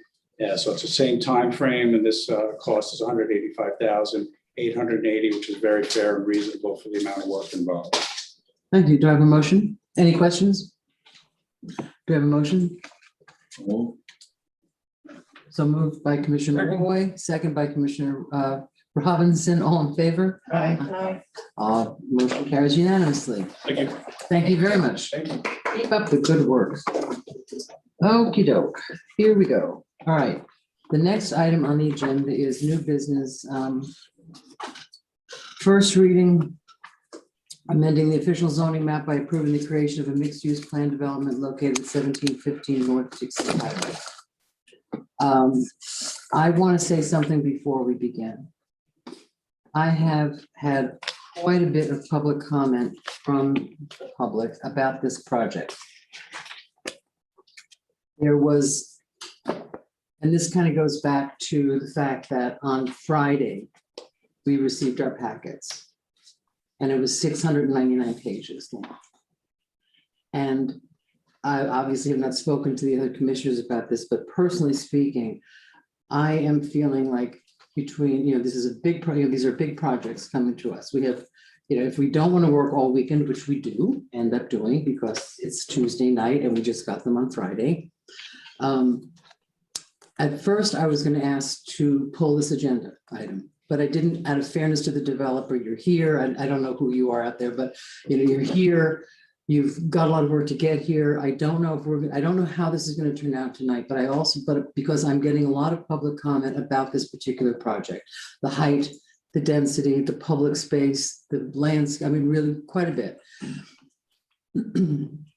So I'm looking for a little guidance from the commission about this. I don't know if you all have heard from the public about this project. I see Commissioner Maliga, yes. Okay. So, and I'm sort of torn how to, we are not here to stop development. That's not our purpose here. Well, our purpose here, though, is to get development, which the citizens can get behind a little bit better than they're getting behind this particular project. So I don't know what to do. Part of me Now, the one thing about this is the first reading.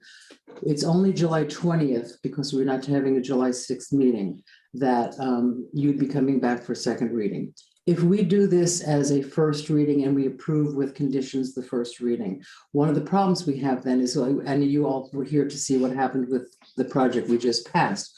We don't want to do a first reading just to keep it going and then hate it at the end.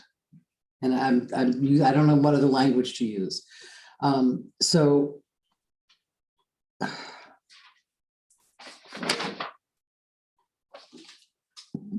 pregnant pause, awkward pause. If we go ahead, hear your presentation, which I want to do, you're here, you've done the work. If there is not a motion to approve the first reading of the ordinance, but there are comments about it. And what I think that would do would be to give the people who are interested in this project an opportunity to directly communicate with you about their concerns, rather than have it be something that we really can't change after we, like, we don't want to do, well, you just saw what happened with the other project, and we really don't want that to happen again, because we did have some concerns and sort of through gritted teeth approve the project. We don't want to do that. We want this to be a project that, and again, we want it there. It's big empty field. This is not about not having it, but it's also about listening. And you've probably heard this now tonight a few times. Our public is very interested, and I'm encouraging people to get involved way before we get to here. But we don't have that yet. We're working on that process. So, Madam Clerk, do you have any public comment cards on this project? I do.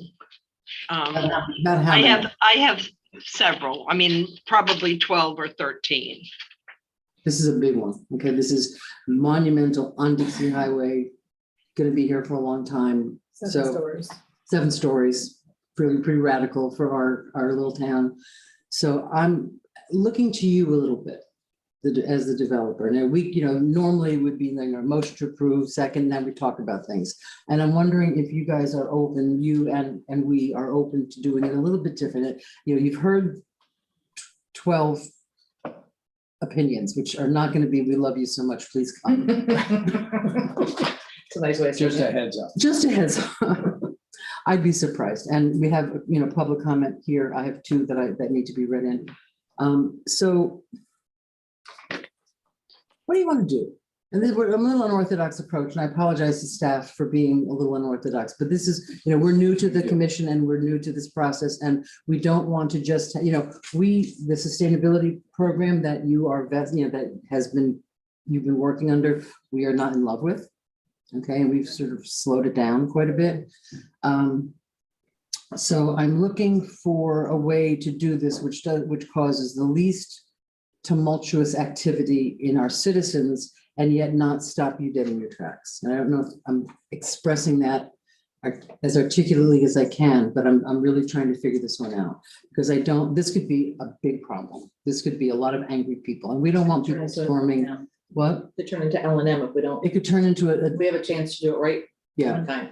Yeah. And so what's your pleasure? Oh, yes, present it right. We have been in the other open forums, people have participated. Of course, last year was very hard because everybody was online. Sure. So, face to face. Okay, so I've been, presenting the project. And just see what happens. Just telling everybody what we were. Because what might happen is you presented the project and no motion happens to approve it, or a motion not to approve it can come forward.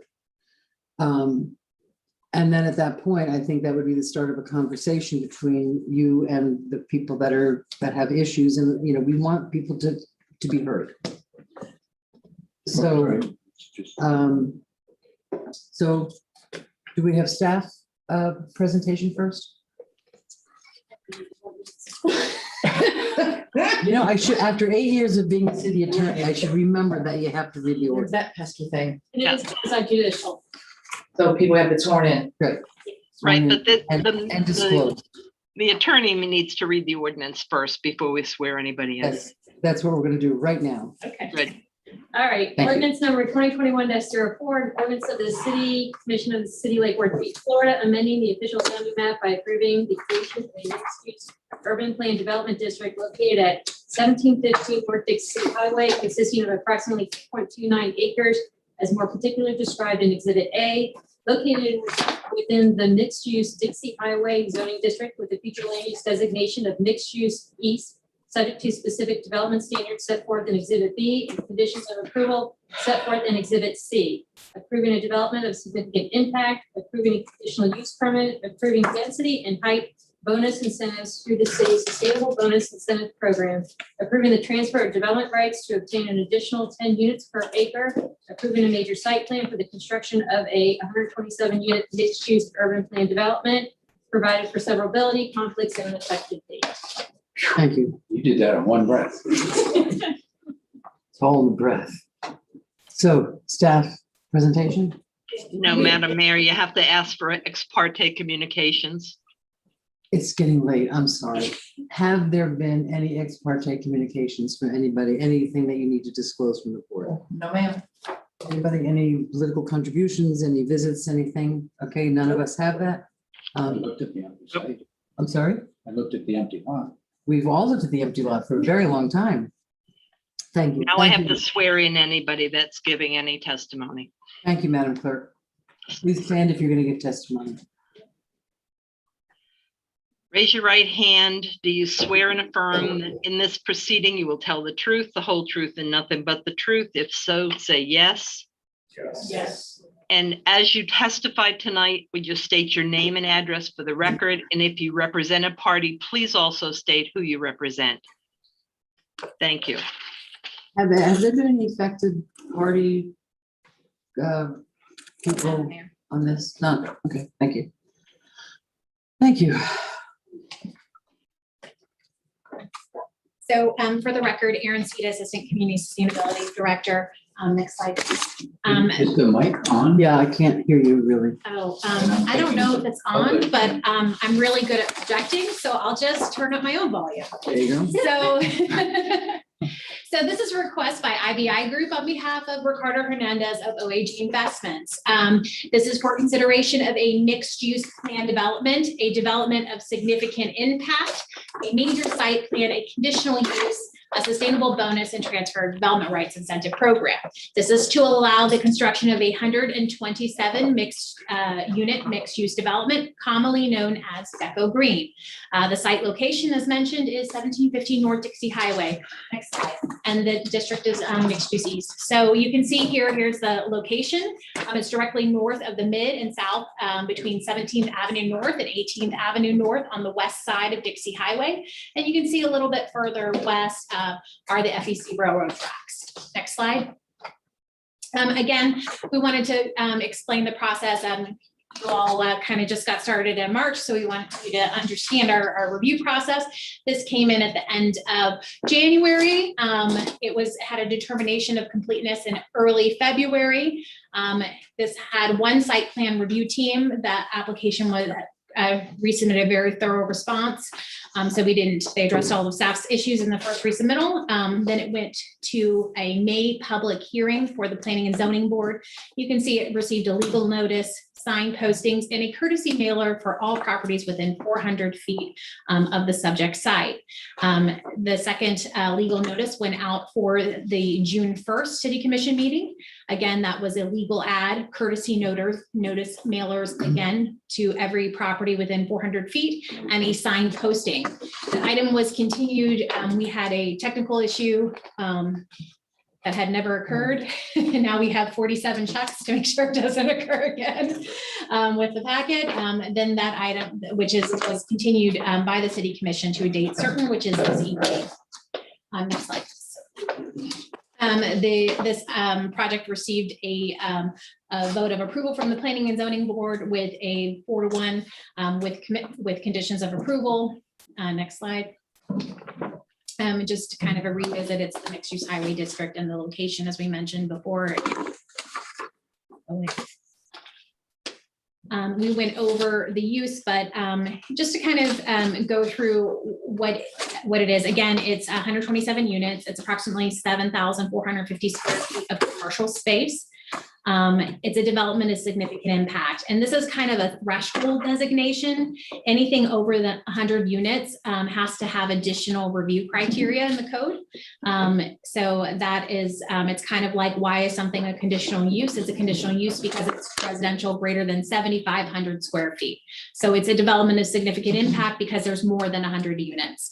Again, it's got a sustainable bonus, a transfer development rights program for a 10% increase in residential density with a payment for those TDRs directly to the city if approved. Next slide. Again, you can see here's the general configuration of the site plan. It's hard to do this here, but you can kind of see the kind of like half egg shape is the central green that fronts Dixie Highway. The 7-story building is one building. It's to the rear of the green. There is a parking area to the back with buildings on the east and, or sorry, on the north and the south. Fronting Dixie Highway that are 3 stories. So next slide. And you can see here's the architectural rendering for the style. William, correct me, this is an art modern, right? Or Contemporary interpretation of art, modern art deco architecture.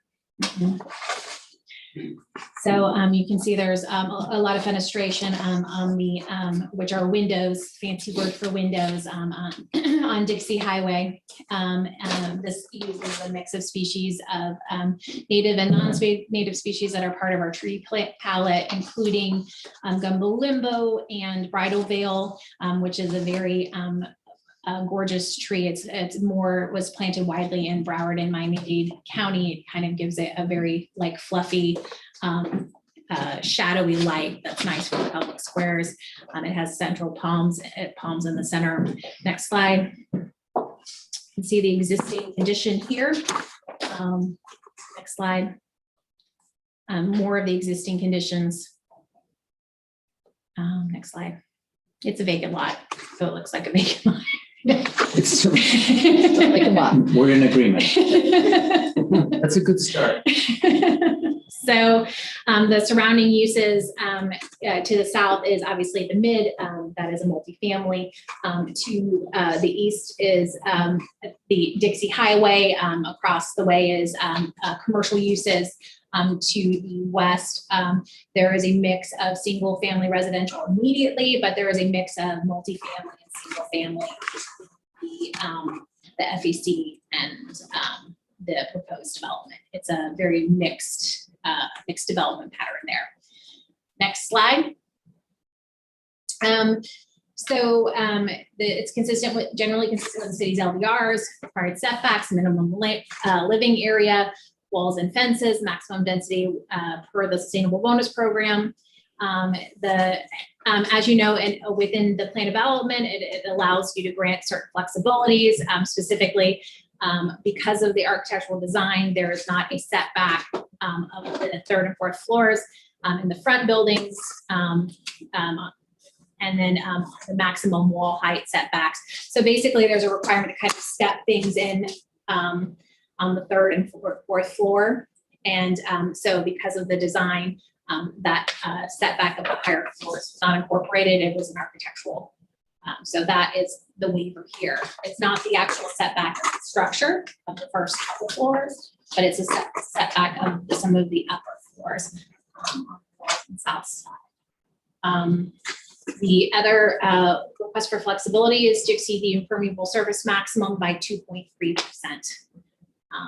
And those are the only 2 requests for modifications to the LDRs. Next slide. It is generally consistent with the comp plan strategic plan LDRs, including the subsets of the review criteria for urban plan development's qualitative development standards, community plans criteria, harmony with the LDRs and protection of the public interest, conditional use. And then the other review decision criteria is for the sustainable bonus program and the TDRs. Next slide. Staff is recommending approval of the project. The conditions of approval are within your ordinance. This is a staff report, but for you all, it's actually the ordinance. Next slide. And that concludes our presentation. The applicant can walk you through more of their design program and some of their specifics. I know they have a presentation for you. Thank you. Any questions for Steph? I have a question. On the Sustainable Bonus Initiative Incentive Program, why is floor 7 TDR and not part of SBIP? Because floor 7 uses the TDR program. So let's say if we didn't say they get 7 floors, that comes out Right. completely. Right. It just goes through floors 1 through 6, which would then be SBIP. Yes. Okay, so the TDR wouldn't be moved to a different floor. No. Okay, just wanted to ask. Thank you. Because it's the sustainable bonus and then the TDR is on top. Was that, yes. So it's like a layer cake. And I'm sure we'll have more. I like cake. Good evening. Good evening, Mayor. Good evening, Commissioners. My name is Patricia Ramuto from my BI group. I represent the applicant. And we would like to share a short presentation, starting with a short video first. Sure. For the clerk's help, could you just spell your last name? RAMUDO. Thank you. And then, oh, there we go.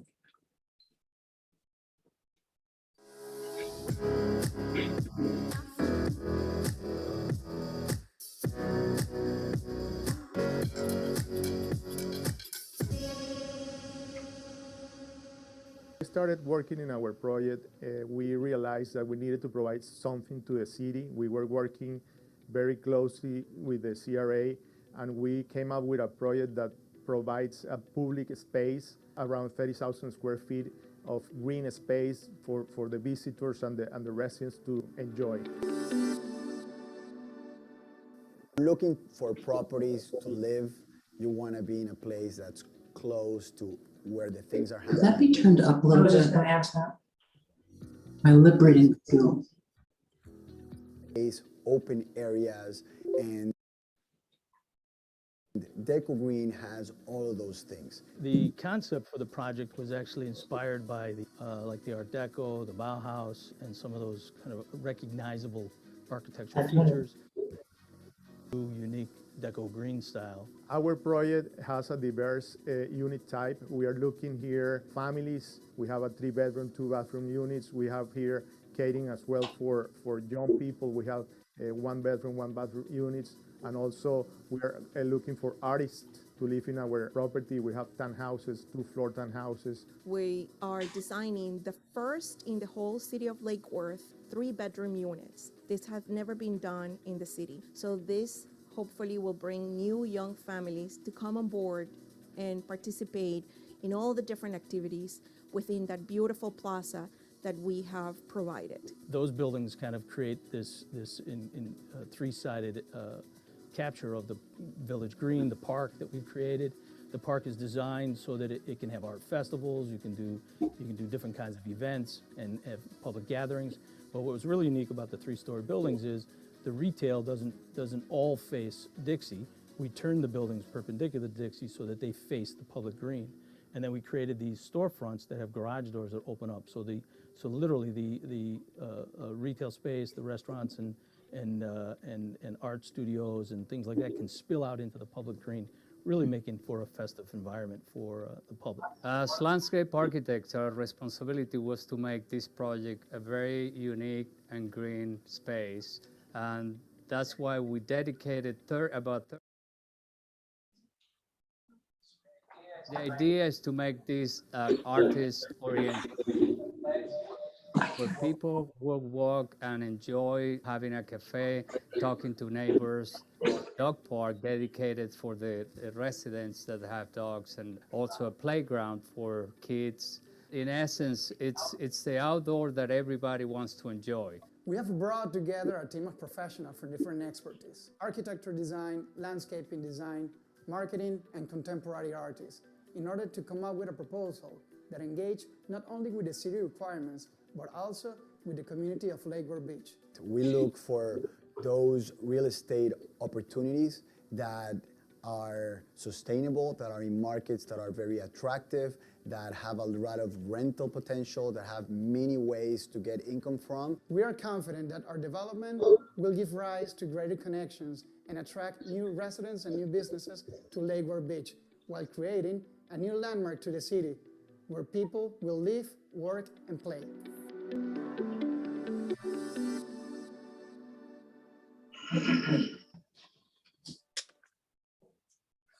Follow with a slide presentation.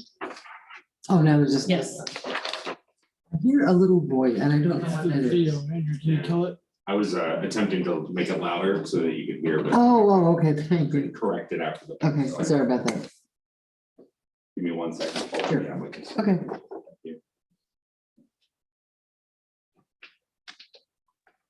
Can I just say thank you for doing that video? You're the first investor who's actually done something and invested in that kind of process, and I just want to say thank you. It's, from me, I appreciate it. I could see, it's better than pieces of paper. You can actually see things come to fruition. Thank you. Again, the project is Deco Green. This project is presented by OAG Investment 5 LLC. The developers are here. If you could go to the next slide, please. We have a brief outline. Project will be described. The tenant mix will be described. Project implementation schedule, the public benefits, a sustainable bonus incentive, the transfer development rights, and we'll follow with, I'm sure, a lengthy Q&A. Your pleasure. Thank you. Thank you. Good evening, and thank you so much for your time. I truly appreciate it.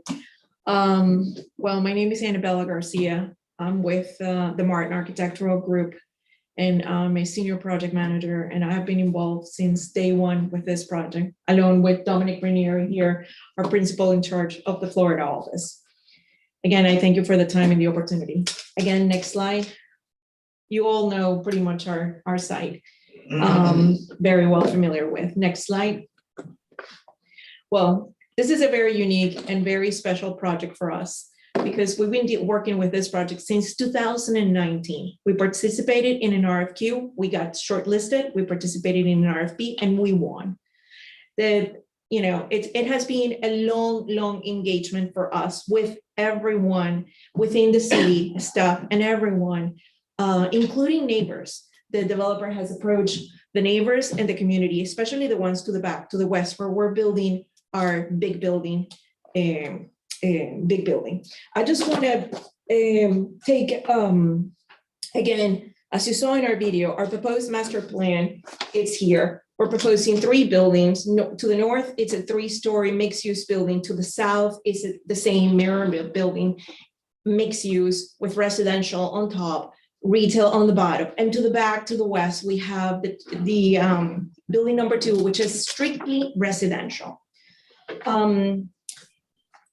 Next slide. Our proposed uses are 127 units, 6,938 square feet of retail commercial, 8,858 office space, and we are proposing a 30,000 square feet public park. This is a park that we are creating that is not only for the developer, it's not only for the residents, it's also for the community. We're adding kids playground, dog park, which I heard is very controversial, but it's greatly needed and appreciated. And we're integrating a lot of arts. We're adding murals and a sculpture to our project. Next slide, please. Again, open class activities for residents and the neighborhood. Again, next slide, please. The plaza was designed so we can have multiple different activities. We're envisioning to have public gatherings in general that will benefit the lifestyle of the residents and the community. We hope to provide a true urban environment, an urban green space. We're envisioning to have outdoor movie nights with families, playground, art festival, fresh market, outdoor yoga activities, and many more. And these are not only for the residents, this will be also for the community. Next slide, please. Retail tenant exhibition. We envision the retail, which is located on the north and on the south side of 18 and 17, local art galleries, pet store, local bakeries, local yoga studios, a tattoo parlor shop, a juice bar, vegan deli, small deli, local small businesses that we can find along this great city. Next slide, please. The architecture inspiration was based on the Art Deco Bauhaus style movement. Next slide, please. The overall concept for this project was inspired by the Art Deco Bauhaus movement and some of those other distinguishable architectural movements that somehow have influenced and are part of the South Florida history. Here you can see some of the images. Next slide, please. With this first slide, this is the building that you will see from the southeast corner of Dixie Highway and 17. We have taken under consideration the height. This is a 3-story height building. So we understand how massing will work. And as you're facing Dixie Highway, we're not coming up with a huge old building. We are very comparable with what's next to us. It's a 3-story mixed use, retail on the ground floor. Those blue boxes represents where the entrance for the loft apartments that we'll have above the retail over here. Next slide, please. Again, over here, you can see to the right side, building 1, mixed use, to the left, again, mixed use building, and to the back, it will be building number 2. Next slide, please. Again, we're incorporating art within our project. We have been in conversation with Lula. The developer is planning to engage the local artists. We're planning to do a contest and coordinate it with this organization. Again, the building in the back is obviously our 7-story building, and it will be strictly all for residents. It's all residential. I just want to mention also, this is where we have the 1-bedroom, 2 bedrooms, and 3-bedroom units, which are going to be the first ones in the market in the city of Lake Worth, trying to bring in young and new families into the community. Next slide, please. Again, another view of the same plaza. This is going to be a humongous plaza, and developer has always envisioned that in order for this project to be successful, we needed to work with all the available features with regards of mixed use. Next slide. Madam Mayor, this has gone over 10 minutes. You can decide if you want to keep going. Well, it's your pleasure. But how much longer do you have? I only have another 5-6 minutes. I would say let's let them finish. I mean, they're there. Is that right? Thank you so much. I truly appreciate it. Sure. Again, this is pretty much our mass in our program. Again, you know already pretty much what we're proposing. Next slide, please. These are to the left side, you can see our loft units, which are going to be super cool, very trendy. They will look, these units will be above the retail. On the right side, we're proposing the 1-bedroom, 2 bedrooms, and 3-bedroom units. We also have a lot of amenities. We have a gym, an exercise, the exercise room. We have a beautiful a club room with TV. We're incorporating a little space for the kids, the young kids who would like to have tutorings for classes. We're preparing 2 special cubicles for the young ones in our community. So I think this is very oriented for the families. Next slide, please. Again, Rinaldo, Okay. your turn. Barry, I mean, you're at the end of your time. Okay. Hello, my name is Reynaldo Balram. I'm partnered with the developer. So what this slide we wanted to show is it's a representation of how the tenant, the target tenant will pay for the rents in this project. The entire building is going to be a rental building. It's not going to be condominium. So what you see on the left side is the distribution of the apartments. We have 127 apartments, which 10 are 3 bedrooms, 53 are 2 bedroom. Sorry, yes, 3, 10, and I don't know, 64, sorry. So in the middle, what we are seeing is this is the Palm Beach County median household income. So to the right, what we are comparing here is the bracket that we were discussing previously, this is how the workforce housing program allocates the workforce housing rents. So they typically break it down with the 70% of the annual 70% of the annual income, which is of the annual median income, which is 55,300. So what you see on the white box is the 33% of that annual income, specifying on how much of your salary, the monthly rent is going to be on your annual salary. So that being said, we can see in that our 1-bedroom units is going to be around 1,500 per month.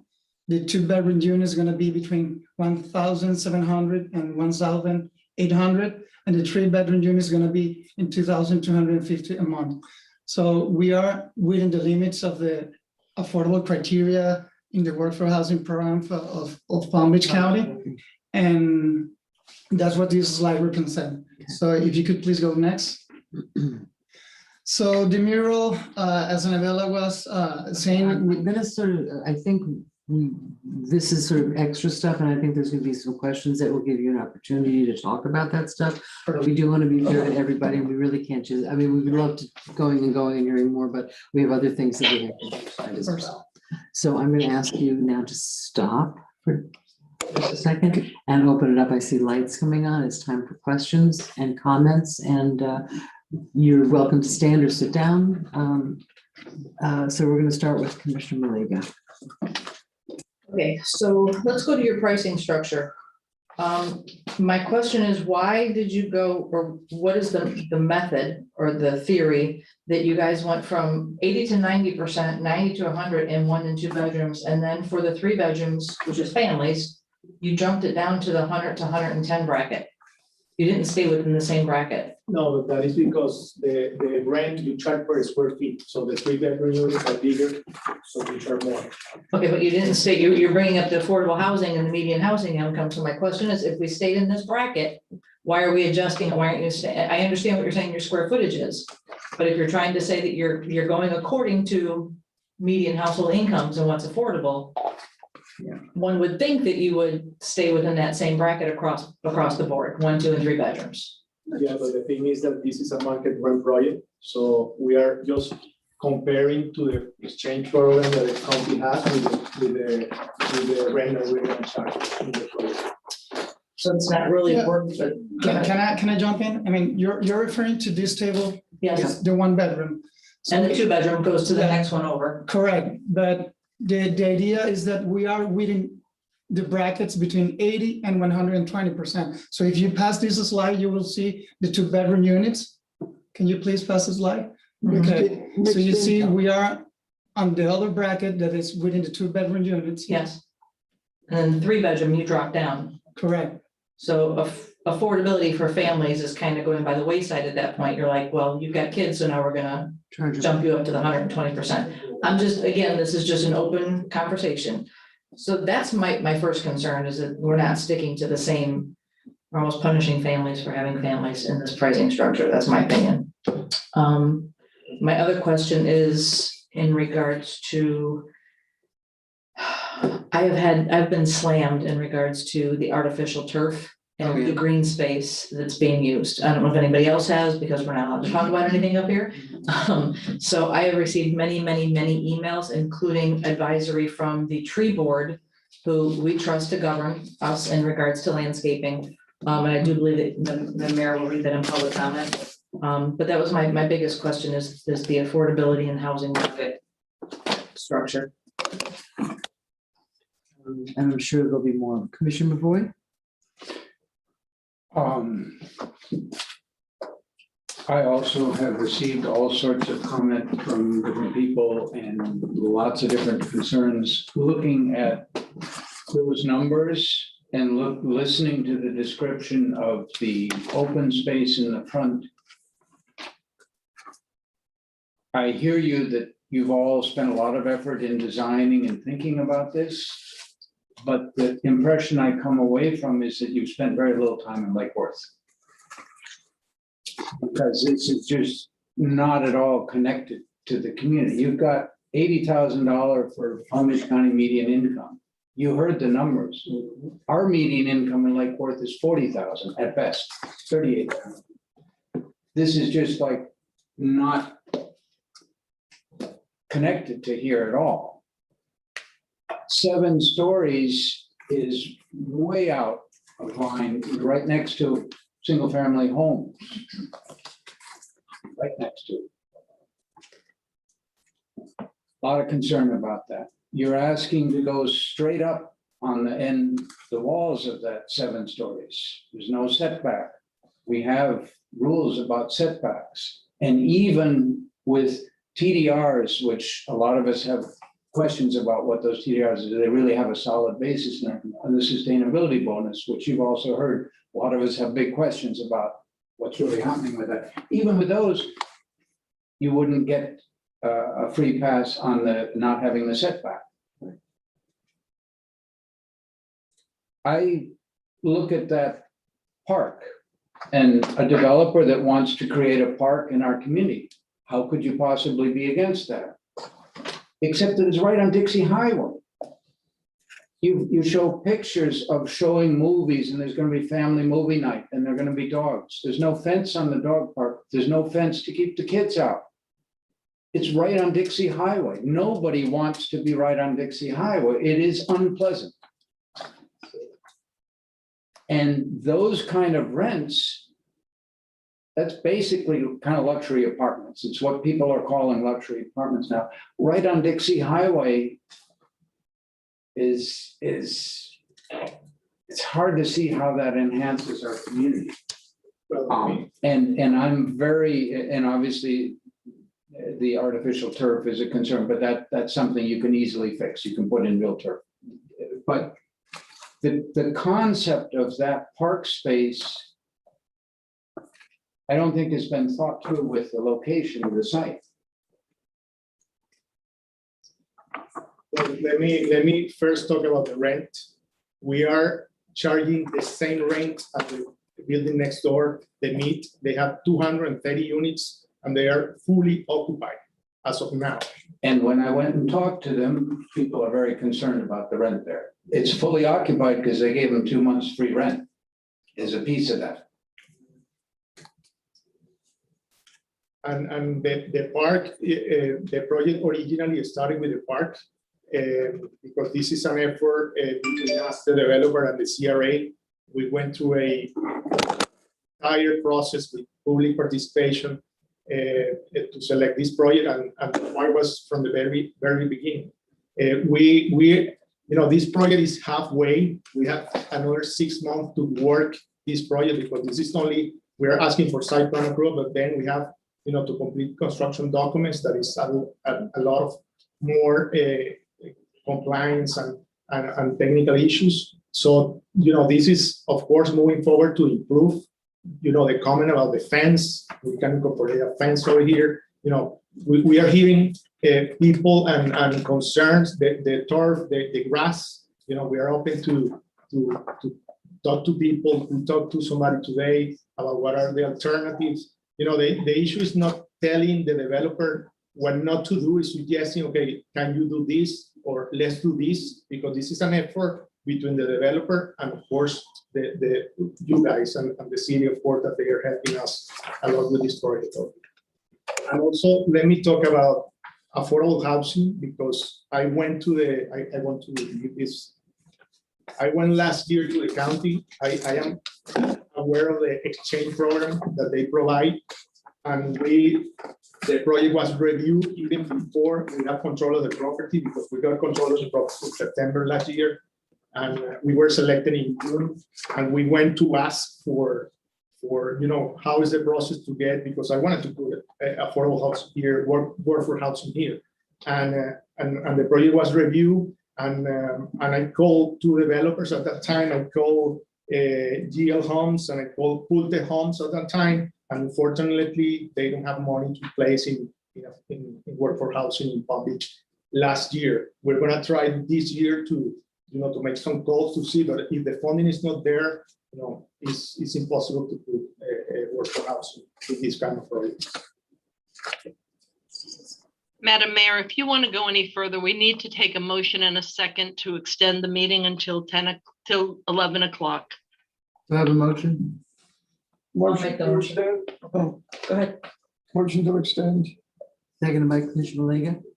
All in favor? Aye. Aye.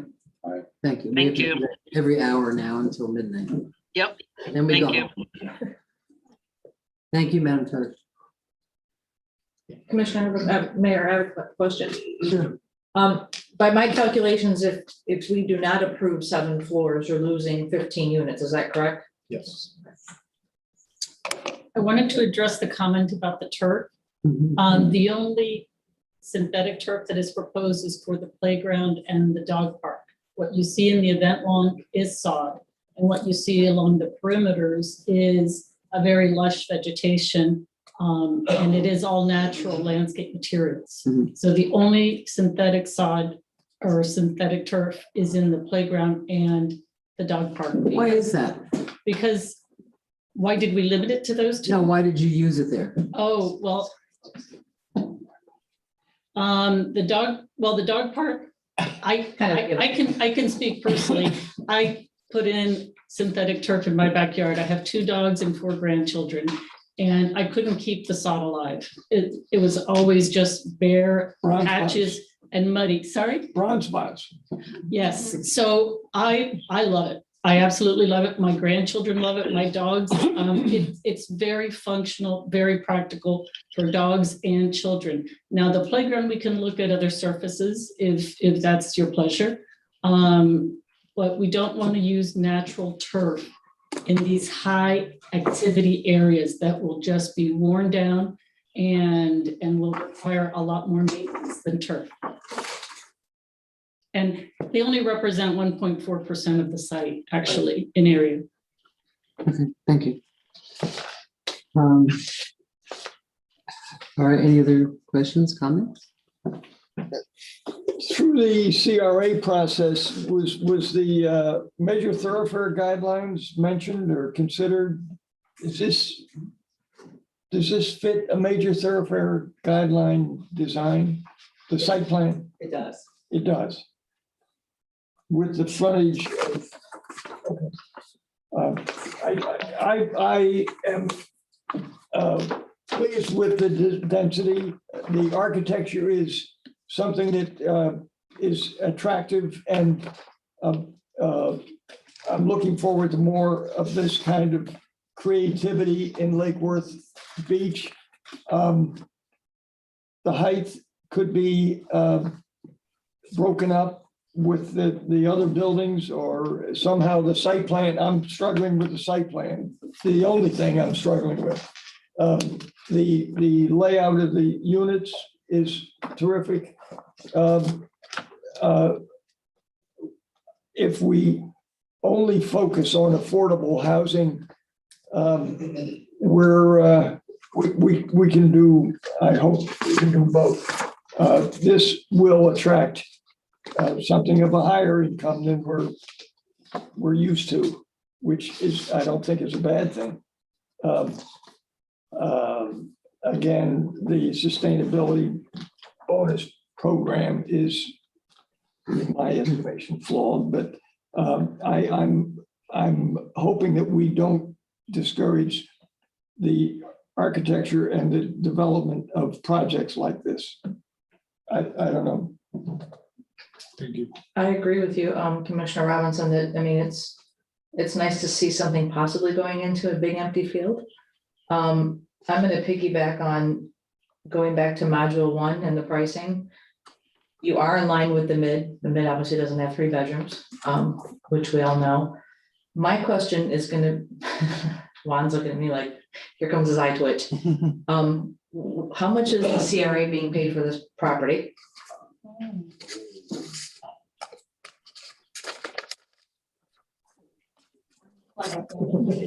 My twitch or Joe's twitch? Hey, Joan Oliva, CRA Director. We bought the property for $2.4 million and we are being paid $2.49 million. Okay, so here comes my caveat. You ready? That $2.49 million, can that go back into the penny sales tax that was used for the funding for the L&M projects with the CRA?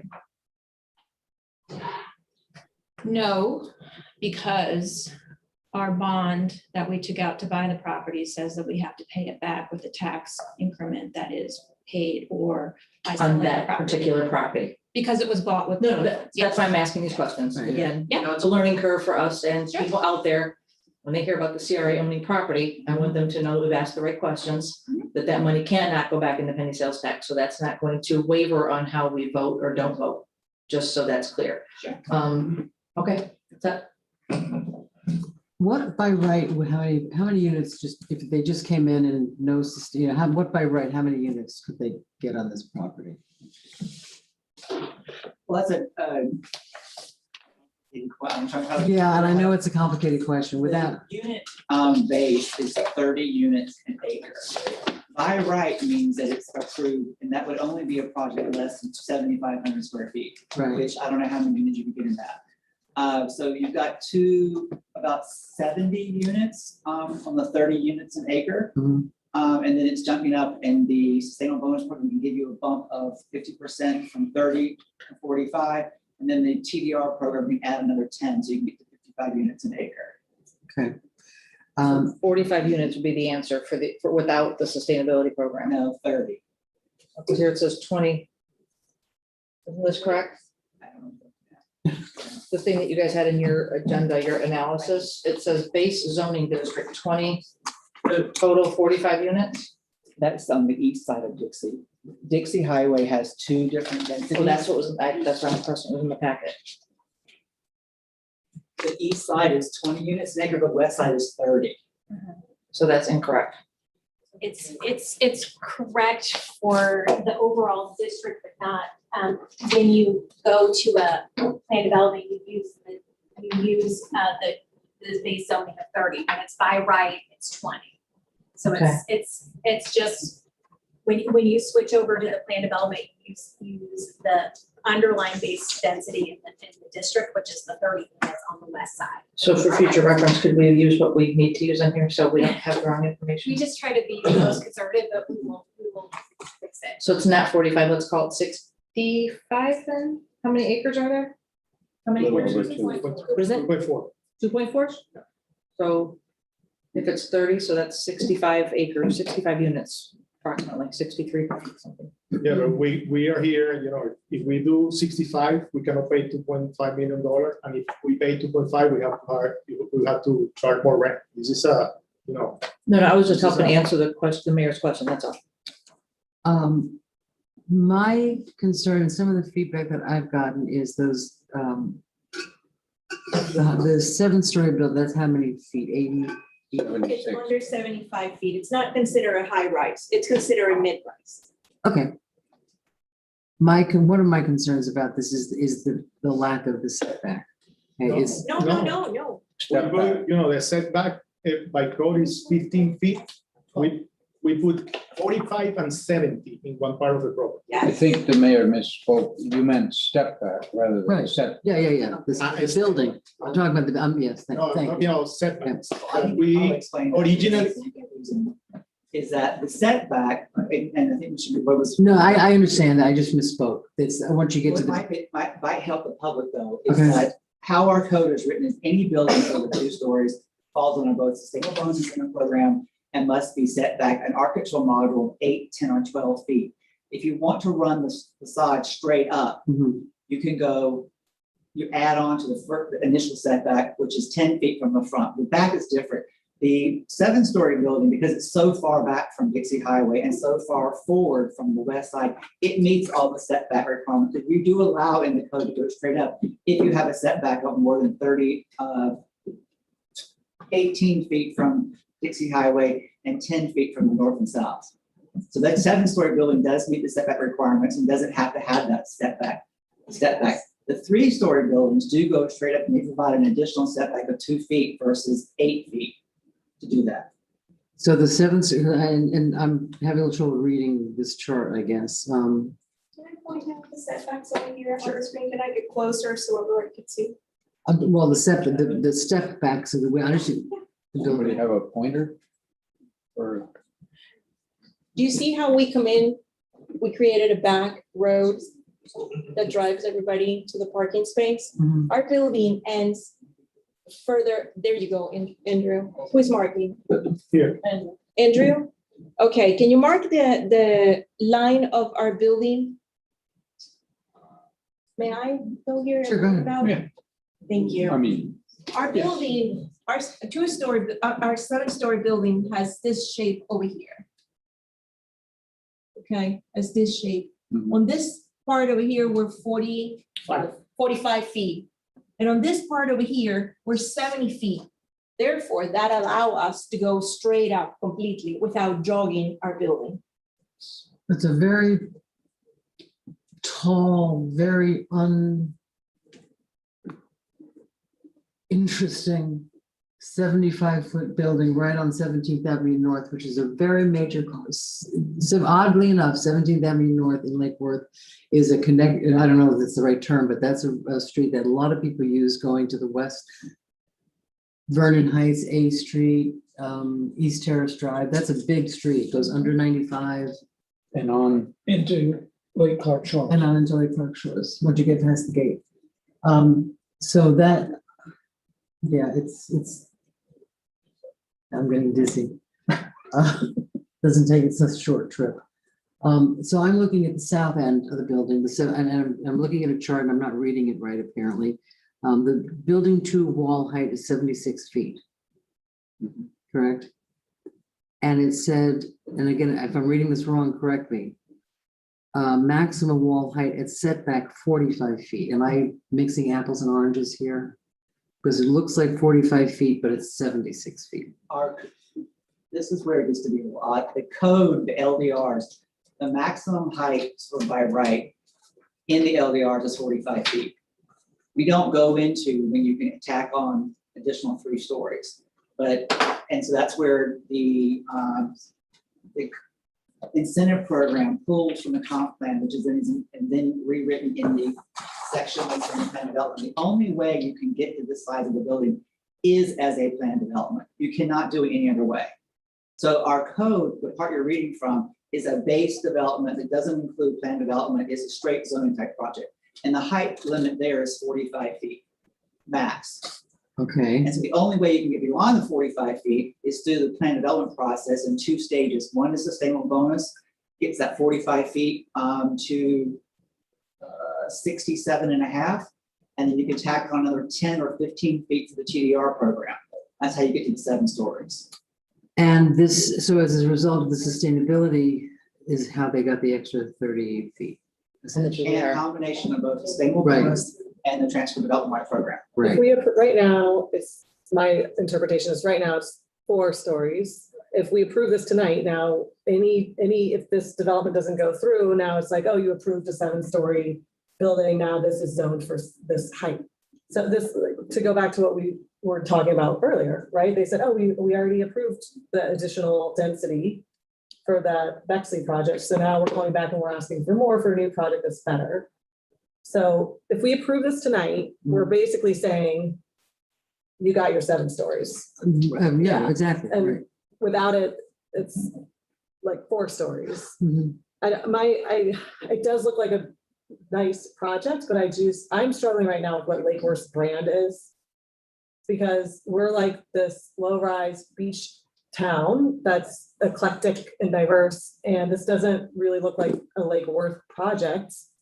It looks like every other South Florida city. Essentially, There are I mean, interesting there's things happening. there's not much in terms of architecture. I don't mean to, but like when I look at it, I mean, the windows there's nothing except a plain window. There's nothing except, some of them, I don't know if they all have a balcony. Yeah. But it's boring. Well, I just don't have I wish we had some sort of All units have a balcony. theme or something. It's like every development on Dixie is gonna have a yoga studio and a coffee shop, and there's developments happening. I saw in Chicago, and they have like a shared community garden, and then they actually have like a kitchen space, and they teach people how to cook, and it has like a What's in your community room? In the top floor. It's on the top floor. You see the little plants in the 7th floor?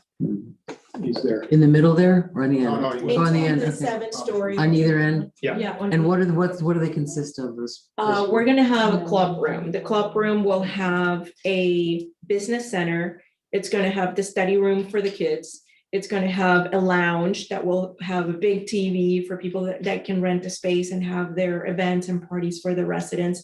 And it will have the terraces, which are the palm trees here that you see are the terraces that will be looking at the ocean, the view, and it will have outdoor furniture for entertainment. And on the south side, we're planning our exercise room. We'll have a big exercise room, big gym, again, with the same amenities in the terrace, facing our green space and also the beautiful view of the ocean. And also the townhouses, they have rooftop, Yes. private rooftop. Townhouses? Yeah. Yeah, I'm looking, you refer to those as lofts. So Lofts. On the two smaller buildings. Yep. It's commercial on the first floor and then the others, when I think of a loft, like there's Yes. a it is. staircase and it's two levels. Yes. Yes. And actually, when you are on your second story of these loft units, it's open to below. That's why we have those huge windows so they can enjoy the view of any outgoing activities or the beautiful plaza. I also want to mention that we have put so many native trees and we have gone beyond with regards of landscape within this plaza and the surrounding complex in general. I think it's a bit of a stretch, with all due respect, to reference Art Deco on this building. Well, I brought our inspiration board over here. Yeah, and I agree with you. It reminds me of a doctor's office. Like when I look at the renderings, it's just. Yeah, I mean, it's very boring. William, how tall is the towers? 6 stories? It's higher than that. It's 13. The towers is about 10 stories, I believe, or 11. Yeah. But keep in mind, and it's a very good point for Lake Worth, that nobody I've ever heard of in 20 years of being here has complained about the height of the Lake Worth towers. That's very true. However, that's worth asking why. Look at the size of that lot and the setback. It's way back. It's got tons of space around it. There is single family right next to it. It's taller than this by 3 stories anyhow. Yes. But it's To my a site much, plan. much larger lot. But this is set back. I mean, the big building is set back how many feet from? 70 feet. No. 70 feet. Ah, in the front, you mean Yeah, to the east? right. Oh, it's 100 and, hold on, let me look at my plans. Yes, way back. It's From way back. That's a technical term, way back. So again, if we lose the 7th floor, would you repurpose where you would put your gym and all the stuff that was on that 7th floor? Sure. The building, the second building is Reese is 121 feet from Dixie Highway. And it's set back 70 feet to the west. Yeah, that's So we're true. pretty much. Which we have a major thoroughfare guideline that says bring it to the street. And there we are with a, We will. And also, I want to put that we are paying for the 7th floor. We're paying $246. I understand that. Thank wanted you, to put it- thank you. That's why I asked him that TDR question earlier. Madam Mayor, I think that we should take public comment because we're past 10 o'clock and I mean, just because we have to be here till midnight doesn't mean that everybody's gonna be. Okay, Madam Clerk, I have a card from Ms. Jennings and I have the letter from the tree board. It's your decision. If you want to go ahead and read yours, I'll wait, or if you want to hear mine. Let's do ours first because they're here in person. Sure. So Karen, Ms. Jennings, want to come up? It's too late for the sermon. Thank you. I'm sorry for interrupting. I'm not being paid to be here and I have to be up at 6 a.m. Well, we're all. So there's 2 minutes is not long enough to express all my concerns. Luckily, I spent months helping to change this commission exactly because of development projects like this that the prior commission set in motion. If you look at your development guidelines, the pictures on there are pictures of buildings like this, 7-story buildings on the major thoroughfare guidelines. So I feel bad for this developer that they were encouraged to do a project like this when we know the public in Lake Worth does not want 7-story buildings. It's just absolutely unsupported. We have a charter amendment opposing it. You were all voted in here in part because people are very concerned about the developments being proposed by the CRA and the prior commission. To increase the density from 65 to 127 units is unacceptable. To double the permissible height from 30 feet to 78 feet, it's 78 in the backup, 78 and 10 inches, is also unacceptable. You're talking about the setbacks from Dixie. What about the setbacks to the neighborhood behind this development? Look at Google Maps, go walk that neighborhood. Those are neighbors, those are your constituents. I have door knocked through that neighborhood, and you know what people tell me? They're terrified of the developments coming in on Dixie that are gonna displace them. And that is a section of affordable housing in this city. So this is, just a total push out, a vision of the future that doesn't include affordable housing for working families. 7-story buildings with this type of density that isn't supported by the public in this city. The staff likes to talk about how this is consistent with all the criteria. How about the word compatible? It is totally incompatible. The height does not exist in that area. You are gonna break new ground and allow this type of height in the city, and you might get voted out of office for it. It's totally unacceptable by the public. Thank you. Todd Townsend?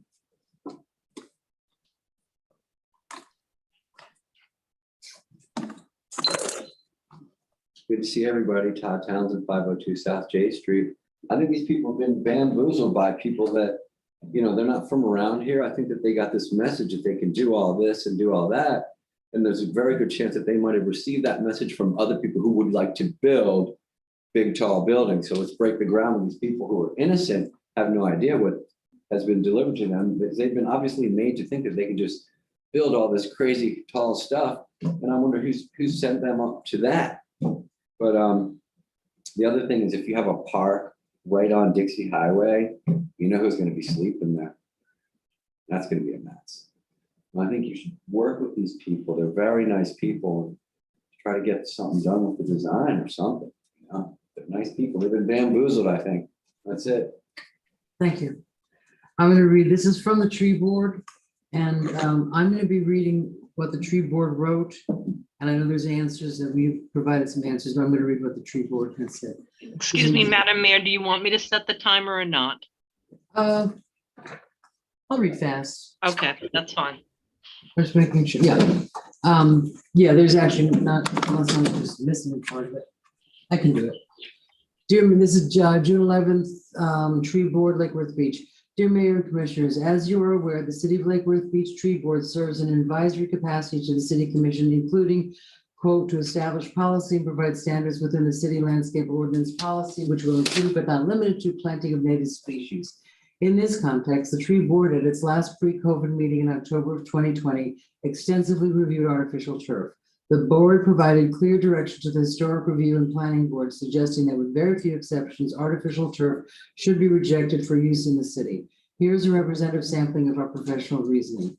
1, artificial turf is not sustainable. Both production and disposal cause pollution. It can be damaged and torn with heavy foot traffic and is not recyclable. It is not maintenance-free, requiring water and raking to remove dirt, odors, pet hair, and animal waste. It compacts the underlying soil and creates an inhabitable environment for living soil organisms. Live grass and plants absorb carbon dioxide, release oxygen. Artificial turf does neither. Temperature of artificial turf can be 50 to 100 degrees hotter than the ambient air temperature. The City of West Palm Beach ordinance considers it impermeable and comparable to concrete. It looks artificial in general, and even more so when obvious seams and folds are present. Given our previous review and rejection of artificial turf, the tree board wishes to express its professional concern regarding the Deco Green Plan Development 1715 North Dixie Highway. We recommend against the project's extensive use of artificial turf in the common area just west of Dixie Highway, east of Building 3 and between Buildings 1 and 2. We are particularly concerned that the staff would approve a sustainability bonus granting the project additional density and height based on an element that includes something as unsustainable as artificial turf. We therefore urge the commission to reject the project unless and until the project submits a revised plan eliminating the artificial turf, replacing it with a combination of native plants with live grass or at a minimum live grass alone. This would be consistent with the city's goals of avoiding greenwashing and promoting native plants in the landscape. Sincerely, the Tree Board, City of Lake Worth. Madam Clerk, you're on. Yes, the first one is from Cliff Kohlmeyer. The developer is not offering adequate public benefit or resources to qualify for exceptions to the city's density, intensity, and height requirements for this oversized 7-story building. A playground, dog park, and landscape plaza do not adequately compensate the city for the additional height of 52.5 feet or extra density of 35 units per acre. This is another example of a bogus sustainability incentive program that doesn't adequately benefit the city in exchange for granting exceptions to our code. The program should be rewritten or eliminated. And the next one is from Drew Bartlett. Please support approval of this ordinance. North Dixie Highway needs improvement, just like this development. I love the green space, and we all know Dixie Highway needs more of that. Gail Silverblatt writes, I have concerns regarding this project. The developer is requesting a variance for the north and south ends of building 2. I believe a variance for this will set a precedent for future projects and should be denied. It's a very large lot. The developer should be able to design a project without requiring a variance. The comprehensive plan requires the side building height to be a maximum of 45 feet. Then a 12-foot step back is required for the continuing height of the building. Instead, the developer is requesting a 76-foot building wall height. Even though the building is set back from the property line, the visual aspect for the building remains a straight wall of 76 feet. A dog park with artificial turf is included in the Sustainable Bonus Incentive Program. The city does not encourage artificial turf, and it's certainly not a sustainable material. I hope you can dissuade the developer from using this material. At the P&Z meeting, a board member requested the royal palm surrounding the event lawn be changed to shade trees. The developer agreed after hesitation. Is this shown in the site plan presented to the commission? The event lawn, meant for small concerts, is situated directly adjacent to Dixie Highway, a very busy and noisy highway.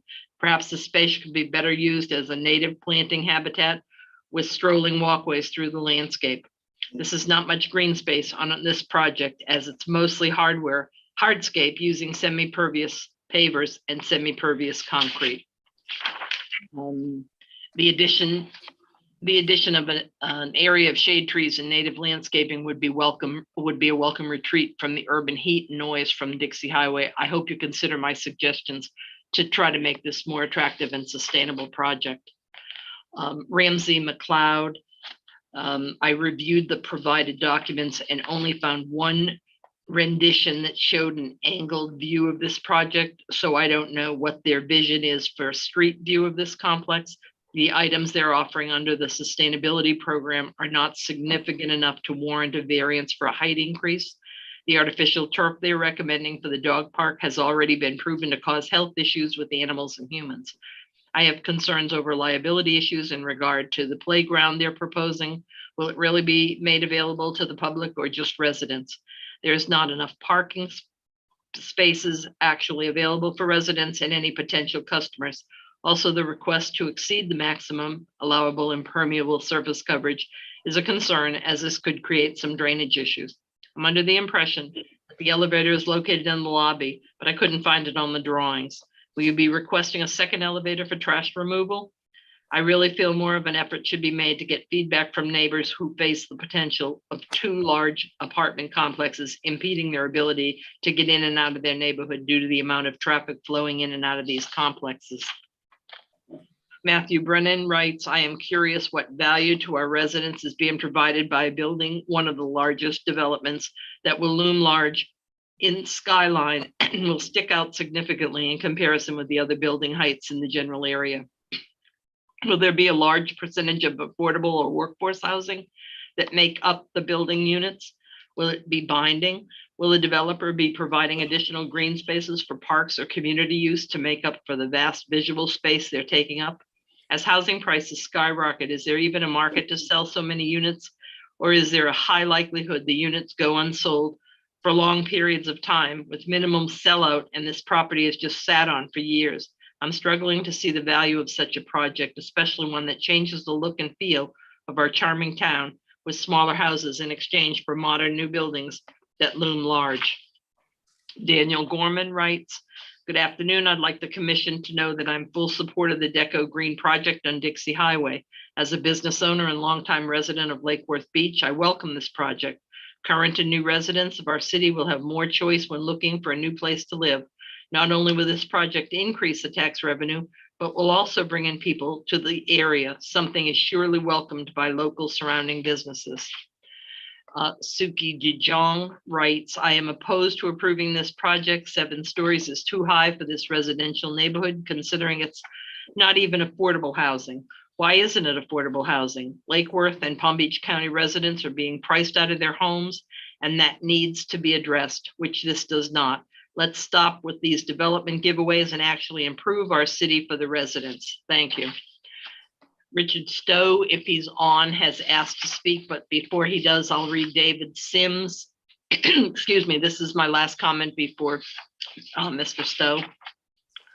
On the proposal to create mixed-use development at 1750 North Dixie for Deco Green project, this project will have 126 residential units plus commercial space on 2 3-story buildings and a larger 7-story building behind it. I'm concerned because there are many large projects that are either recently built, under construction, or proposed in the near future. These include the Mid, the Bohemian, the Allure luxury condominiums at Lake Avenue and South Palmway, the Bexley, the Condon studio retail and housing units on Lucerne Avenue and North E, the proposed development on Boutwell Road just south of 10th Avenue North, and another proposed residential building slightly north of 10th Avenue North. Additionally, there is still a push to develop something south of Lake Avenue where the Element would have built, and when the Gulfstream is restored as it should be, there will be a large building constructed next to it. I believe there's not been enough analysis to see how this will affect traffic in certain areas and what the demand for new city infrastructure will be. I'm also concerned with what it will do to our city by changing it from one of the last low-rise towns on the coast to a more bustling urban center. We need to pause and consider what vision we want for our city. These concerns lead me to conclude that the most prudent action on the new business agenda is to oppose allowing mixed-use zoning for 1750 North Dixie. Please don't let this project move forward. We don't need any more large residential units at this time. Keith, is Richard Stowe on? Keith? Keith?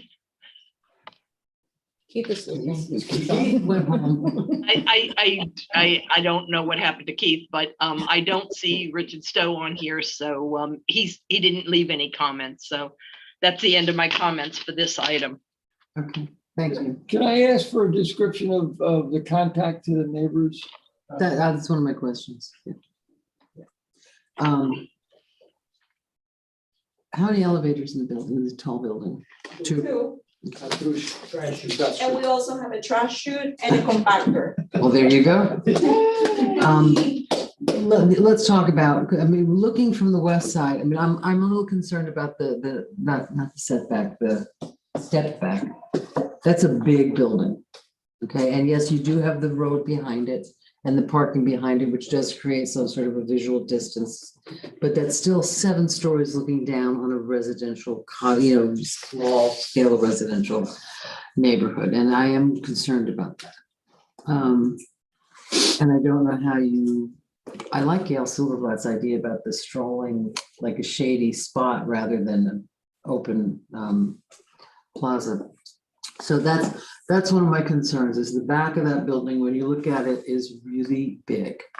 It's 7 stories and it's 76 feet. 76 feet. I'm trying to how wide it is. And that's a block that they're looking at. And again, I don't want to play architect, but that back of that building is bare.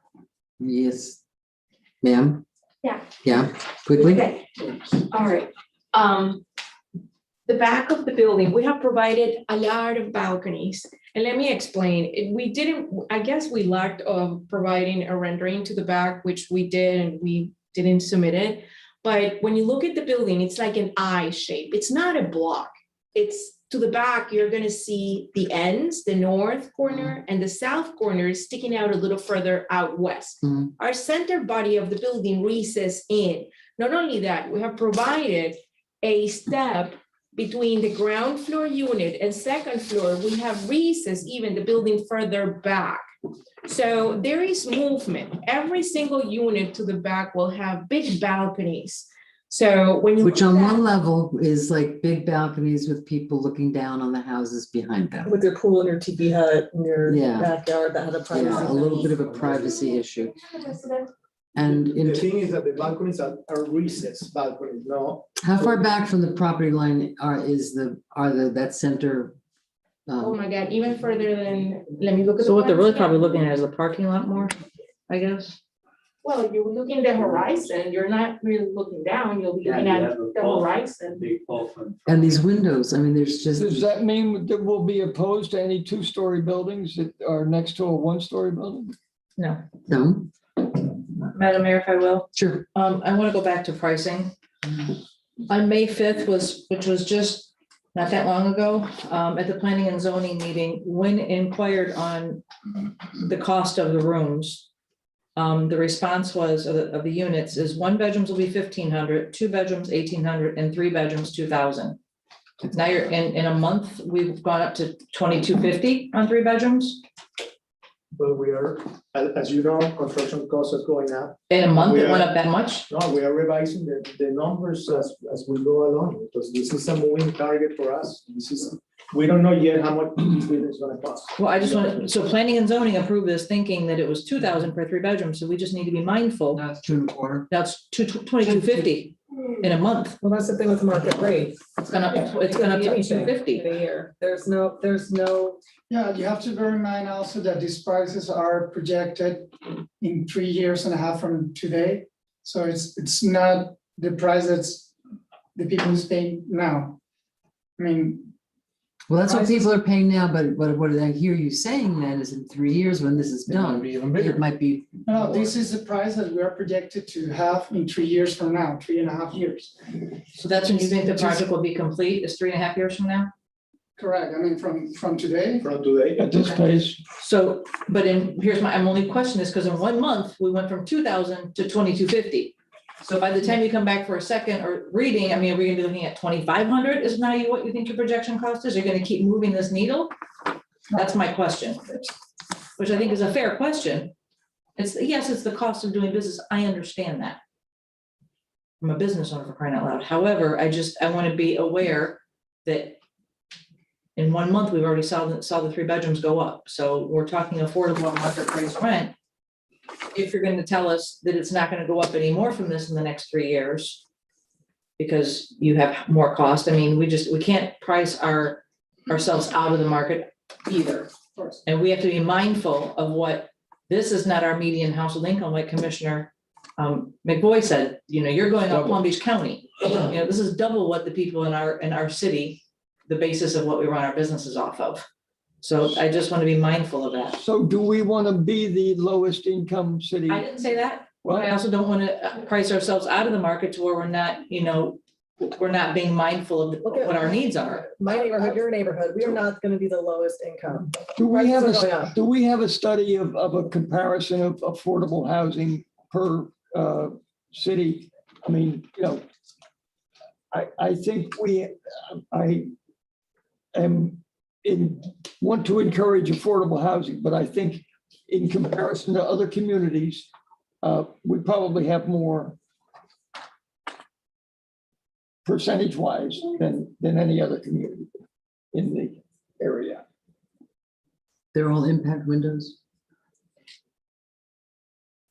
And if I may add, you were discussing previously with the other projects that you are asking to have good quality products in the area, that you want the developers come and bring products that, you know, we can be proud of, and as developers, the city, and that's what we're bringing here with this project. I mean, as you can see, we're bringing our efforts, we're deeply in love with this project. We want to engage with the community, with the local artists, and we want to make this project honestly a landmark, because we are, I mean, if you approve this project and we move forward, I assure you that this project is going to be a success, and we're going to do our best. Will you continue to own it? Will you turn around and sell it?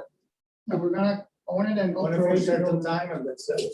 What, own it for what? For a certain time, 5 years, and then sell it. Okay, because that question was asked at the planning and zoning meeting, there wasn't an answer. And will you have, So we are committed to develop this project. We cannot sell it before we develop, because it's our commitment with the CRA. We have a development agreement that we have to take it to completion until the end.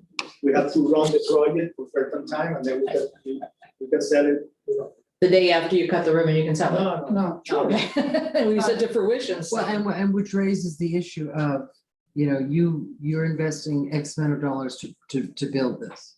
If you sell it, you obviously want to make a profit.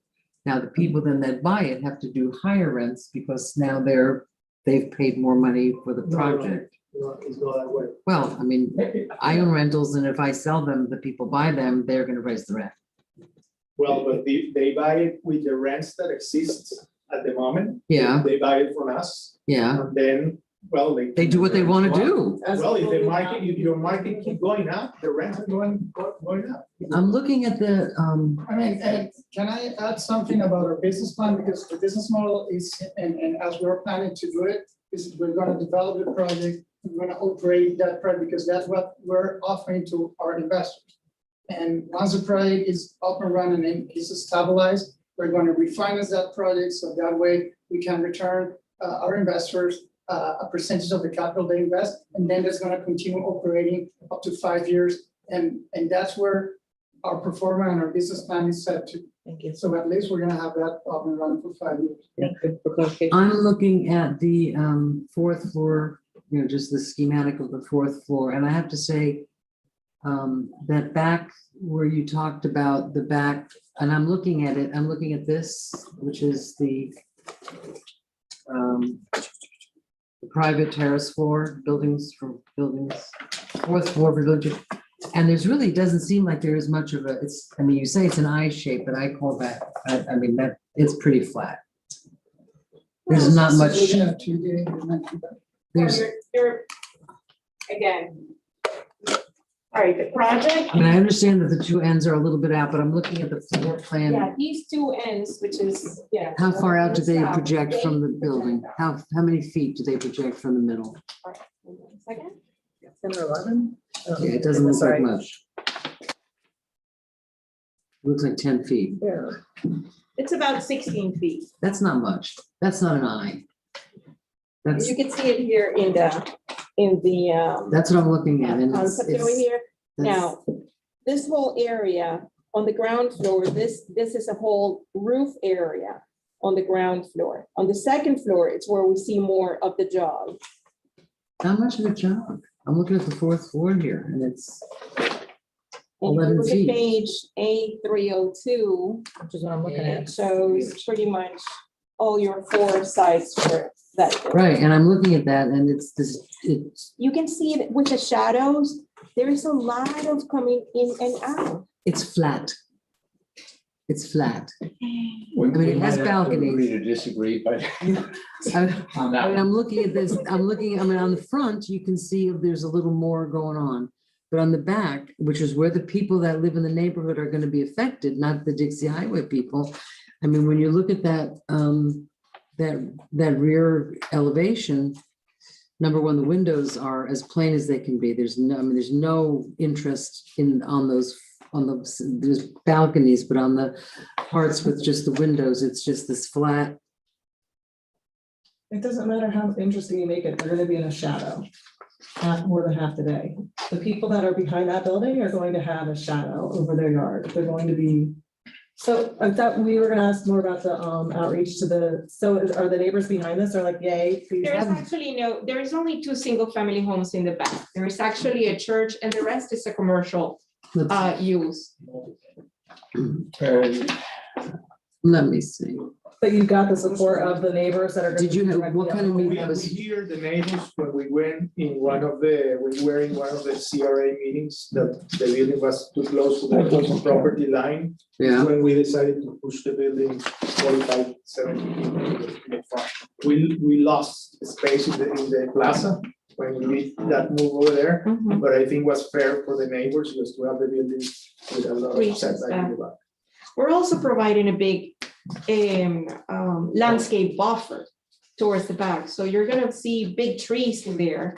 And they're gonna. Big trees, though, in Florida, or in South Florida, are not very tall. There's certainly nothing like 76 feet. Well, here's our landscape architect. No, He 76 can- feet. No. I am, okay, I'm At best, looking. you might get 2 stories All out of right, it. look, I'm looking at Google Earth right now.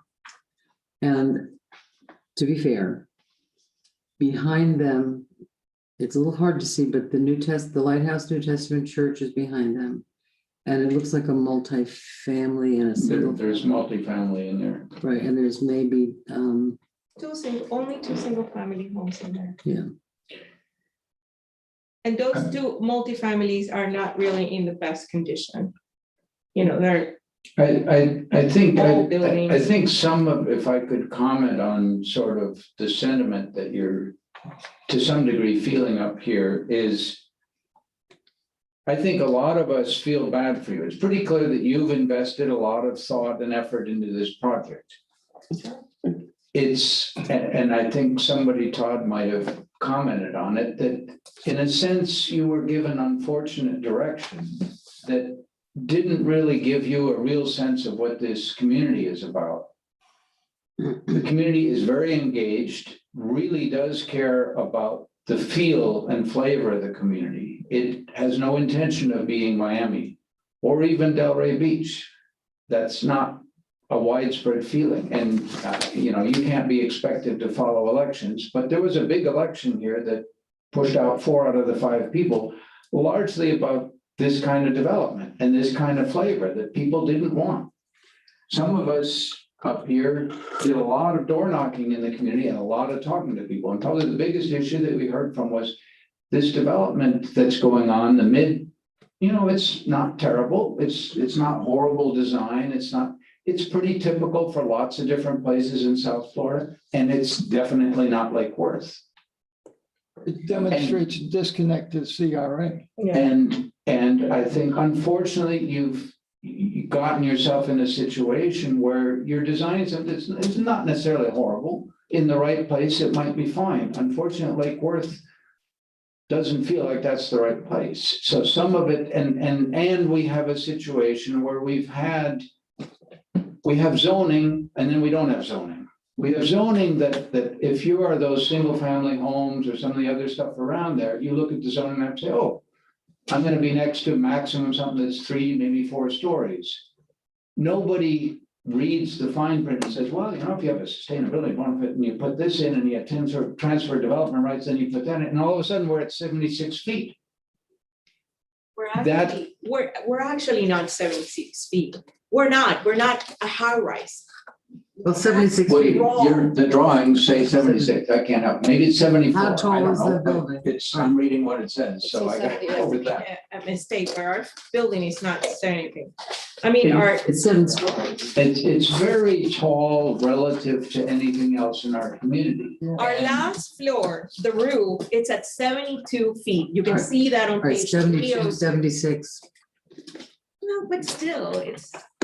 The 4 feet is not going to make the many people that I spoke with personally in the last election. The 4 feet's not going to make them happy. Let me ask you a question. Sure. You have this variance or whatever you gotta call it in the zoning code. And I'm sure that people were involved when you not you, the previous administration zoning code, because I think you did, public hearings, public comments, workshops, because that is typical of every city to do when you change the zoning code. So we as a developer, we go into a city because we see the code and we see what is the maximum and best use, because that is what we are looking, the maximum and best use for a property. I don't want to buy a property just to do 2 single-family homes when I can do 127 units. So now that you are in charge of the administration, you have the power to change the zone, but you cannot penalize the developers that we are involved since 2019 in this project. Working through the entire process and commitments and investment. You cannot penalize developers that. That's a fair statement. That's a fair And statement. that's one of the things that we're facing. It is one, but also fair statement is that any developer, any architect that goes in knows that you do not necessarily have full approval, that it's got to be approved at the end, and it might not. Okay, That's a risk of doing architecture and investment. I haven't really said much in probably. The thing, I see the pros and the cons, and I understand what you're saying. On the other hand, this is on Dixie Highway. This is not the L&M project, which was downtown, which was, affecting the lively, this is if I'm just, and I'm playing devil's advocate from one side to the other, because I'm really not happy with this, with the size of that. But it is on Dixie Highway. It is, it's a lot that's been empty for a long time. It is a church behind it. I mean, it's not a little cottage community behind it. Have you had any meeting? Did you actually go out into the neighborhood and not just the CRA meeting, but did you go into the neighborhood and knock on doors and do door hangers and say, because the MID had community involvement, and the people, that's one of the things that the MID was actually got, sort of like points for, because the people around them said, you know what, it's different than we're used to. It's modern, it's new, it's a couple stories, but you know what, it's okay. So I think had you done that, we'd have our comfort level would be a little, I have to tell you, I really have to think that I found, and I respect Kara, and I mean, she's done great things, but I think, we'll vote you out if you do this project. I was a little taken aback by that comment. Madam Mayor, if I will, we need to extend the meeting another hour, motion to do so. Okay. Do I have a vote to extend the meeting? Do I have a motion to extend the meeting? Extend. Do I have a second? Second. All in favor? Aye. Okay. This is our last extension. I don't know if we're gonna get through this thing. And these meetings should be required, not just suggested. What meetings? To the neighborhoods, to the. Right. should be required.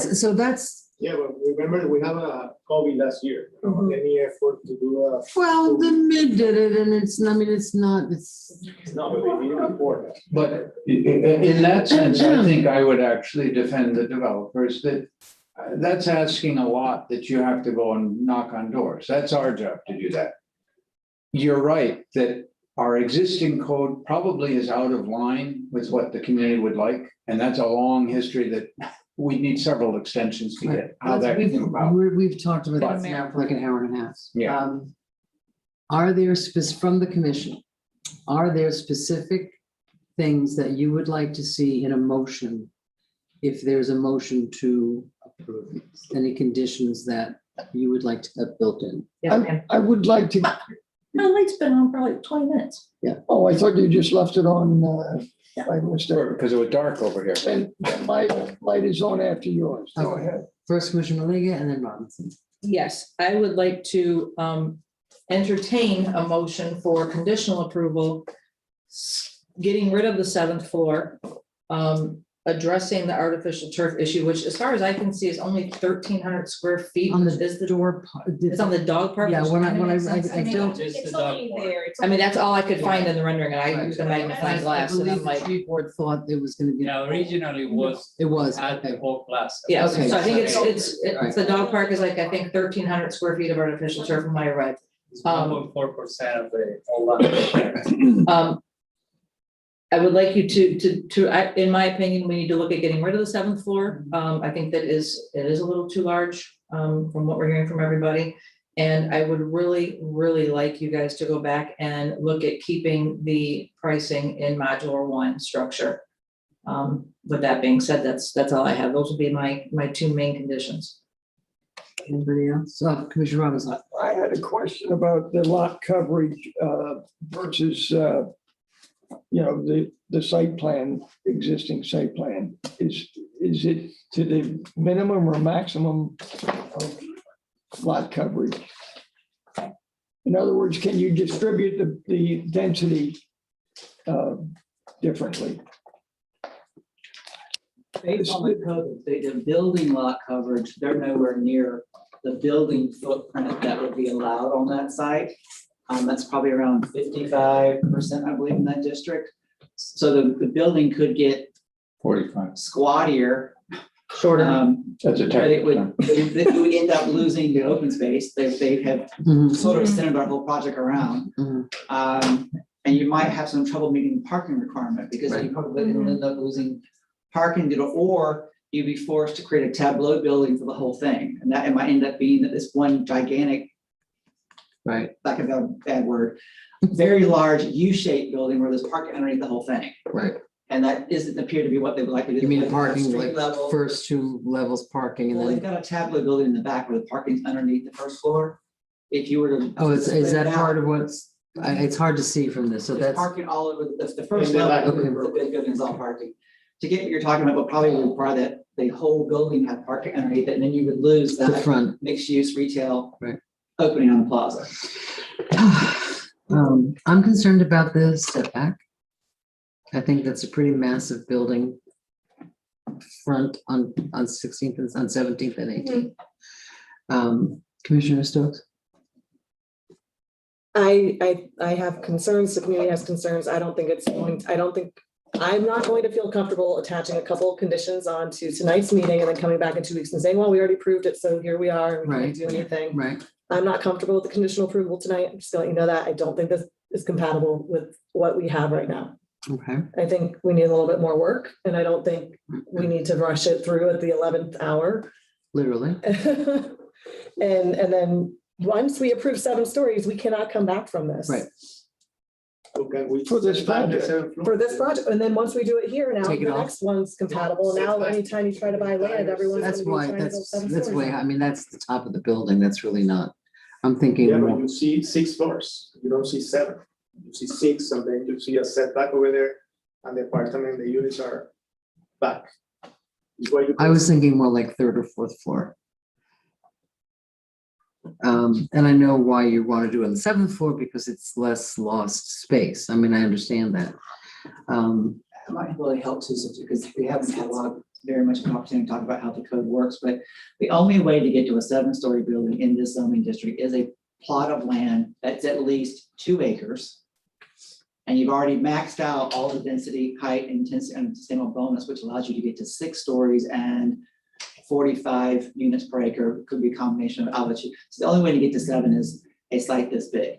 And there may be 4 or 5 sites that are that big that haven't been assembled along Dixie Highway. So it's you have to go through a number of hoops in the development approval process to get to the 7th floor. That's what so the public can understand this. It will set the precedent to be the first 7-story building possibly on Dixie Highway, but you have to have a fairly large lot to be able to get to that height. Is this the biggest one? In the general area, yes. The other site that would be big enough to do something. Isn't there one across the street? Across the street. It's not too. It's not that big. And it's a different zone. East of Dixie Right. Highway, capped at 65 feet. What's the height limit on west of Dixie? Under the charter, it's 100 feet. That's what I thought, yeah. The only other site that's along the west side that's actually one entire parcel is probably where the Broadway Shopping Center is. Yes. The Broadway shopping. On the That's north the one. end. Oh, Bravo. Bravo, and then Arbor Square, which has just been redone. They've spent almost $2 million redoing the facade, so I doubt that's going to get redeveloped Right. anytime soon. Right. And the Bravo, with its absolute lack of. And the World Thrift site is that big, but they're not going anywhere else. They That's could right. spend a lot of money on that parking They lot. better not. Exactly. I think you make some good points, William, that It might not be that easy to get to a location that would let you have 7 stories, so maybe the concern about precedent isn't that strong. I don't think that's an analysis that we should do on the fly right now. I think I would agree with Commissioner Stokes that I think we're a long way from something that the community is comfortable with, that we're potentially in a position of setting precedents that we need to really understand, because we all know that it's quite possible to assemble parcels. It was done downtown.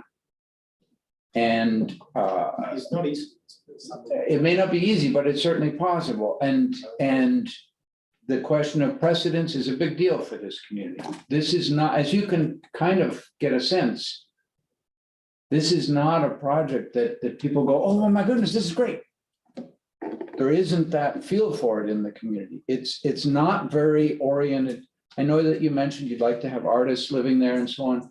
The artists that live in Lake Worth, none of them can afford that. Yeah, they could not afford. None of them can afford that. Picasso, when he got famous, didn't live in Lake Worth, and he isn't moving here anytime soon. And so we have, you know, it's not that we don't respect the work that you've done and the imagination and the effort and all that, but the reality is this is not very an obvious fit to our community. It's not very reflective of Lake Worth. I mean, one thing I will say, and I'll call in just a second. It also, it's, you know, one of the things that I live in a cottage, I own cottages and I love them, and that's how I want to live. But this is not displacing any cottages. I understand that.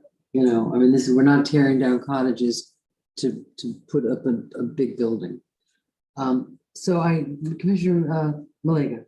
I'm actually gonna look to the city attorney and say, what are our options at this point at 5 after 11 PM when we're still, again, because we're new, we're on item C. Yeah, we have a lot to. And I mean, I know that we're supposed to end our meeting at midnight. Right. And there's other people here who've been waiting patiently to hear us to hear their, what are our options? Because this is a quasi judicial. Can you explain that to us? Right.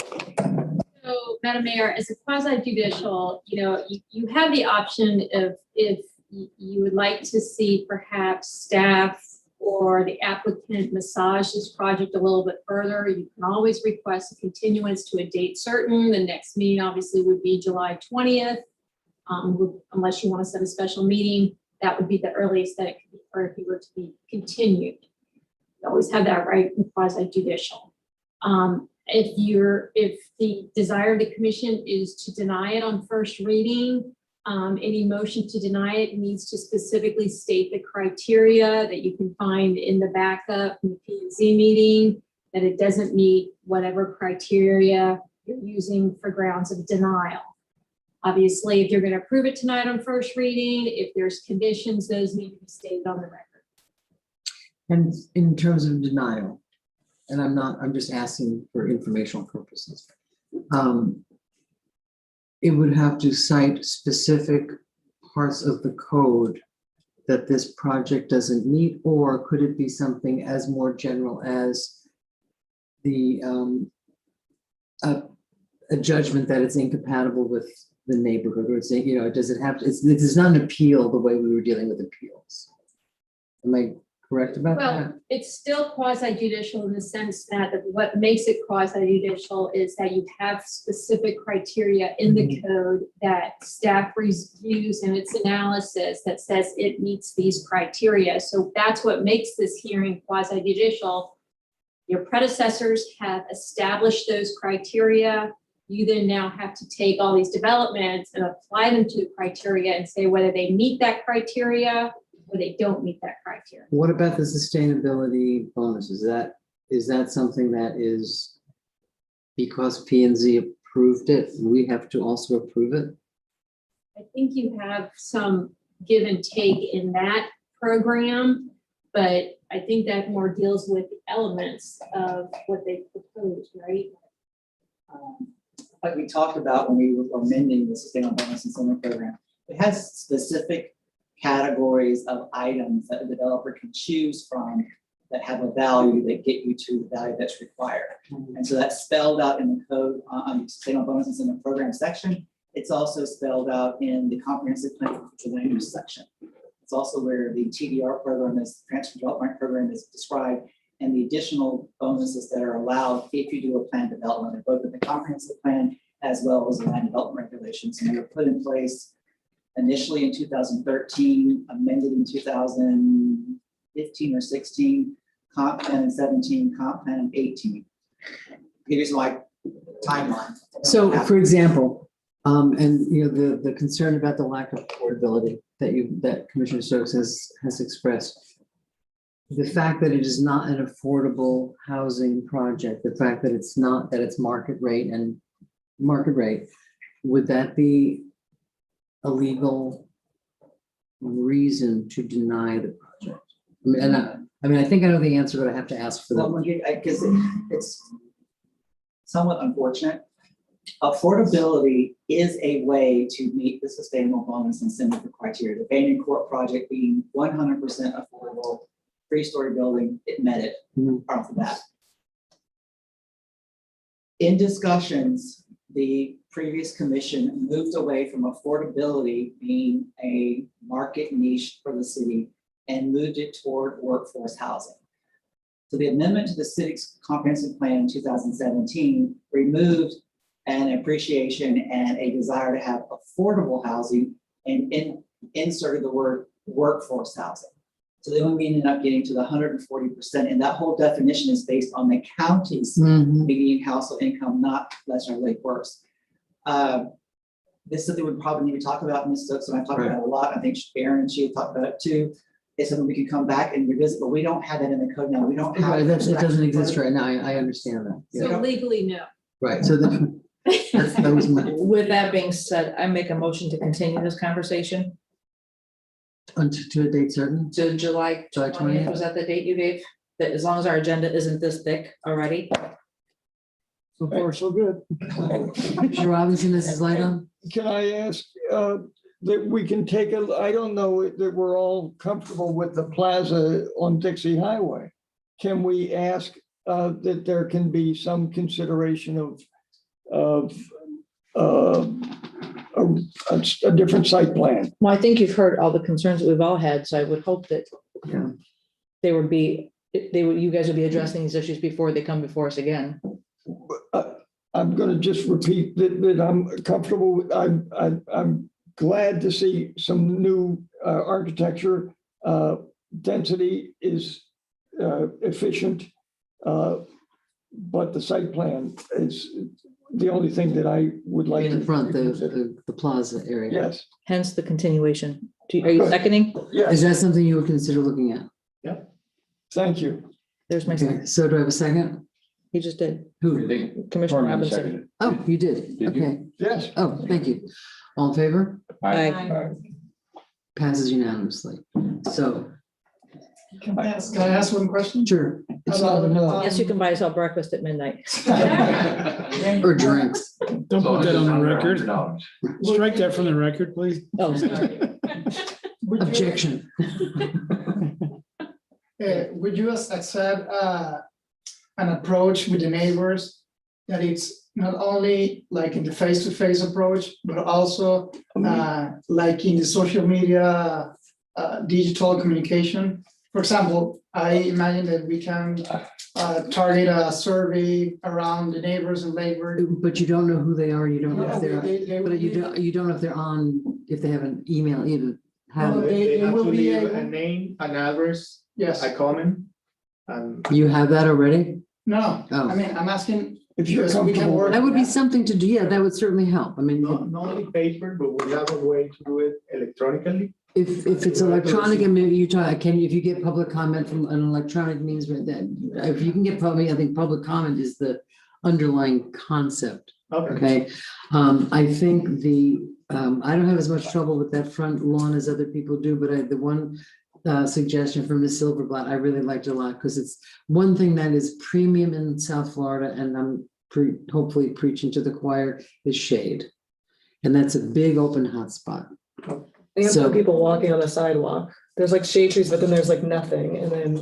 Yeah, so from my perspective, I mean, you know my issues about the massing of the building. But in terms of something which would be less dramatic for you to do, If you did that and had some, a park rather than a plaza, because really movies on Dixie Highway, it's a nice thought to think about it, but it's really not gonna work. That's a very, very busy street. There are times where it takes, like a long time to get past there. Okay. I mean, the advantage we have is we live here and we understand, we know that, and 17th Avenue North, oddly enough, even though it's just a 2-lane little street, is a big thoroughfare. I have friends that live there, and I'm on 17th. I'll be looking at this project all the time. July 20th.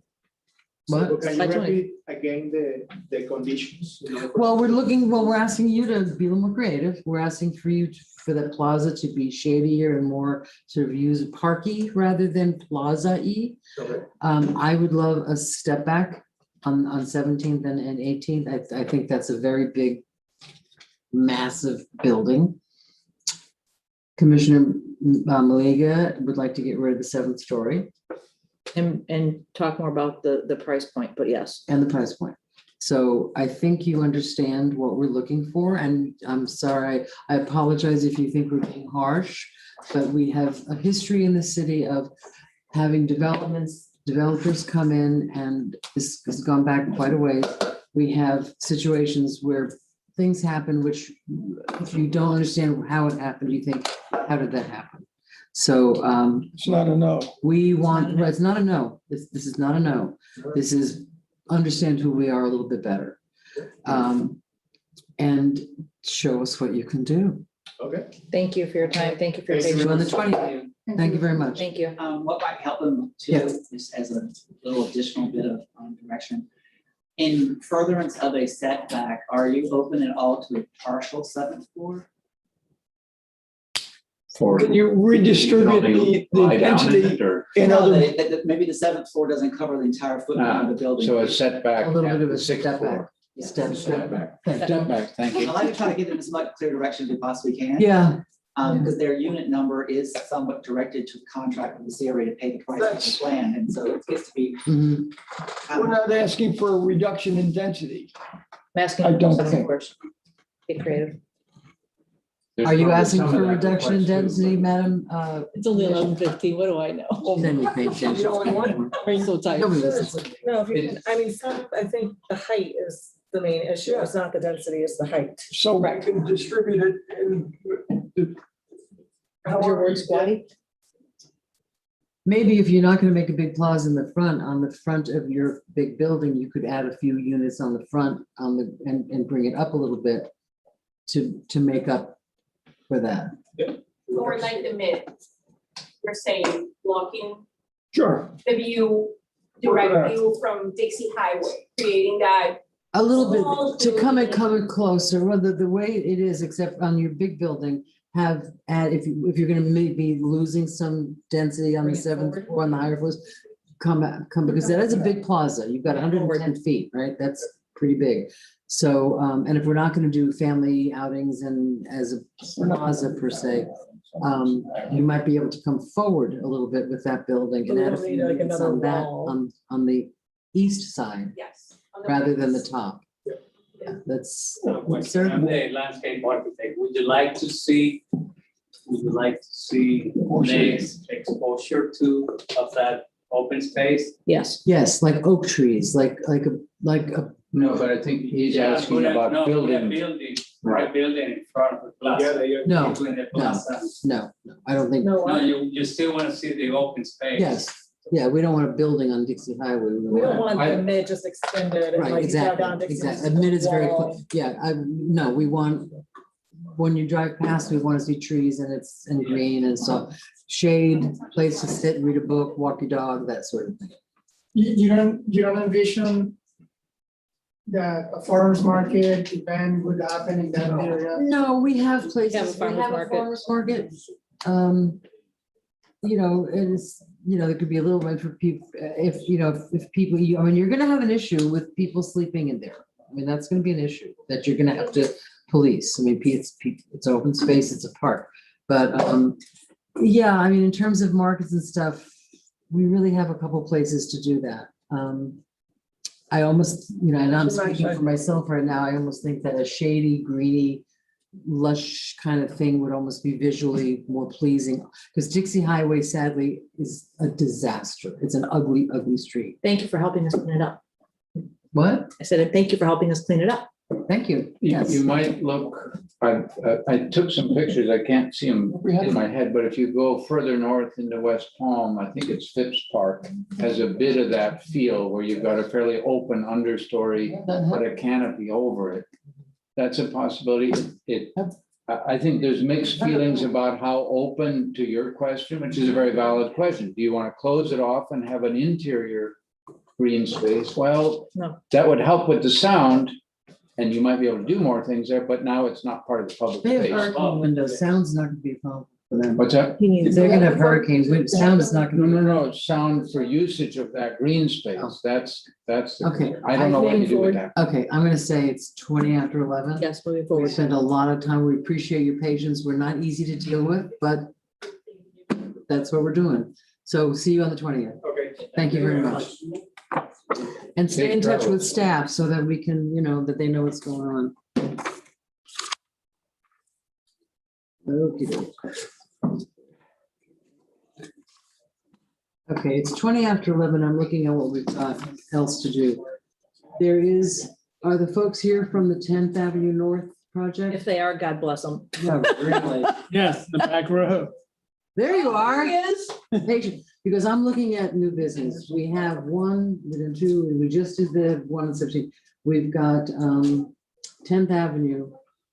And then then they talk about the, things that are not, the thing about the low E coatings, that's not really an emergency that we have to talk about. Because that's gonna be a conversation, I think we can almost like eliminate, we may not have time for that. The two electrical ones. Got Mr. Liberty in the house, Yeah, too. we have those, I think we should do those. Those are pretty quick. They're very time sensitive. What? Can we do him now? Yeah. We're gonna do him now. Yeah. And then I'm thinking, and the others, I know Commissioner Stokes wants to talk about the education committee. We've I just want to done. get this up and running. I just want your approval. Okay, all right, so it won't take long. So we're gonna have Mr. Liberty, thank you for coming in. However, we're gonna ask you to sit down for just a second. It's always a pleasure to see you. But we have a person with a development that wants to come and talk to us, and this would be ordinance Quasi judicial? quasi judicial 2021-07 first reading. Thank you, Madam Mayor. You're welcome. Ordinance 2021-07, ordinance of the City Commission of the City of Lake Worth Beach, Florida, amending the official zoning map by approving the creation of a residential urban plan development district located on the north side of 10th Avenue North between North East Street and North F Street, consisting of approximately 0.71 acres, as more particularly described in Exhibit A, located within the mixed-use east zoning district with a future land use designation of mixed-use east, subject to specific development standards set forth in Exhibit B and conditions of approval set forth in Exhibit C. Approving a conditional use permit, approving density bonus incentives to the city's sustainable bonus incentive program, approving a major site plan for the construction of a 24-unit residential urban plan development, approving a right-of-way abandonment, providing for severability conflicts and an effective date. Thank you, ma'am. Thank you. Ex parte. Ex parte, thank you. Has anybody had any conversations with any of these folks? No. Neighbor, No, not the me. neighbor, but not with. You spoke with a neighbor? What's that? You spoke with a neighbor? Correct. Okay. So You want me to swear him in? please do. Thank you, sir. I appreciate you, Ms. Madam Raise Clerk. your right hand. Do you swear and or affirm that in this proceeding you'll tell the truth, the whole truth, and nothing but the truth? If so, say yes. Thank you. As you testify, state your name and address for the record. If you represent a party, please also state who you represent. Thank you. Thank you. Good evening. For the record, Madam Mayor, Aaron Sita, Assistant Community Sustainability Director. I'm going to take you through the fastest staff presentation. The fastest one we've ever can. done. Okay, so again, this is a request by Mike Henley of Charette International Architecture. This is consideration of a residential urban plan development and major site plan conditional use, sustainable bonus, and right-of-way abandonment. This will allow the construction of a two-story building consisting of 24 multifamily units on 10th Avenue North. The site is located between Northeast Street and North F Street. Next slide. You can see the location here. Next slide. Again, a repeat of that, the zoning district, just to highlight, is mixed use east. Next slide. So the request of the city commission, as we stated before, is to construct the 24-unit multifamily building. The major site plan is, we're here for a major site plan because it's greater than 7,500 square feet of residential. Same for the conditional use. There is a sustainable bonus program incentive request for 3 dwelling units on the property. That's the total sum of the bonus. It's not a per acre, it's 3 units. And there is a right-of-way abandonment that is a cousin, companion application, which you will hear immediately after this. That is linked to this. That is a permission to advertise. That is the request to abandon the alley bisecting the project location. Next slide. So again, it received a positive recommendation of approval at the May 5th Planning and Zoning Board meeting. The board voted 4-1 to recommend approval with staff conditions and an additional condition related to the design of the staircase. They wanted it to be, I think, more substantial, but still it was an architecture one. So they have done a different design. I'm not going to repeat it. Somehow more significant, but lighter, I think was. Yes. So they worked on that. Next slide. So as you can see, here is the site plan. The site plan fronts 10th Avenue North. Staff has added a condition of approval between Planning and Zoning Board and is part of the subject ordinance, which is to require a continuous hedge along the north property line of native shrub materials to screen the parking area from the adjacent residential based on public comment. Next slide. Here are the architectural renderings. Next slide. The existing lot is vacant, so it looks vacant. Next slide. Again, vacant. There it is. Again, the surrounding uses are predominantly multifamily and single family. Next slide. It is consistent with the LDRs. The city engineering staff had a recommendation to reduce, actually, it would require the subject application to have a parking waiver, or not a waiver, but a flexibility, basically, because they're not waiving their parking requirements. And that was a reduction of the required parking by 2 spaces. That is, so the total parking is going to be 34 spaces as conditioned for the project. And that is, that includes, those spaces would be 2 on-street spaces removed to allow for a little bit better visibility turning in and out of the project. And our code does allow for on-street parking to be calculated within the required parking. And that would be on the North F Street and the North E Street, or no? Or 1 on each. And we would finalize the location and the striping of the spaces. We do that at permit. So again, it's consistent with the comprehensive plan, the strategic plan, the LDRs, consistent for the criteria with the urban plan development, the qualitative development standards, community appearance criteria, general findings with LDRs and protection of public interest, and specific standards for all conditional uses, as well as the review and decision criteria for the sustainable bonus incentive program. Next slide. Staff is recommending approval of this project, and the conditions of approval are located in Exhibit C of this ordinance. Thank you. That concludes our Question. Well done. If you want to go into auctioneering. Question, I'm telling you, what's the system, what they have a sustainability, they got 3 extra units, what's the give back for this? What? They're writing you a check. They're writing me a check, hey. Well, this one, they were writing the check. Yes. That was another one I was looking at today. So it's cash Yes, for $21,600. for the 3 units? Yes, ma'am. Okay. I have one question about the abandonment. It's 2 buildings, but are they Hold up. They're not connected. are they not connected? Oh, they're 2 separate buildings with like a breezeway kind of. That's what the alley was, being proposed to make. So it's gonna be, so the proposal is to abandon the alley. What's he gonna do with the alley? I'm sorry? It'd be landscaping. Yeah, okay. Commissioner Maliga? Who owns the property? That's one thing I could not find in here. Who owns the property currently? Oh. Currently, who owns the property? I do. You do. Okay, I don't think were you sworn in, sir? I raised my hand. Okay, Okay, so you're the current property owner. and what is your name? You like me, huh? Yeah, no, I didn't know if it was the CRA was involved. There, you just have that little parcel, right? It was a city. Right. Right. Right. I did look at the pricing structure and I'm very happy with the pricing structure of this development. I'm also very happy with the architecture. I think it's complementing. My only concern is the frontage on 10th Avenue and the potential for cars crashing into the apartment building. So just throwing that out there. That's never happened on 10th Avenue. Never mind. We had brick walls and we still see how that happened. Yeah, right. There's my point. So that was my biggest concern is how far is the setback from the roadway and the hazard for potential cars crashing into the front.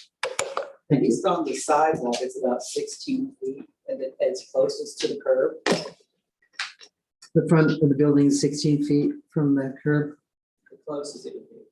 Okay, that's Would just that be the something that street side of the the curb? developer needs to be aware of. We do have the The occasion. back side of the curb. Whoops, on 10th Avenue. Those are my only two questions. Okay, Commissioner, does any other lights on? Yep. Oh, Was you? oh, your light, we need a new battery for you. My light is, Really Oh, not no, aging. you've overused your light. He's using too much. no. Yes, Commissioner McCoy.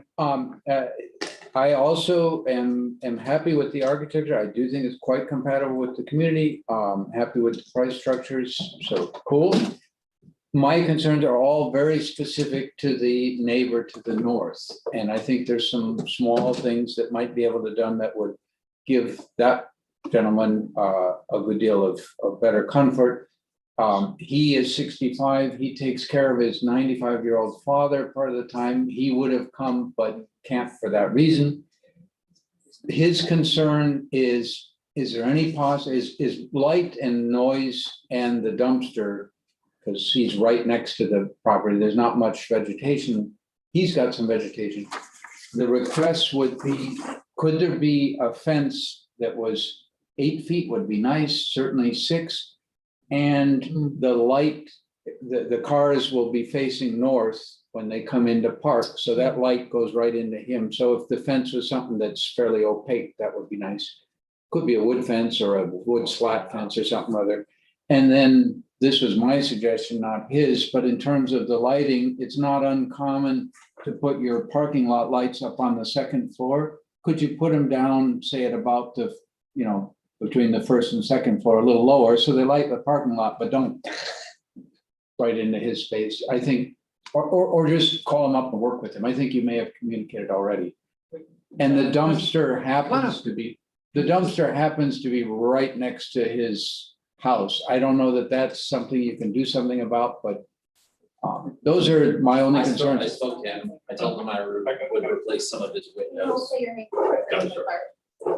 My name is Mark Bentley. I'm going to be the architect of record and project architect from Shred International. I'm failing to understand, where are we in the process on this? Is this questions for staff? Because I thought we got a chance to present as well. Oh, you can also present.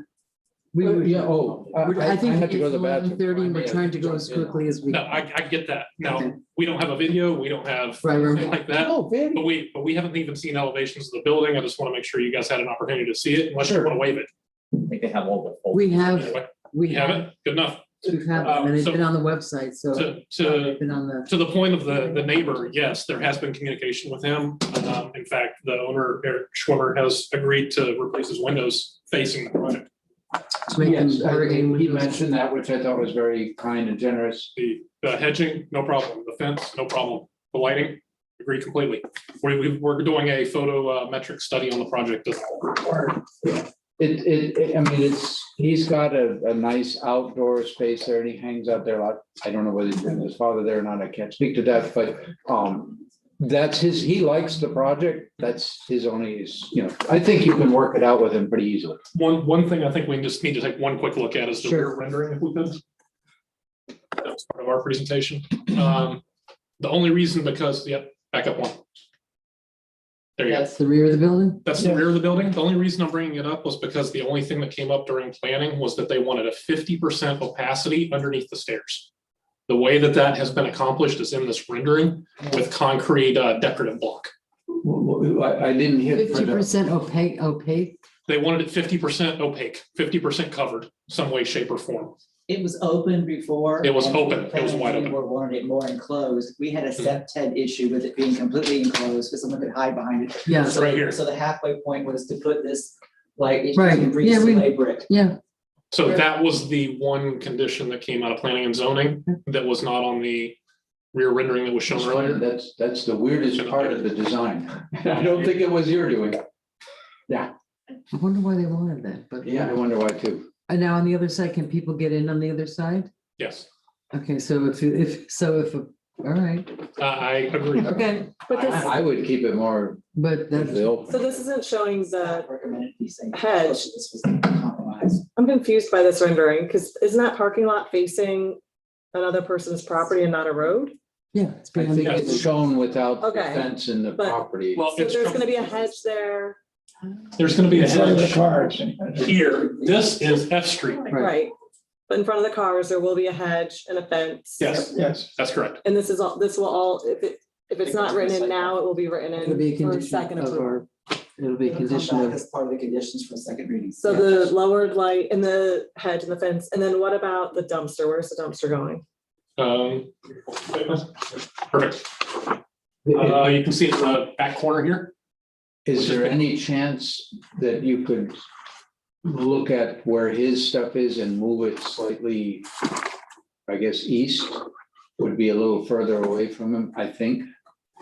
We could put it down by the other island without a problem. Yeah. It That can't worked as- sit where the alley was, because there's some utilities there that are gonna Right. probably stay. Right. And it can't be moved so far east that The truck the can't. truck can't Can't get get in. into it. Right. So, I mean, it could move over, but I think it could probably go over to the other island there. That other island to the east. Okay. I don't think that's too close to F, and it's definitively out of the alley. Right. I would just pull up, Google Earth or whatever to see where he is and.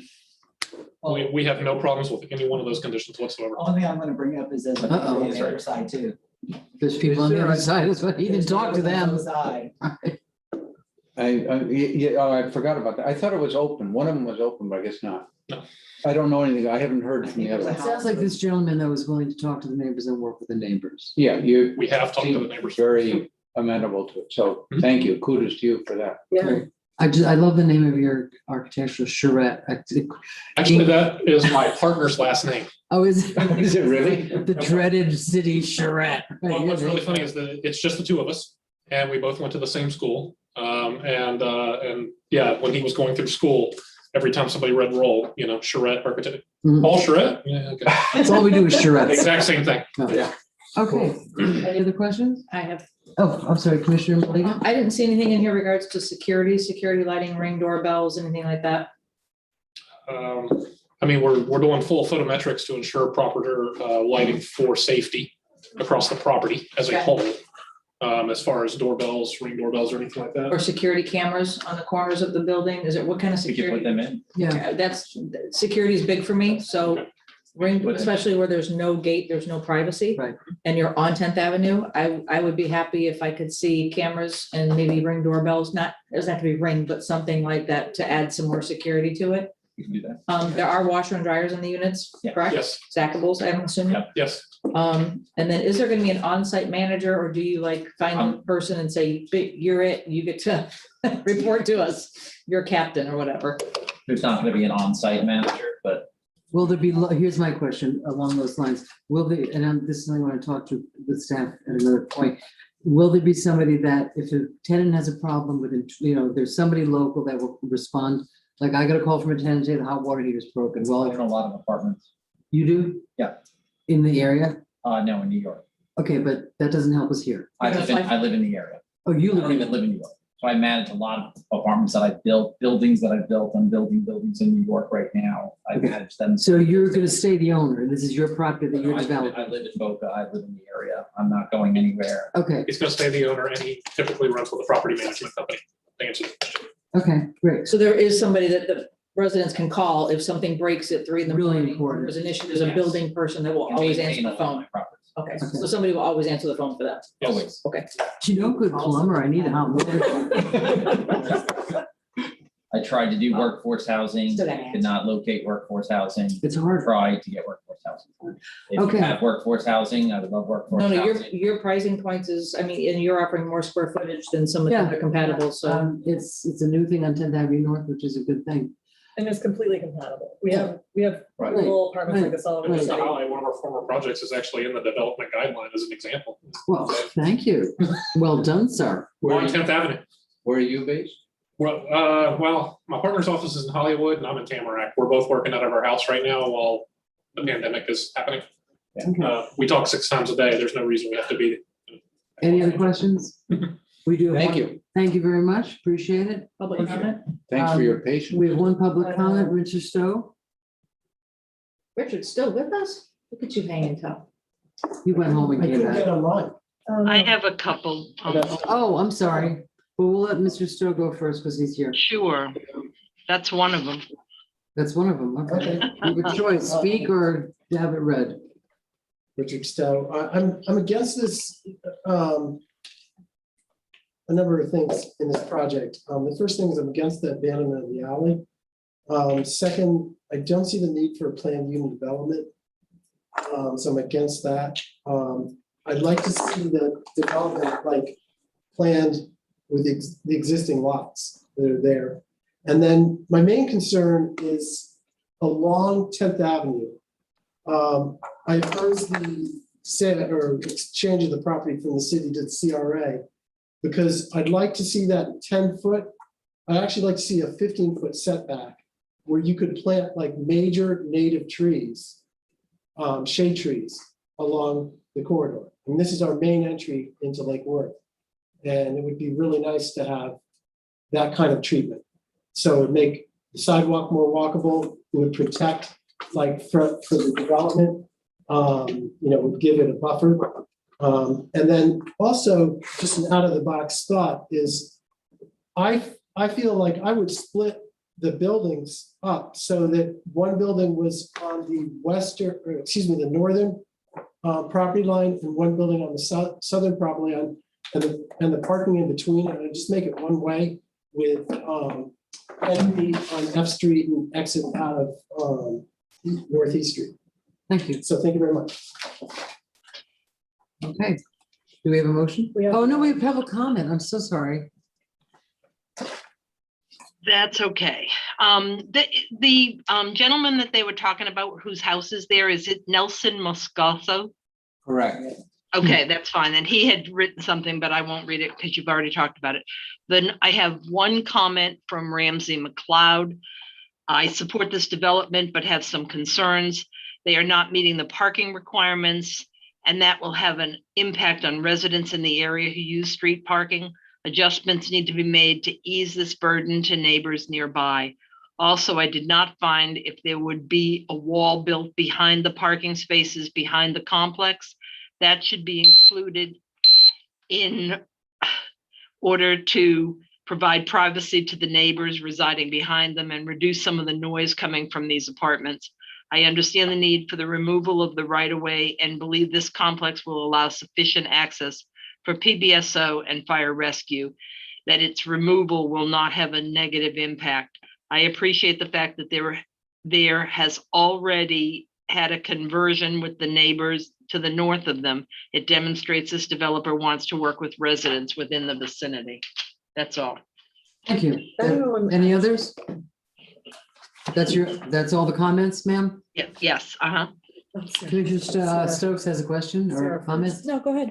Oh, Just about the 10th Avenue. So when you go on 10th Avenue, there's like a strip of land in a sidewalk and then the rest of the property, right? So, and that, there's already trees there. Is any of that changing? What was it? So like. The streetscape was put in by the CRA and it's not changed. So we already have the streetscape present and kind of consistent going down 10th Avenue. see all the trees out there? Yeah, there's landscape. So you're doing additional landscaping on the other side of the sidewalk? Yes. No, yeah. That's 10th, and in order to meet some of the landscape requirements, but also to be able to provide some of what's being described as far as being able to have trees and landscaping. I mean, that's 10 feet to the sidewalk. Right. Sidewalk's 5 feet. Another, I believe, 3 feet to the curb, 2 feet of gutter. What is your tree species? I don't remember off the top of my head on the front. That's a very good question, and I can't read the table off the screen. I couldn't read it on here. I'm like, They're so tiny. I can get that information. I don't have it directly in front of me. It says tree. Which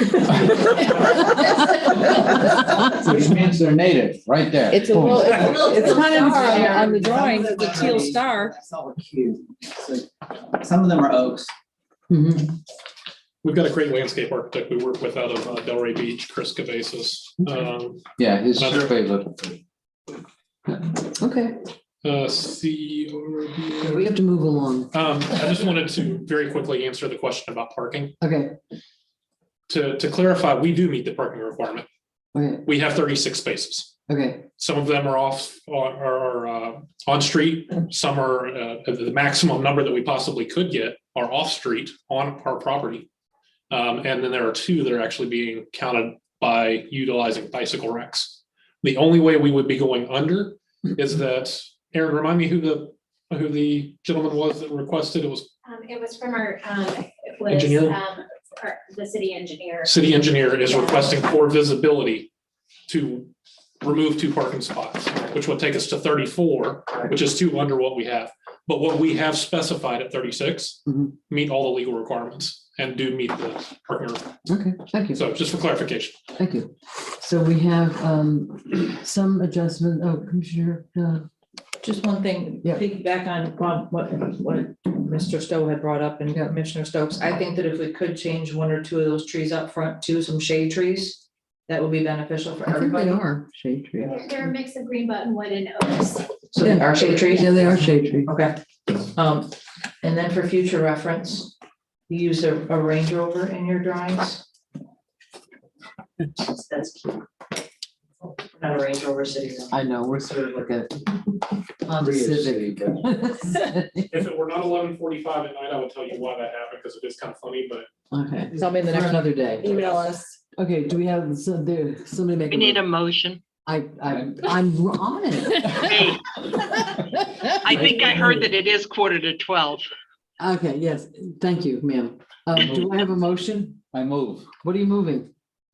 that we approve it with the various things that we've specified. Has anyone been taking notes? I hope so. Yes, Madam Mayor. Second. You were going to approve it with a fence and a hedge. And then also to modify the lighting to ensure that it's properly shielding the adjacent. And the dumpster enclosure. They were going If they to look can. at the location of the dumpster enclosure, but if they're moving from one house to another, they're gonna look at that. And They'll look at. And security cameras and doorbell. I forgot about the security cameras, but you were absolutely correct, Commissioner, the security cameras and doorbells.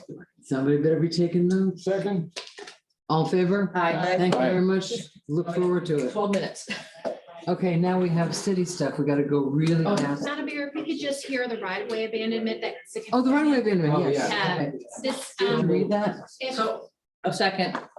Is it an ordinance or it's a resolution, it's just to so we don't need to read it? advertise the intent to abandon. Okay, all in favor? We have Aye. Boom, boom. Wait, who made the motion? Commissioner Malega and Commissioner McVoy seconded. No, McVoy No, made it. I Boy seconded. made it. Okay, that's fine. That's what I needed. Malega seconded it. That's and now we're fine. Thank voting. you. Now we're Thank you. voting. Thank you. All in Aye. favor? Aye. Unanimous. Thank you. Okay, now, thank you very much for Really giving reminding Debbie us. a run for her money. Look forward, yeah. Thank you for your patience. I hope nobody drives into it. Two last meeting. It's our last meeting. We gotta make every minute count. Keep her That's here. what, who's last? Clerks. Is the clerk's last? Yes. Madam Clerk, it was just What? brought up to us that this is your last meeting. Oh, yeah. But I love to stay here till midnight, so maybe I'll just come down and watch you guys. Be mean. But anyway, I have some public comment on the next item, the historic preservation stuff. No, we've decided, we've done, somebody's gonna move to remove that, to move that item. A motion to remove item G. Is it Are we G? continuing F. to a different time? F. To move item F to July 20th. Yep. Here we go with July 20th agenda. And it's gonna be a good one. Second? Is there a second? Second. All in favor? Aye. Thank you. Okay, so, Madam, you won't have to deal with this, Madam Clerk. I know, I'm like excited. Okay. I bet you are. We want to love you more than we do, but we can't because you're You leaving. know something, I love you guys, but there comes a time. Not that All right, much. let's go. Let's go. Power engineers. Okay, Motion to approve. now we're on. Eddie, we like it. G, motion. Motion to approve as is. Somebody seconded it? Somebody seconded it? Second. Oh, thank you. McVoy seconded it. All in favor? Aye. Now, we have, H, Second Amendment to Task Order 1 with EC Fennel PA to complete relay protection and controls engineering design services for the Seventh Avenue North Substation. All in favor? I mean, no. Someone Motion? make a motion. Did we vote on the first one? Yes. Yes. Do I have a motion? Motion to approve. Second? Second. All in favor? Aye. Thank you very much. You've done a fine job, Mr. Can we- You convinced us that it was worth asking. We are reordering this. We're so glad that you stay here for us. In the And to future. the voice in the sky, thank you, Stay Debbie. here for till everything midnight you- for us. Thank you very much. Now we have 10 minutes and we want to hear from Commissioner Stokes. Yes, previously, it was decided upon that we were going to form a task force, an education task force. It wasn't going to be beholden to the sunshine laws. It was gonna be a 7-member commission, 1 for each school, and, or a 7-member task force. And we were going to do something similar like what we did with the charter review, where we took applications and then we all met with them or read through it and decided who those members were going to be. So wanted to be able to move forward with that, or if there's some reason you guys were like, no, we want to make it an official sunshine committee, then we would have to bring that back next So month. what's the plan? Say that again. Either way, I want to move this thing Yeah, forward. how are you not gonna have a sunshine? We're a task force.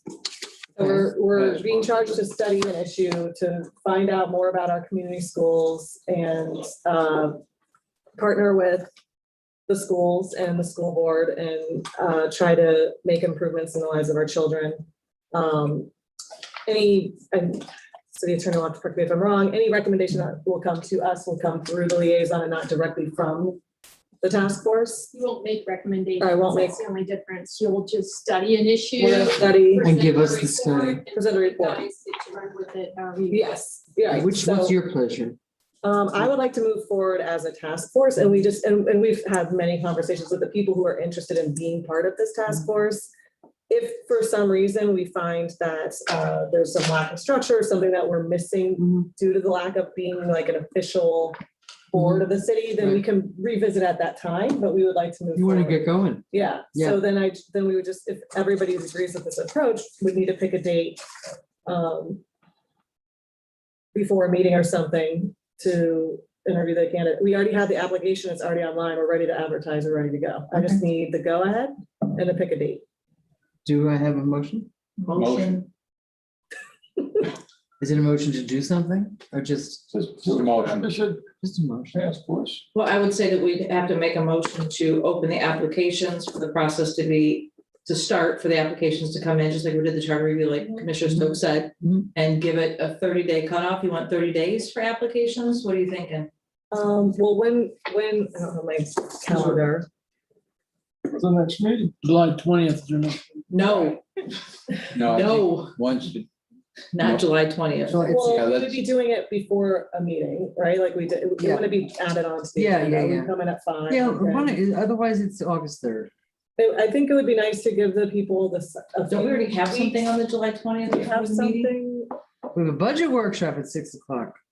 wait, that's, What? that's on its own day. Don't we? July 20th. No, did I make that up? There's our regular commission meeting. Just a regular, You just made that up. you gotta watch me every minute. What? Madam I Mayor, won't. the next opportunity would be regular commission meeting August 3rd. Third of what? do you want to wait that long? No, I mean, I would like to have for the teachers or the principals and people who are in the education field to have some time in the summer to help us Exactly. get this thing So going. why Let's do don't it we- Sooner, so- and couldn't we do the interviews at the front end of one of the budget meetings or something or other? with Well, no, the- the 20th now, since we don't have a budget meeting or on the 20th, we have a city commission meeting on the 20th. On the and we- 20th. Yeah, What? you have a city commission meeting on the 20th. Right, so I'm saying do it at 5, do like we did the charter, have them come in early, do that earlier. Right, Yeah. Yeah. Come in at 5 on the 20th. I think that would be great. And we Okay. can- We can start. Who made that motion? Tomorrow. We haven't made a motion yet, we're Oh. just checking. I like it. Who made it? You're out of here, but that doesn't mean we are. Okay, so We have business to do. motion to open the applications for the educational task force, applications to be submitted with and presented to us on July 20th at the 5 o'clock interview process. When is your cutoff for applications? The 15th, 30 days. Okay, Okay. Yeah, I mean, they're gonna get in before the 20th. all second, Second, all in favor? Aye. Thank you very much. Motion to adjourn, no. No, wait, wait, Oh, First- liaison stuff?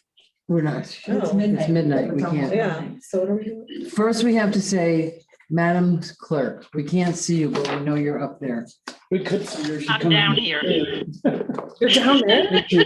You're actually here? Oh, she's always. Yeah, she's in the office. Oh my gosh. We want to thank you Really? for the work that you have done, for the training that you have given us, for the patience that you've shown with us.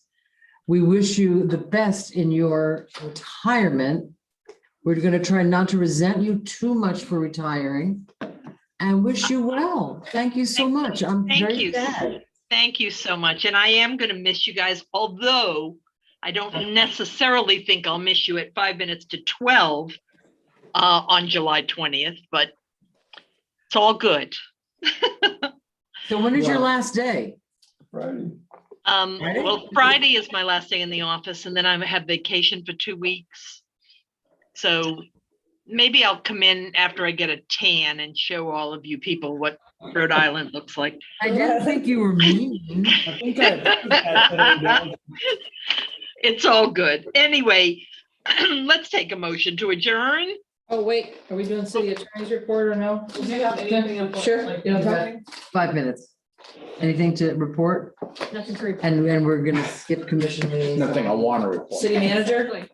I had a 50-page report, but I'll hold back. Is there gonna be a CRA report anytime?